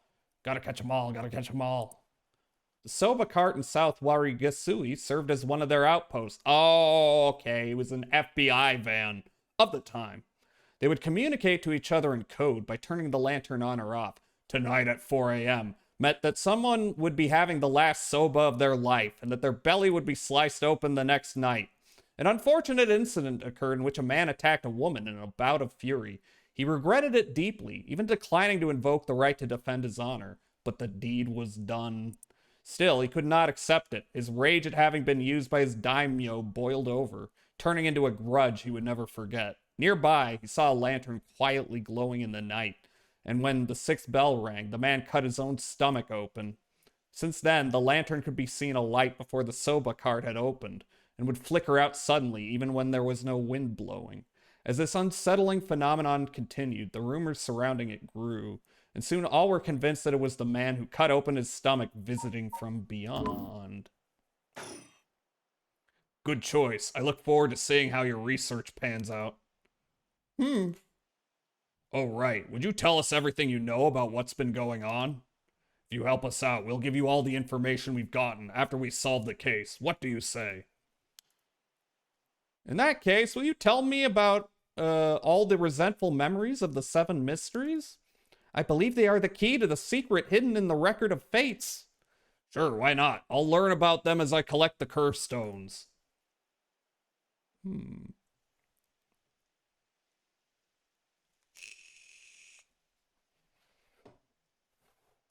But thanks to you, we learned a lot from him. I wonder. The mysteries in Right are all public information. He kept everything he knows about the other curse bearers and the source of the curse here hidden. I was hoping he'd at least give us a clue about how to beat these curses. Oh, I see. Then we should be more aggressive next time. Really make them spit it out. We should waterboard them. Calm down, Ario. And by we, I mean you. I'm guessing he wants to save this curse. He wouldn't have told us anything, no matter what we asked. But now we know where he hangs out. We can always send someone for him if need be. Right. Got it. I was surprised to hear that there were actually 9 of the 7 mysteries, though. Yeah, that's 2 extra curse bearers we have to find. We've confiscated 2, so there are 6 more. They could be anywhere in this town. We have to find them faster. They may start using the curses. No, I think we're already too late. Huh? I didn't tell you this, but there were some soul dregs in Namigaki's curse stones. Really? Then he already killed someone with it. It's not much, so it probably wasn't a curse bearer. Shit. Well, we know who did it. We can make arrangements to take him into custody. We'll have Paranormal Affairs pick him up tomorrow. For now, we continue our search. Right, on to the next place. We just have to cross them off the list one by one. Oh, but boss... Good to know we can use the Minor Offenses Act to arrest people with curse stones. But why didn't we do that with Namigaki? If we could do that, there'd be no need for Paranormal Affairs. What grounds would a normal detective have to put him under arrest? Oh, right. Yeah, I suppose that's true. We're lying. I can lie. They can't. Wait a minute. Okay, so... we cannot make progress until we unlock some things. But does that mean... here. Maybe I can continue our way. Start from conversation on the bridge. Did I say something wrong? So, what next? The big question now is what the rest of the curse bearers are up to. I see. All right. Excuse me? Yeah, we got something new.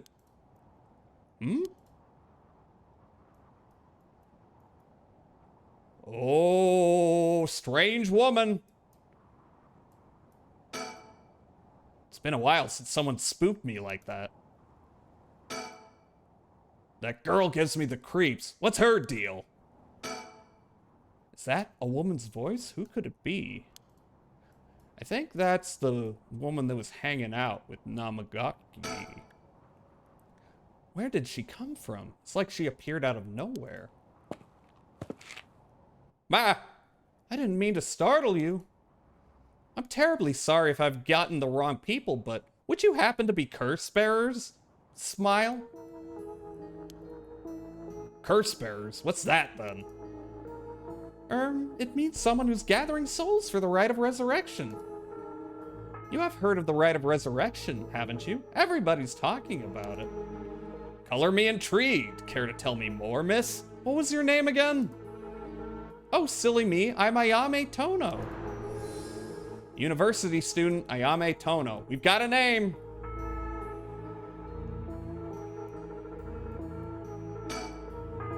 He's hiding it well, but I can sense that he's got his guard up. Could there be more to this girl than meets the eye? Transformers! I should ask her what her deal is. She certainly had no reservations telling us about the rite of resurrection. It'll be worth keeping an eye on her. She could be trouble. She says her name's Ayame. I guess she's around 20. She must be brave walking around alone this late. Or maybe there's more to it. There's more to the rite of resurrection than meets the eye, you see. So the best way to collect soul dregs is to kill other curse bearers. And that's about the size of it. I hope it wasn't too much to follow. No, I think I got the gist. Funny old world we live in, huh? So are you saying you're one of these curse bearers? Well, not quite. It's complicated. I'm not, but Yutaro is. Your boyfriend sucks. Yutaro, is that your boyfriend? Okay, so in the detective's route, did he kill his girlfriend? God, I believe he would. Oh, heavens no, just a friend. Okay, not his girlfriend. Oh no, he's in the friend zone. Oh no, Reddit. His full name is Yutaro Namagaki, where I suppose you could say partners in crime. Funny way of putting it. This MF got bitches, unrealistic game, uninstall. Oh, no more of this game. This game bullshit. Ah, that must be it. She must be half of the young couple Richter mentioned. About Yutaro. So where is this Yutaro now? Well, about that, he's not actually a curse bearer anymore. He's more like a former curse bearer. Oh, okay. Maybe that didn't happen. Maybe she's fine. Maybe. Maybe this is after the police detectives reamed his ass. Former? How so? I don't really know the details myself, but apparently he lost his curse stone. Typical, right? He makes such a show of being a top student, only to flunk where it counts. So now I'm out here looking for curse bearers myself. If you want something done right. Sometimes a woman's gotta do the work. He lost it. How did he do that? I wasn't with him at the time, so I don't know exactly what happened. All I know is that he came back saying he didn't have it anymore. Although, well, it's strange that you'd probe into that of all things. I'm just the curious sort, that's all. Sorry if it's a touchy subject. Oh, I don't mind. I don't particularly care about keeping it a secret. More? Yutaro can be a little irrational sometimes, so I have to keep a level head on my shoulders. God, she's gotta do emotional labor for him on the regular, I just know it. About why you approached us. So anyway, mind if I ask why you thought I was a curse bearer? Oh, that. I'm terribly sorry. I was so rude. I saw the two of you out late at night, and I suppose I made assumptions. Gotcha. Sorry if we gave you the wrong idea. Out of interest, what was your plan if we did turn out to be curse bearers? Great question, and the answer is, I was going to ask you very nicely for your curse stones. Uh-oh. And you thought we'd have given them to you, just like that? Well, maybe not, but you know what they say. You never know until you ask. You must really love your boyfriend if you're willing to try something that risky. Oh goodness, no, we're just friends. My life doesn't revolve around him, you know. Anyway, you aren't curse bearer, so I'm just bothering you, aren't I? Please ignore me.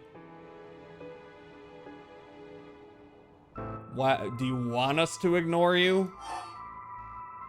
What if you've got Shogo's frickin' stone by now? Huh? We know how that works. about the rite of resurrection. Friend zone. So what are you trying to do with this rite of resurrection?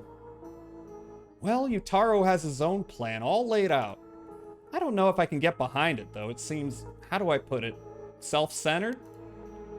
I mean, if you've got a chance to resurrect the dead, it would be a waste not to use it on someone that really matters, right?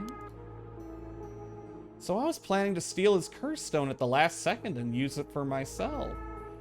That's also selfish. Well, until he lost it anyway. She's using them. Girl boss. Oh, but don't tell Yotaro I was going to do that, okay? I don't think he'd be happy to hear it. Of course, keeping secrets is my business. Baby girl's Delulu. Yeah, she's a tweaker. Yeah, there's something not right about that girl. And I'm a murder mommy. So that's saying something. My, aren't you dashing? Sounds like you really have your heart set on this rite. What were you hoping to use it on? Do you promise you won't laugh? I think I'm going to. Cross my heart.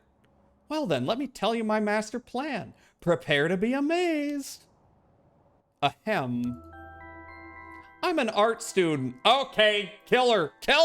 You see, woodblock prints are my specialty, ukiyo-e in particular. Bring Mao back. What? Ukiyo-e, huh? You must be a cultured lady. Really, do you think so? Everybody says it's a strange interest for a girl to have. Oh, bring Mao back at the rite of resurrection. I see. Understandable. You know, people often think of ukiyo-e as some inaccessible, high-class art form, but that's actually totally untrue. Do they? Is that considered a hoity-toity, bougie, like, art to get into? What the fuck else would I be saying? Look, sometimes my brain doesn't connect the dots immediately. I gotta think about it. Am I the tweak? No, you're fine. I'm tweaking. Back in the Edo period, it was the art for the masses, amusement for the common people. And then it got relegated to an ivory tower. Same as it ever was. So when you think about it, we feel exactly the same thrills from every brushstroke as they did back then. Isn't that fascinating? Yeah, I guess. And as far as I'm concerned, the undisputed king of ukiyo-e is the one and only Hokusai. Is she trying to bring back her fucking hero? It's like, I want to bring back Hokusai. She wants to bring back her biggest influence and go, I brought you back to life. Call me cool, please. Be my best friend. Have you heard of him? Sure I have. He's famous. Didn't he live somewhere around here back in the Edo period? That's right. You're just as knowledgeable as you look. Okay, don't patronize me. Look, it's the wave. It's the wave. It's a big-ass wave. Y'all know the wave. His 36 views of Mount Fuji are so iconic. They're the only works of his most people know. But I know all the deep cuts, because I'm better than them. But Hokusai was so much more than just mountains and waves. That's only the teeny tiny tip of a veritable iceberg of work. I've got to admit, I only really know him from those landscapes myself. Oh, don't worry about it. Anyone can learn. When Hokusai died at the age of 90, he left behind over 30,000 drawings. Are you gonna bring him back at the age of 90? Like, you know, that's kind of cruel. He's gonna be an old man. He's just gonna die 10 seconds later. That's multiple drawings a day for 80 years. Amazing, right? So he kept on drawing right up until his old age, huh? Impressive. But even in his final years, he was never satisfied with his own work. His dying words were, "Should heaven afford me but 5 more years, I shall finally become a true artist." Even on his deathbed, he still thought he had more to learn. He was already the greatest painter and artist of his era. Who knows what he could have done with more time? Well, that's what I want to find out. Is that gonna give him more time? I don't know if that's how it works. Hold on, are you saying... Besides, he always said he wanted to move out of 100 houses, but he only made it to 93. Isn't that just tragic? Oh no. Nuh-uh. No way this is going where I think it's going. Richter knows this is dumb. Imagine the masterpieces he could create with modern techniques. I feel all dizzy just thinking about it. You've gotta be kidding me. What if Hokusai was an AI bro? Oh no. Oh no, I don't want to imagine that. So if I understand correctly, you want to use the Rite of Resurrection to... That's right, I want to bring Hokusai back to life. Well, that's certainly a novel idea. Stairs. That's what she'd use it on? What a waste. Files updated. Katsushika Hokusai. Painting by Katsushika Hokusai. 36 views of Mount Fuji, the Great Wave off Kanagawa. We all know this one. A master ukiyo-e artist, 1760 to 1849. Hokusai was active during the late Edo period, considered to be the golden age of ukiyo-e in Japan. Born in Honjo, Hokusai spent most of his life in the area now known as Sumida City. Among his most famous works are the 36 Views of Mount Fuji and the Hokusai manga. Hokusai was a prolific artist from a young age and has left behind a wide variety of works, producing an estimated 30,000 pieces during his lifetime. Though the general popularity of ukiyo-e declined during the Meiji period, Hokusai remained a core figure at the center of the Japanisme movement, providing inspiration for countless artists around the globe. Despite his fame, Hokusai himself was said to be rather indifferent to money or decorum, and lived a life that quite appropriately resembled that of the whimsical and otherworldly scenes often depicted in ukiyo-e. Though he went by many names, in his later years he took on the title of Gakyo Rojin Manji, or the Old Mad Painter. Hokusai lived to be 90 years old and never lost his passion for art. We're learning art history. Oh gosh, is that the time I should be going? I need to get my hands on a curse bearer before daybreak. Sorry for flagging you down out of the blue like that. Best of luck. Stairs. That girl crazy. Persons of interest. Ayame Tono.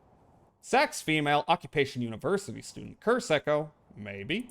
Ayame is a young woman working with Yutaro Namagaki. Her love of Katsushika Hokusai's ukiyo-e is so great that she wishes to resurrect him with the Rite of Resurrection.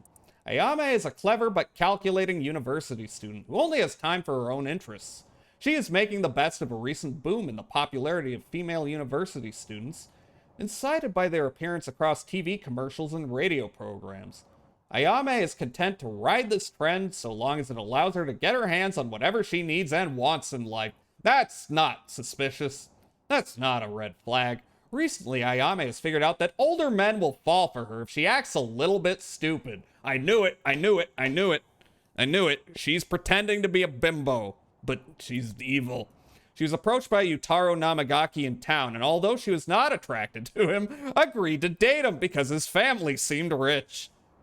Oh, it's a gold digger. However, she does not think much of him as a human being, is beginning to grow bored of their relationship. Well, there goes trouble. Pop off, girlie. Yeah. We're going after curse stones. We should keep an eye on her. 2 if we can. Why do you say that? Before she left, she wished us best of luck. She's got at least an inkling that we're curse bearers. My. There's a good chance we'll clash sooner or later. We're after the same thing, after all. You head on back to the mansion, ma'am. I think I'll tail her for a while. Uh-oh. Don't die.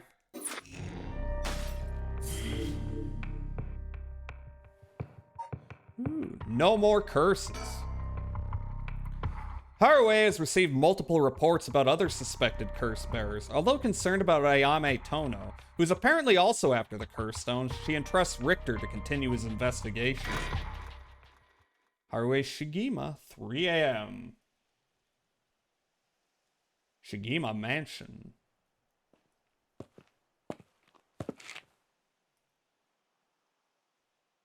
Back here again at the Krispy Kreme. I left Richter to continue looking for curse bearers and came home alone. Okay, let's examine. Ooh. Oh, hello. Mockingbird number 5 discovered. We got a new one. Okay. Which one is this? The Ostracizer. It's an ostrich. It's got horns and a motorcycle helmet. Goes fast. Gotta go fast. Feel like I should have found more of those things. Maybe I'm losing my touch. I can hear the wind rustling in the trees. Yeah, that's true, I think. Surroundings, mansion. The old Shigima mansion. We rebuilt it here after the Great Kanto earthquake. Ah, yes, a Speedgen, if I may. Oh my god. It's always stayed the same all these years. Even the war didn't touch it. I never liked it growing up. I always wanted to live somewhere more modern. I was updated.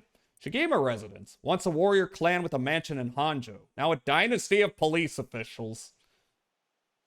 Some of those that work forces. The Shigima family is one of considerable repute. The family estate was originally located some distance from the city, but the Great Kanto earthquake of 1923 forced them to rebuild in a new location. The Shigima mansion was at one time a bustling place where members of the social elite mingled. 1 year ago, however, the head of the house was struck with a sudden melancholy, and ever since their mansion has stood silent as the grave. Interesting. Mansion entrance. I'll leave the entrance for last, even though... Actually, let me think. Will this really be enough to gather the soul dregs I need? What if nobody uses any more curses? I'll lose my chance to bring him back. Uh-oh. Entrance? Wait, not yet. Think? Nope, nothing new. And I think that's everything. Yeah. Go inside.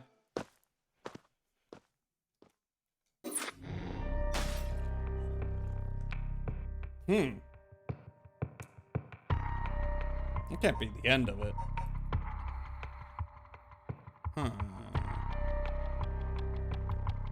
Alright. We are probably gonna need to do some things to unlock other routes if I were to hazard a guess. Spirit board. Alright, now it's time for girls just wanna have fun. Yako Sakazaki searches for the rite of resurrection, hoping to revive her friend who jumped to her death. To get the information she needs, she meets with her classmate Mio Kurosuzu in their classroom at midnight to attempt using a spirit board. Time for girls to hang out. Girls rock. 12 a.m. Komagata High School.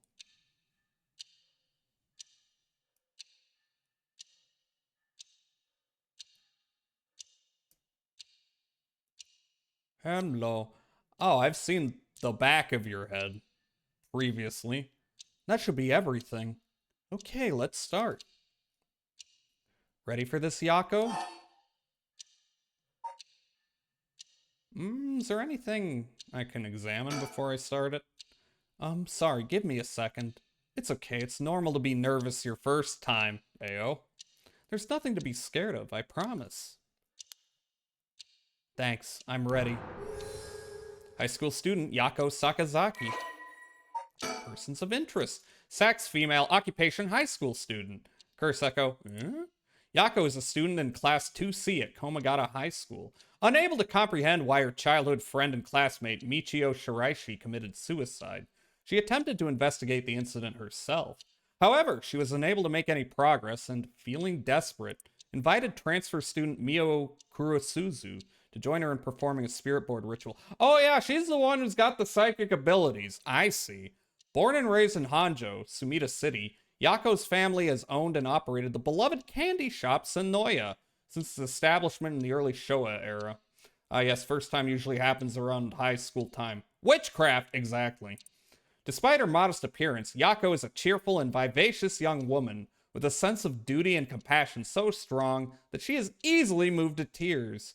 She's also a bit quick-tempered and quarrelsome, always prepared to stand up against those who harm her family or friends. It is possible, however, that this readiness to fight is more driven by an innate love of chaos. Yako's winning streak against arrogant boys and scraps since she was a child remains unbroken and is the source of considerable stress for her mother. Oh boy, she's a delinquent. All right, let's start. This is the spirit board. This is how we'll be communicating. First, we'll both put a finger on the 10 yen coin that's on the board. Oh. Like this? Just like that. Relax your finger as much as you can. Now for the chant. Repeat what I say, okay? Oh, Spectre of the Spirit Board, please visit us. Your turn. Scepter of the Spirit Board, Spectre. Spirit of the Spectre. Spectre of the Spirit Board. What? Oh. Spirit Board. Please visit us. Spectre of the Spirit Board, Spectre of the Spirit Board, please visit us. Good. Please tell us if you are there. Yes. Whoa, it really moved! Looks like we succeeded in the summoning. We can ask questions now. This one would fuck me up so bad I'm dunzo. I mean, it's not that. It's not. Meh. I've seen worse in games required to remember. Oh, but it is English. Well, it's English language for me. It might not be in different translations. I don't know. Right, questions. Start with a question you know the answer to and see the response. Then, when you know your questions are being answered truthfully, you ask what you really want to know. Okay, I'll start with something simple.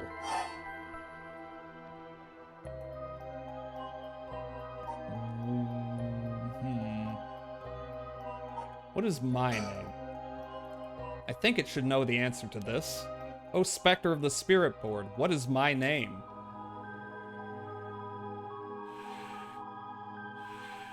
Huh? What's the matter? How strange. No. Huh? It told me no. I bet it means it doesn't know. It may be the Spectre of the Spirit Board, but it doesn't know everything. Okay, that's good to know. It's not God. They're not omniscient. Is this spirit really the real deal? Yes. Good to know. It's fine. Feel like it's giving me attitude.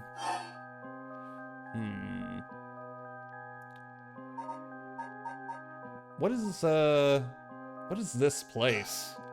Oh, Spectre of the Spirit Board. Where are we? Hey. School.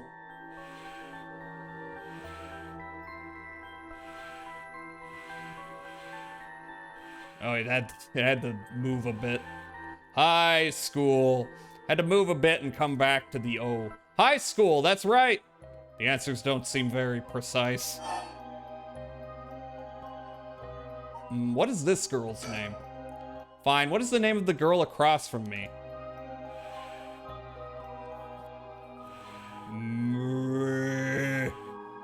Mio. Mio, that's right. Grr, that's not fair. It knows your name, Mio. It even used that weird character you used to spell your name. How flattering.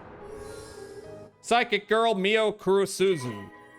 Persons of interest. Sex female, occupation high school student. Mio transferred to Class 2C at Komagata High School about 2 months ago. Although she is an extremely mild-mannered young woman, she exudes a somewhat off-putting dark aura, which makes it difficult for her to form friendships. Yeah, it's my dark aura that's the problem. Mio has, however, found a friend in her classmate Yako Sakazaki, and has begun opening up to her little by little.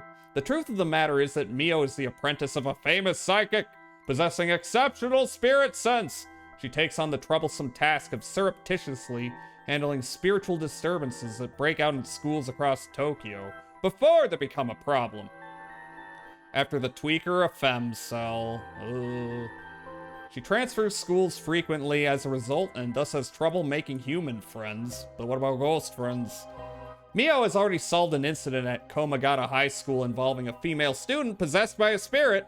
Although she takes effort to hide her spirit sense, many develop an impression that Mio has a deep knowledge of the occult and the paranormal upon first meeting her, leading her to be anxious that her secrets have been exposed.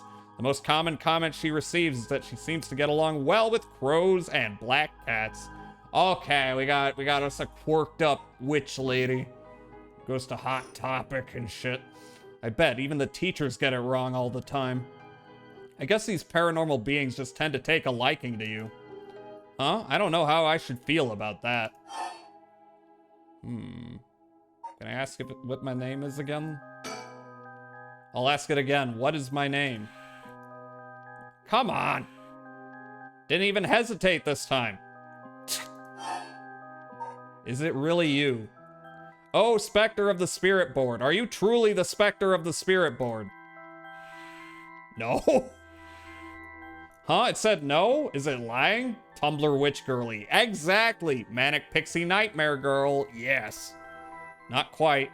The Spectre of the Spirit Board is just a temporary name we call them when using the board. You know, girls who have like 20 Invader Zim t-shirts. I don't know why I default to Invader Zim t-shirt. Actually, I do. It's apt. We're actually calling a spirit with a strong tie to this place, or one of the people participating. In other words, a spirit that just happened to be nearby, just felt like answering. They don't really think of themselves as the Spectre of the Spirit Board.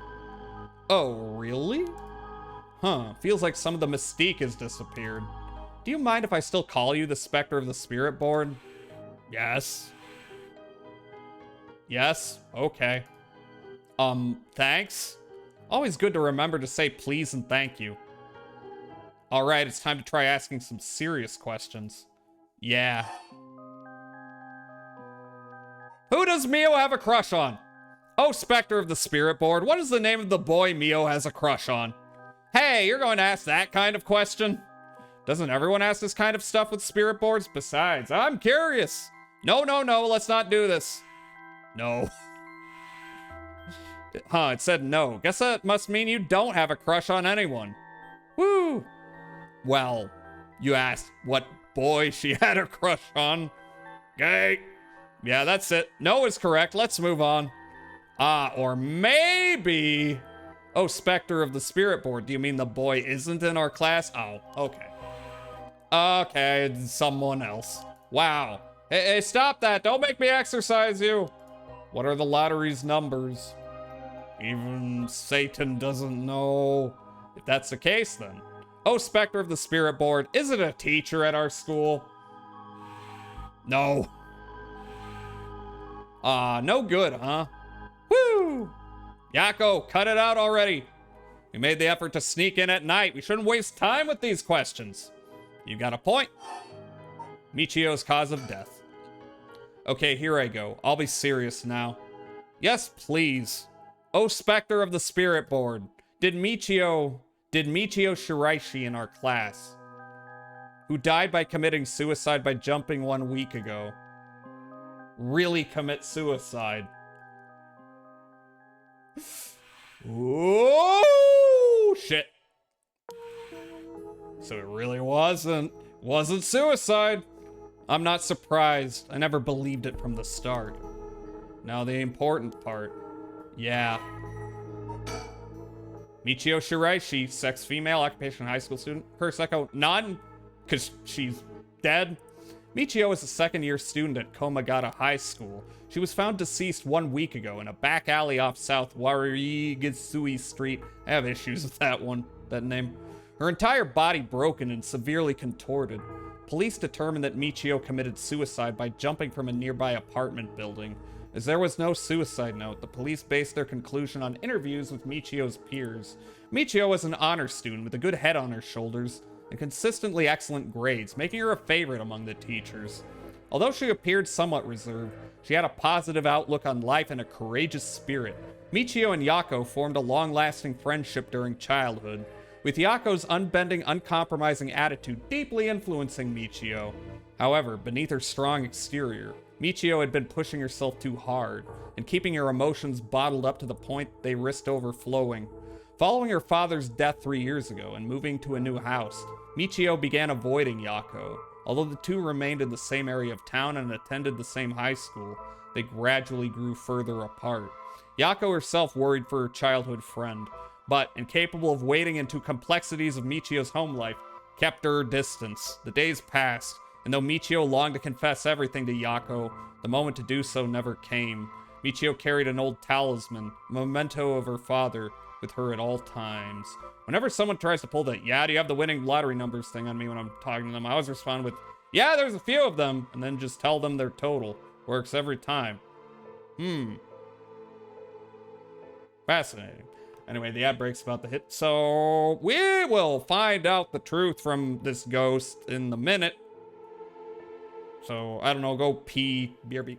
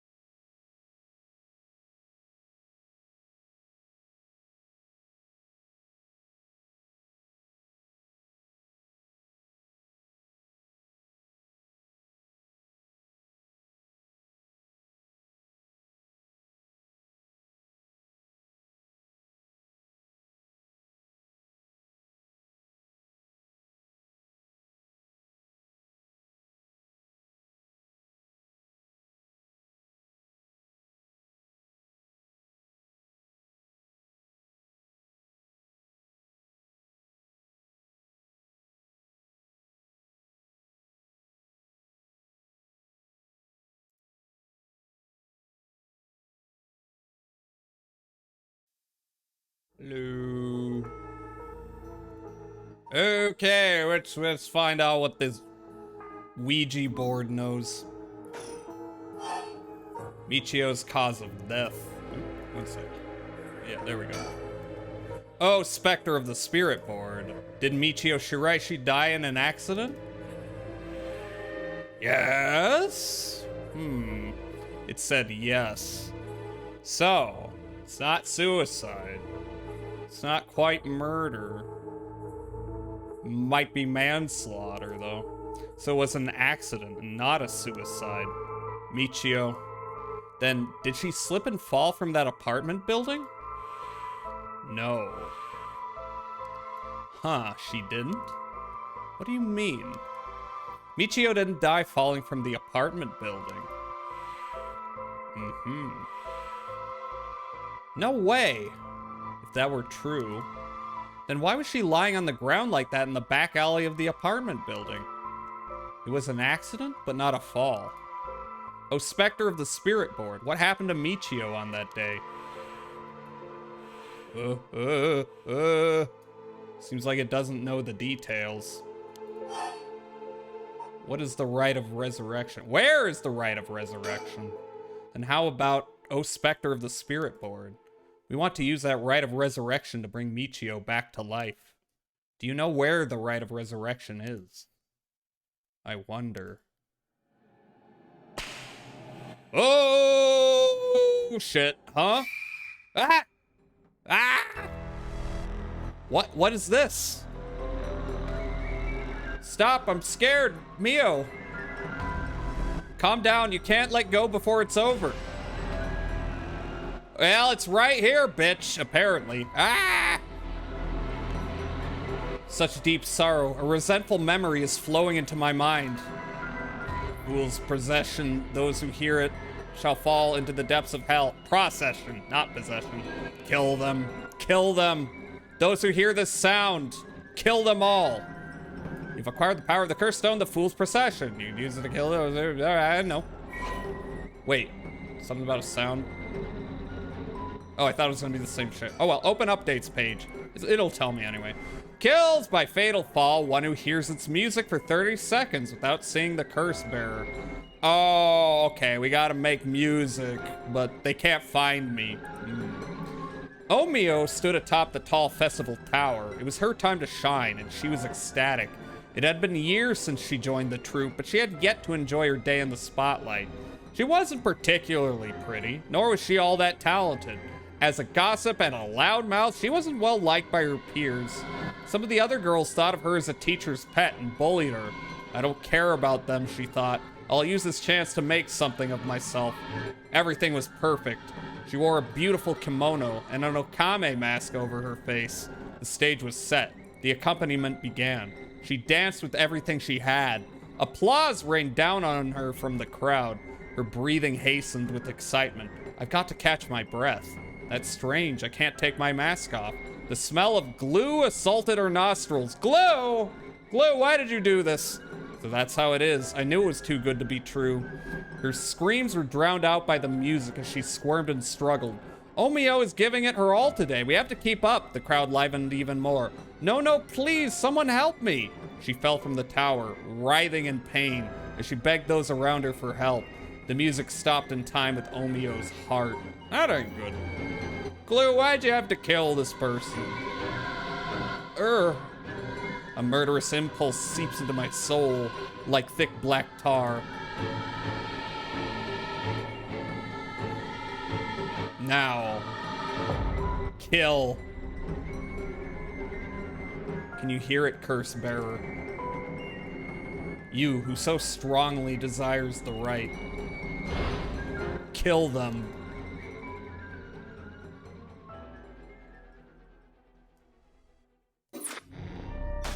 Whoop. Just saying though, we've been going 5 hours, so I'm gonna go a little longer, but not too much. Yeah, maybe 1 or 2 more of these things, depending on how long they are. 2 things to remember.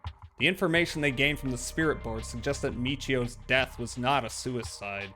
When they continue to press the Spirit Board for the location of the Rite of Resurrection, a curse echo suddenly appears. 1 week ago, halcyon days, when everything was sepia.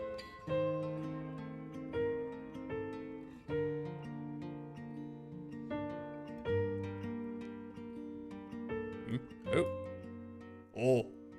Hey, did you hear? Someone from our school committed suicide.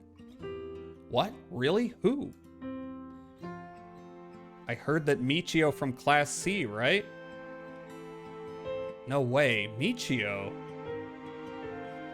She'd been acting pretty strangely lately, but I still can't believe it.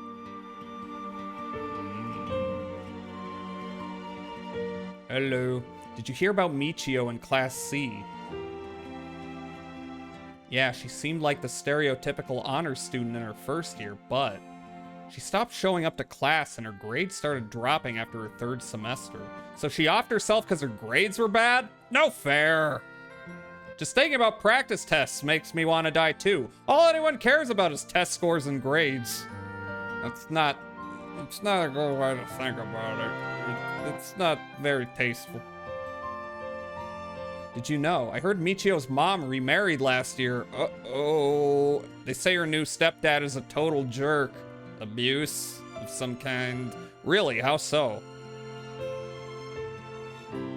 Like, he'd peek on her while she changes and couldn't keep his hands off. Whoa, okay. I even heard he's an ex-con. If she resists him, he gets violent. That's not good. That's so scary. No way I couldn't take that. That shit's getting dark. I'd probably think about killing myself, too, if I had to deal with someone like that at home. Fucking Christ.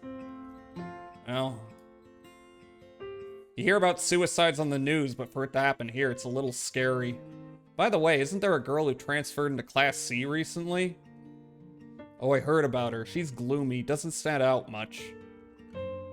Did you know that the school she was at before she transferred also had a suicide? Hmm? What, for real? That seems like kind of fishy. Oh, good God. Ahem. There might be some of you who already know, but a member of our class, Michio Shiraishi, passed away last night. Okay, calm down. I know this comes as a surprise, but please keep quiet. Yeah, you know, that's some good bedside manner. The cause of death is still under investigation, and there's nothing we know for certain at the moment. You probably offed her, intentionally or not. Detailed investigation reports will come from the police, so please don't go spreading any rumors, got it? We're sending everyone home for today. No dilly-dallying on your way. School will be off tomorrow as well. Hey you, stop celebrating! Show some respect! There will be a memorial service scheduled next week at the school assembly, if anyone wishes to pay their respects individually. Several days later.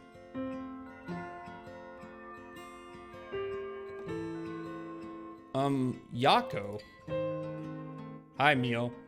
Sorry to bug you.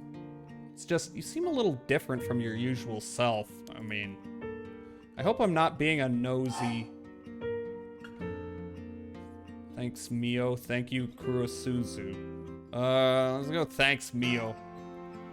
But thanks, Mio. Was I acting that strangely? Yeah, enough to make me worry. If you want to talk, I'm happy to listen. Yeah, this is perfect timing. There's actually something I want to ask you. Yeah? About Michio Shiraishi, about the Rite of Resurrection, about the Spectre. Let's ask about the Rite of Resurrection. Hey, Mio. You know about the Rite of Resurrection, right? Yeah, it's that thing Mr. Araishi apparently discovered and wrote an article about. I doubt there's many people who don't know. He's always talking about it. Do you believe it's real, Pouty? Huh? Well, sounds a little too good to be true to me. But on the off chance that it really works, we could bring Michio back to life with it. I want to find out if there's even the slightest chance of bringing Michio back. But how will you look for it? Right, that's the thing. Spectre of the Spirit Board. You know that spirit board thing that everyone's been doing?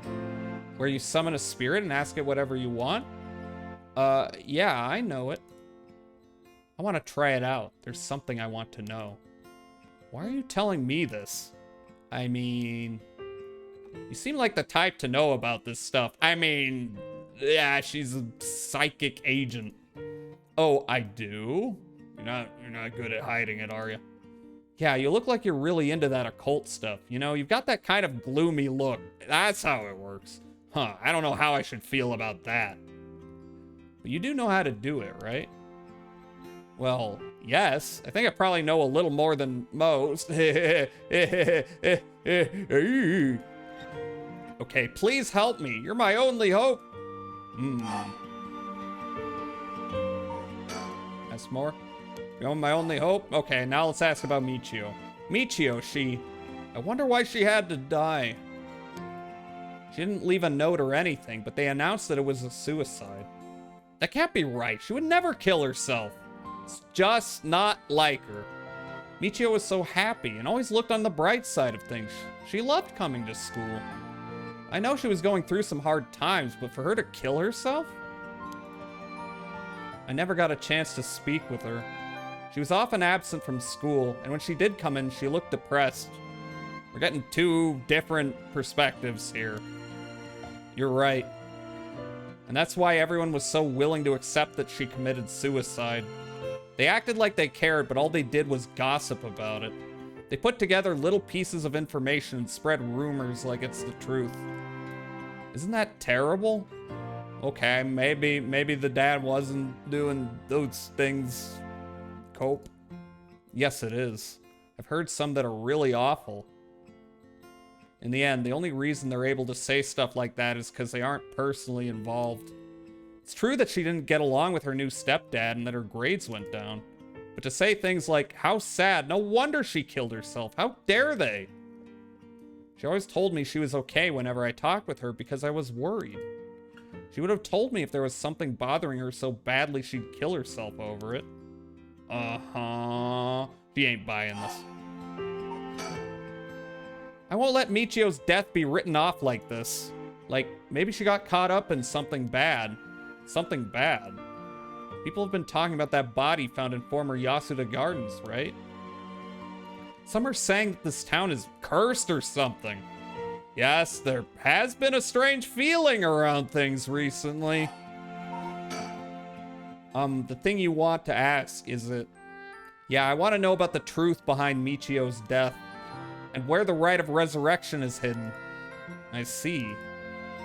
I don't know if getting the answer to those questions will be as easy as you hope. Please, the teacher and police aren't any help. There's only so much I can do alone. If there's even the slightest chance, then... Well... Okay, if that would make you feel better, then I'll help. Yes, thank you, Mio. Okay, then tomorrow after dark. And that's how we got here. Files updated. What do we got? Notes on Michio Shiraishi. Case notes regarding the suicide of Michio Shiraishi. Komagata High School, Class 2C. Cause of death, body discovered 1 week ago. Died from full-body blunt force trauma in an alley off South Warigasui Street. Believed to have fallen from the roof of a nearby apartment complex. Potential motives. The deceased parents had recently remarried, and rumors among the students suggest physical abuse by her stepfather. May constitute motive for suicide. May. Yako Sakazaki, 12 a.m. Komagata High School, Class 2C.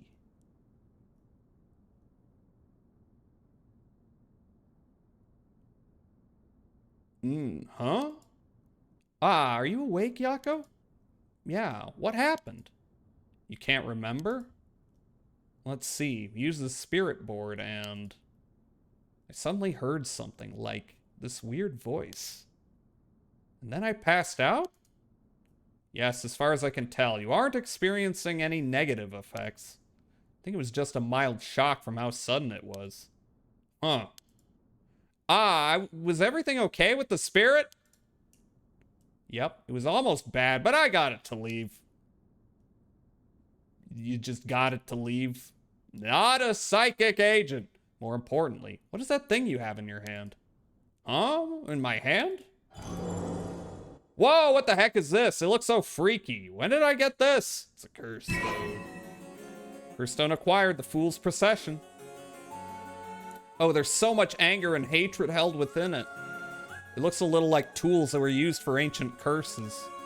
What? That's so scary. Yako, you just said you heard a strange voice, right? Could you tell me what you heard? Anything you can recall? I think it might be connected to that object. Let's see. Felt like I was at the bottom of a dark place. Then this voice felt like it was echoing in my mind.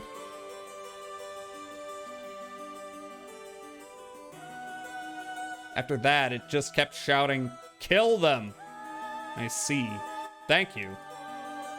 Yako? I think you may have exactly what you need in order to use the Rite of Resurrection. A curse with the power to take people's lives and turn them into soul dregs. What, you mean this is a real curse? I know I said I wanted to use the Rite of Resurrection to bring back Michio, but why? Why me? It makes no sense. Yako, please, calm your fucking bitch ass down and listen, slut. Yeah. I'm sorry about panicking. No, it's okay. Fear is something we feel in the face of the unknown. Long ago, people would give names to phenomena they couldn't understand in order to live with them. However, modern-day developments in science and culture have pushed for the rejection of things that can't be measured. And so, the paranormal has been treated like it doesn't exist. But they've been around since a long, long time ago. If you just understand, you can see that there's nothing to be afraid of, other than death curses that kill you. First, calming down is the most important. Accept reality for what it is. Huh? I only really gave this stuff a shot because it was popular, but... You really do have a connection with this stuff, don't you? Well, I suppose to an extent. Hey, Mio, what do I do? Where do I start? Am I cursed? Am I going to die? It's okay, I'll take care of the curse. That's why I'm here in the first place. Death curse is only cool and friendly. Go shake its hand. That's true. What? Trust me. I'll take care of things. It'll be all right. Thanks. I was the one who dragged you along to do the spirit board. It's fine. You're desperate to find a way to try and help your friend. But spirit boards are dangerous. You have to take them seriously. So I'm glad you invited me. All right, let's review everything we've learned so far and think of how to move forward. Okay.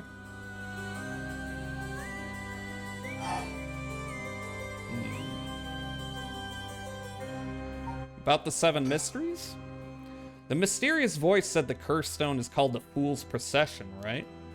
Yeah, that's from the 7 mysteries of Hanjo, right? Our school is said to be connected with a story with the same name, one of the mysteries. Right, I don't think it's a coincidence. This is just a guess, but it's possible that you were chosen because it could feel your desire for the Rite of Resurrection. If this is a curse of the 7 mysteries of Hanjo, then it's possible that there are others who received curses associated with the other mysteries. Yeah, that voice also said that there are other curse bearers, or whatever you called them. Not only that, apparently you can get a lot of soul dregs by killing a curse bearer. Right, that's certainly not good. Even if we have no intention of killing others with the curse, there's a chance you may be targeted if other curse bearers find us. Yeep! Yeep! We'll have to avoid anyone who has another of the curses. That means we should avoid people at night as much as possible. About the curse. What is this curse? Am I cursed? Well, I've only looked into it a little, but I wouldn't quite say you're cursed. It's more like you've gained the ability to use the power of a curse.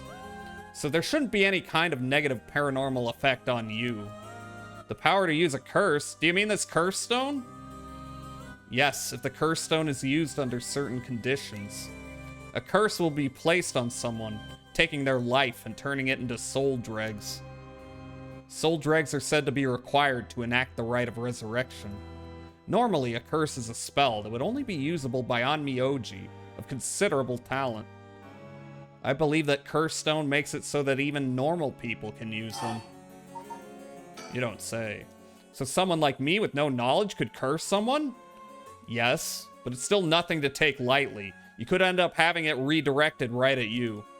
To tell you the truth, something unusual did happen while we were using the spirit board. It happened right around midnight, I think. This whole area seems to be under the effect of the Feast of Shadows. That sounds bad. The Feast of Shadows? Yes, it's a type of spell that temporarily boosts the potency of the supernatural. It also has the effect of making the powers of certain curse echoes manifest more easily. Judging by its strength, I'd say it probably covers about a 3 to 4 kilometer radius. 3 to 4 kilometers? That's big enough to cover all of Sumida City. Yes, I think the Feast of Shadows was used to cause the resentment lingering in the area to manifest as curse stones. Someone did this. But who? I don't know enough to say. But it's likely that it was done by someone who wants to uncover the rite of resurrection. This isn't something that happened naturally. I see. Files updated. The Feast of Shadows. A technique that allows one to create a field that temporarily boosts spiritual energy. In addition to amplifying the spiritual power of a particular area, it can also be used to amplify the strength of grudges and desires tied to an area.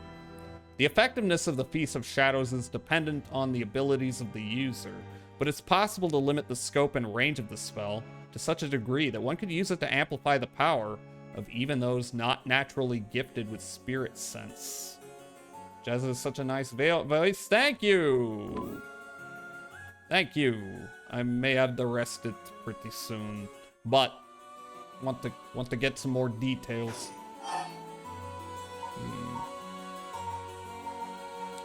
About the curse more. A curse stone's powers can only be used in this area under the influence of the Feast of Shadows. Oh fuck, it's 4 a.m. Yeah, I think after this bit's done, I might wrap it up for tonight. The effects also only appear after the sun is set. By setting a limit on when they can be used, the curses are strengthened. So the curses can't be used outside this area or during the day? Correct. But speaking of limits, to actually use a curse to kill someone, it seems there are conditions that need to be met. I'm sorry, Globe. Sorry for keeping you up. Conditions. You mean like how my curse echo needs someone to listen to the sound it makes for 30 seconds? To be honest, I don't really understand it. Like, how do I even summon the curse echo or make the sound? Do I just, like, will it? Do you mind if I try? Stop, stop, stop! You shouldn't be using curses so willy-nilly. Even if there are conditions that have to be met, the power to kill someone without leaving behind evidence is dangerous enough. In that sense, maybe you really have been cursed. I'm sorry that you got wrapped up in this situation, even though I'm here with you. Yeah, you should have done a better job, bitch. About the curse. That curse stone. I think whoever holds it becomes a curse bearer. It would probably be best for me to hold on to it, but then I'd feel bad about forcing it on you. No, I sense a powerful force rejecting me. I don't think I'd be able to take it. Really? Why? If we tried separating it from you, the curse may trigger. That's how bad I sense it wants to stay with you. That hasn't been a concern so far. No way! That curse stone might look like nothing more than an old Netsuke carving, but I can sense a powerful, resentful energy from it. I don't think it's a good idea for me to even touch it. I may seem like I know what I'm doing, but I don't know how to handle something this powerful.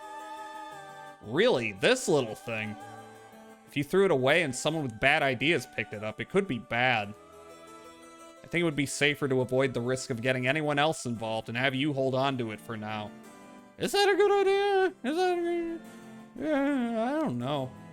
Well, now I'm kind of freaked out. Anyways, we need to make it to daybreak. I think the curse should weaken once it's morning. I'll help you find a way to deal with it then. Okay. So there are 2 things you should remember. First, do not fulfill the conditions while it's night. Second, should you happen to fulfill the conditions, don't use the curse. Right.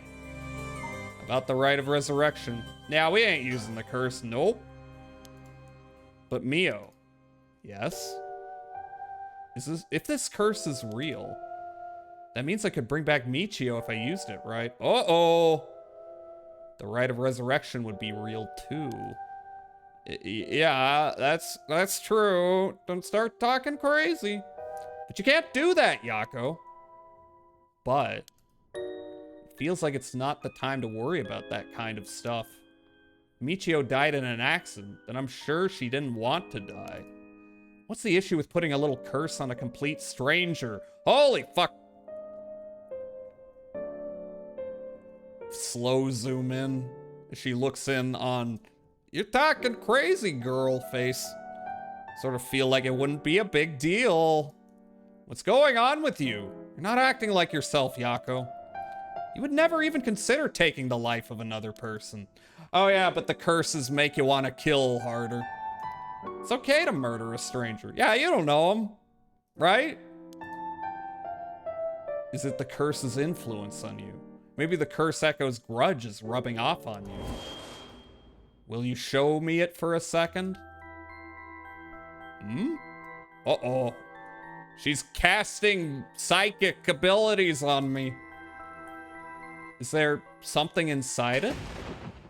No, stop! Yako. Oh, I'm sorry. But it's like, I just suddenly really didn't want you to touch it.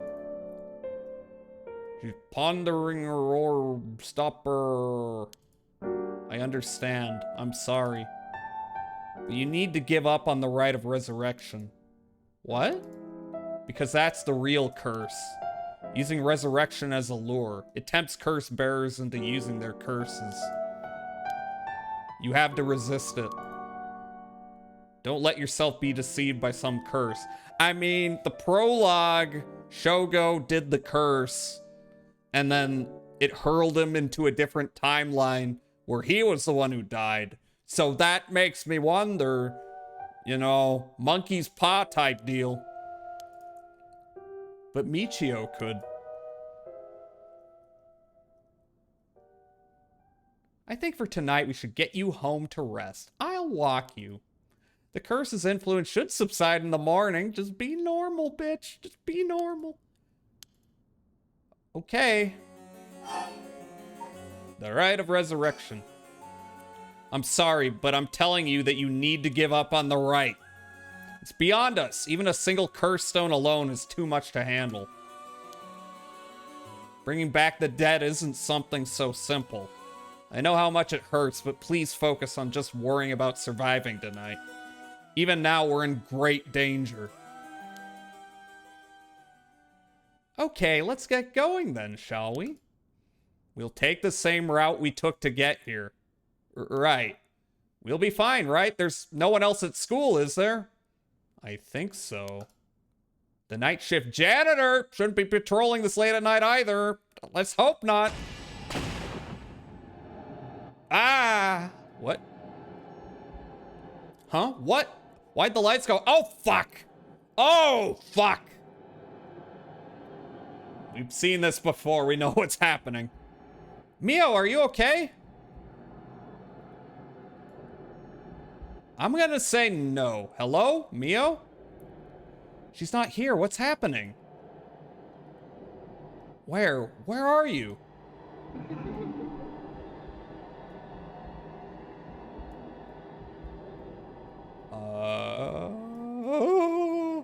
Whoa!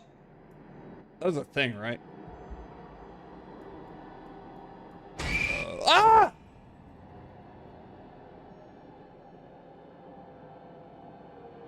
Okay, that got me.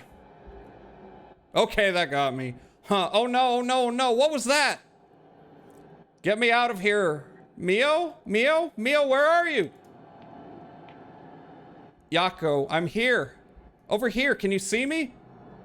Huh? Where? I didn't see anything. Don't do it again, please.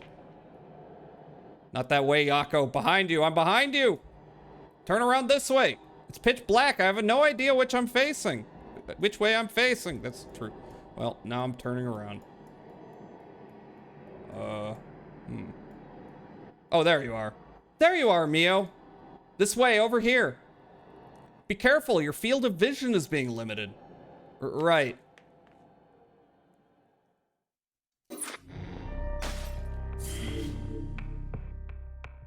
Well, we're gonna deal with that next time. I don't think I need to save, but I'm gonna. And that's, oh boy. Well, I was not ready for that. Okay. Okay. We will come back to this next week. Things are getting real stuff. Stuff be happening. Spooky stuff. Boop. And, oh. Okay, it's gonna, my fucking cursor's gonna be doing that. Thank you all for joining me for a spooky time. We will continue this next week. I'm gonna do this thing. Tomorrow is Wild Arms 3, which will probably be less, we'll have less, jump scares. Alright, socials here. Discord here. Do that thing. Now I find someone to raid. Who's online? Who's online? Ooh. You know, I could raid May. It is her birthday. Yes, it is her birthday. 9/11. What's May doing right now? Playing Daemon X Machina Titanic Scion. They made a sequel to that? Oh yeah, they did. I haven't played the first one. Should I? Here, it's pretty good. Okay. Yeah, we can do that. I'll keep the raid message simple. I mean, here's the default. But, look, I'll keep it simple. Happy birthday, raid. No need to make the obvious joke. I'm sure she's heard it many times. And I will commence it. Keep it simple, no, that's not it. Okay, I'm getting the raid set up. Thank you all for joining me for this. This was a good time. I enjoyed this VN. Next week, maybe we'll kill more people. Mostly I've just been reading and figuring things out. But I'm pretty sure if we want to get more routes, we gotta do more killing. We'll figure it out then. I am going to start raid. Yay! Raid-orino. And once again, join me tomorrow. We are going to do Wild Arms. Bye-bye. Bye-bye, y'all. Bye. Bye.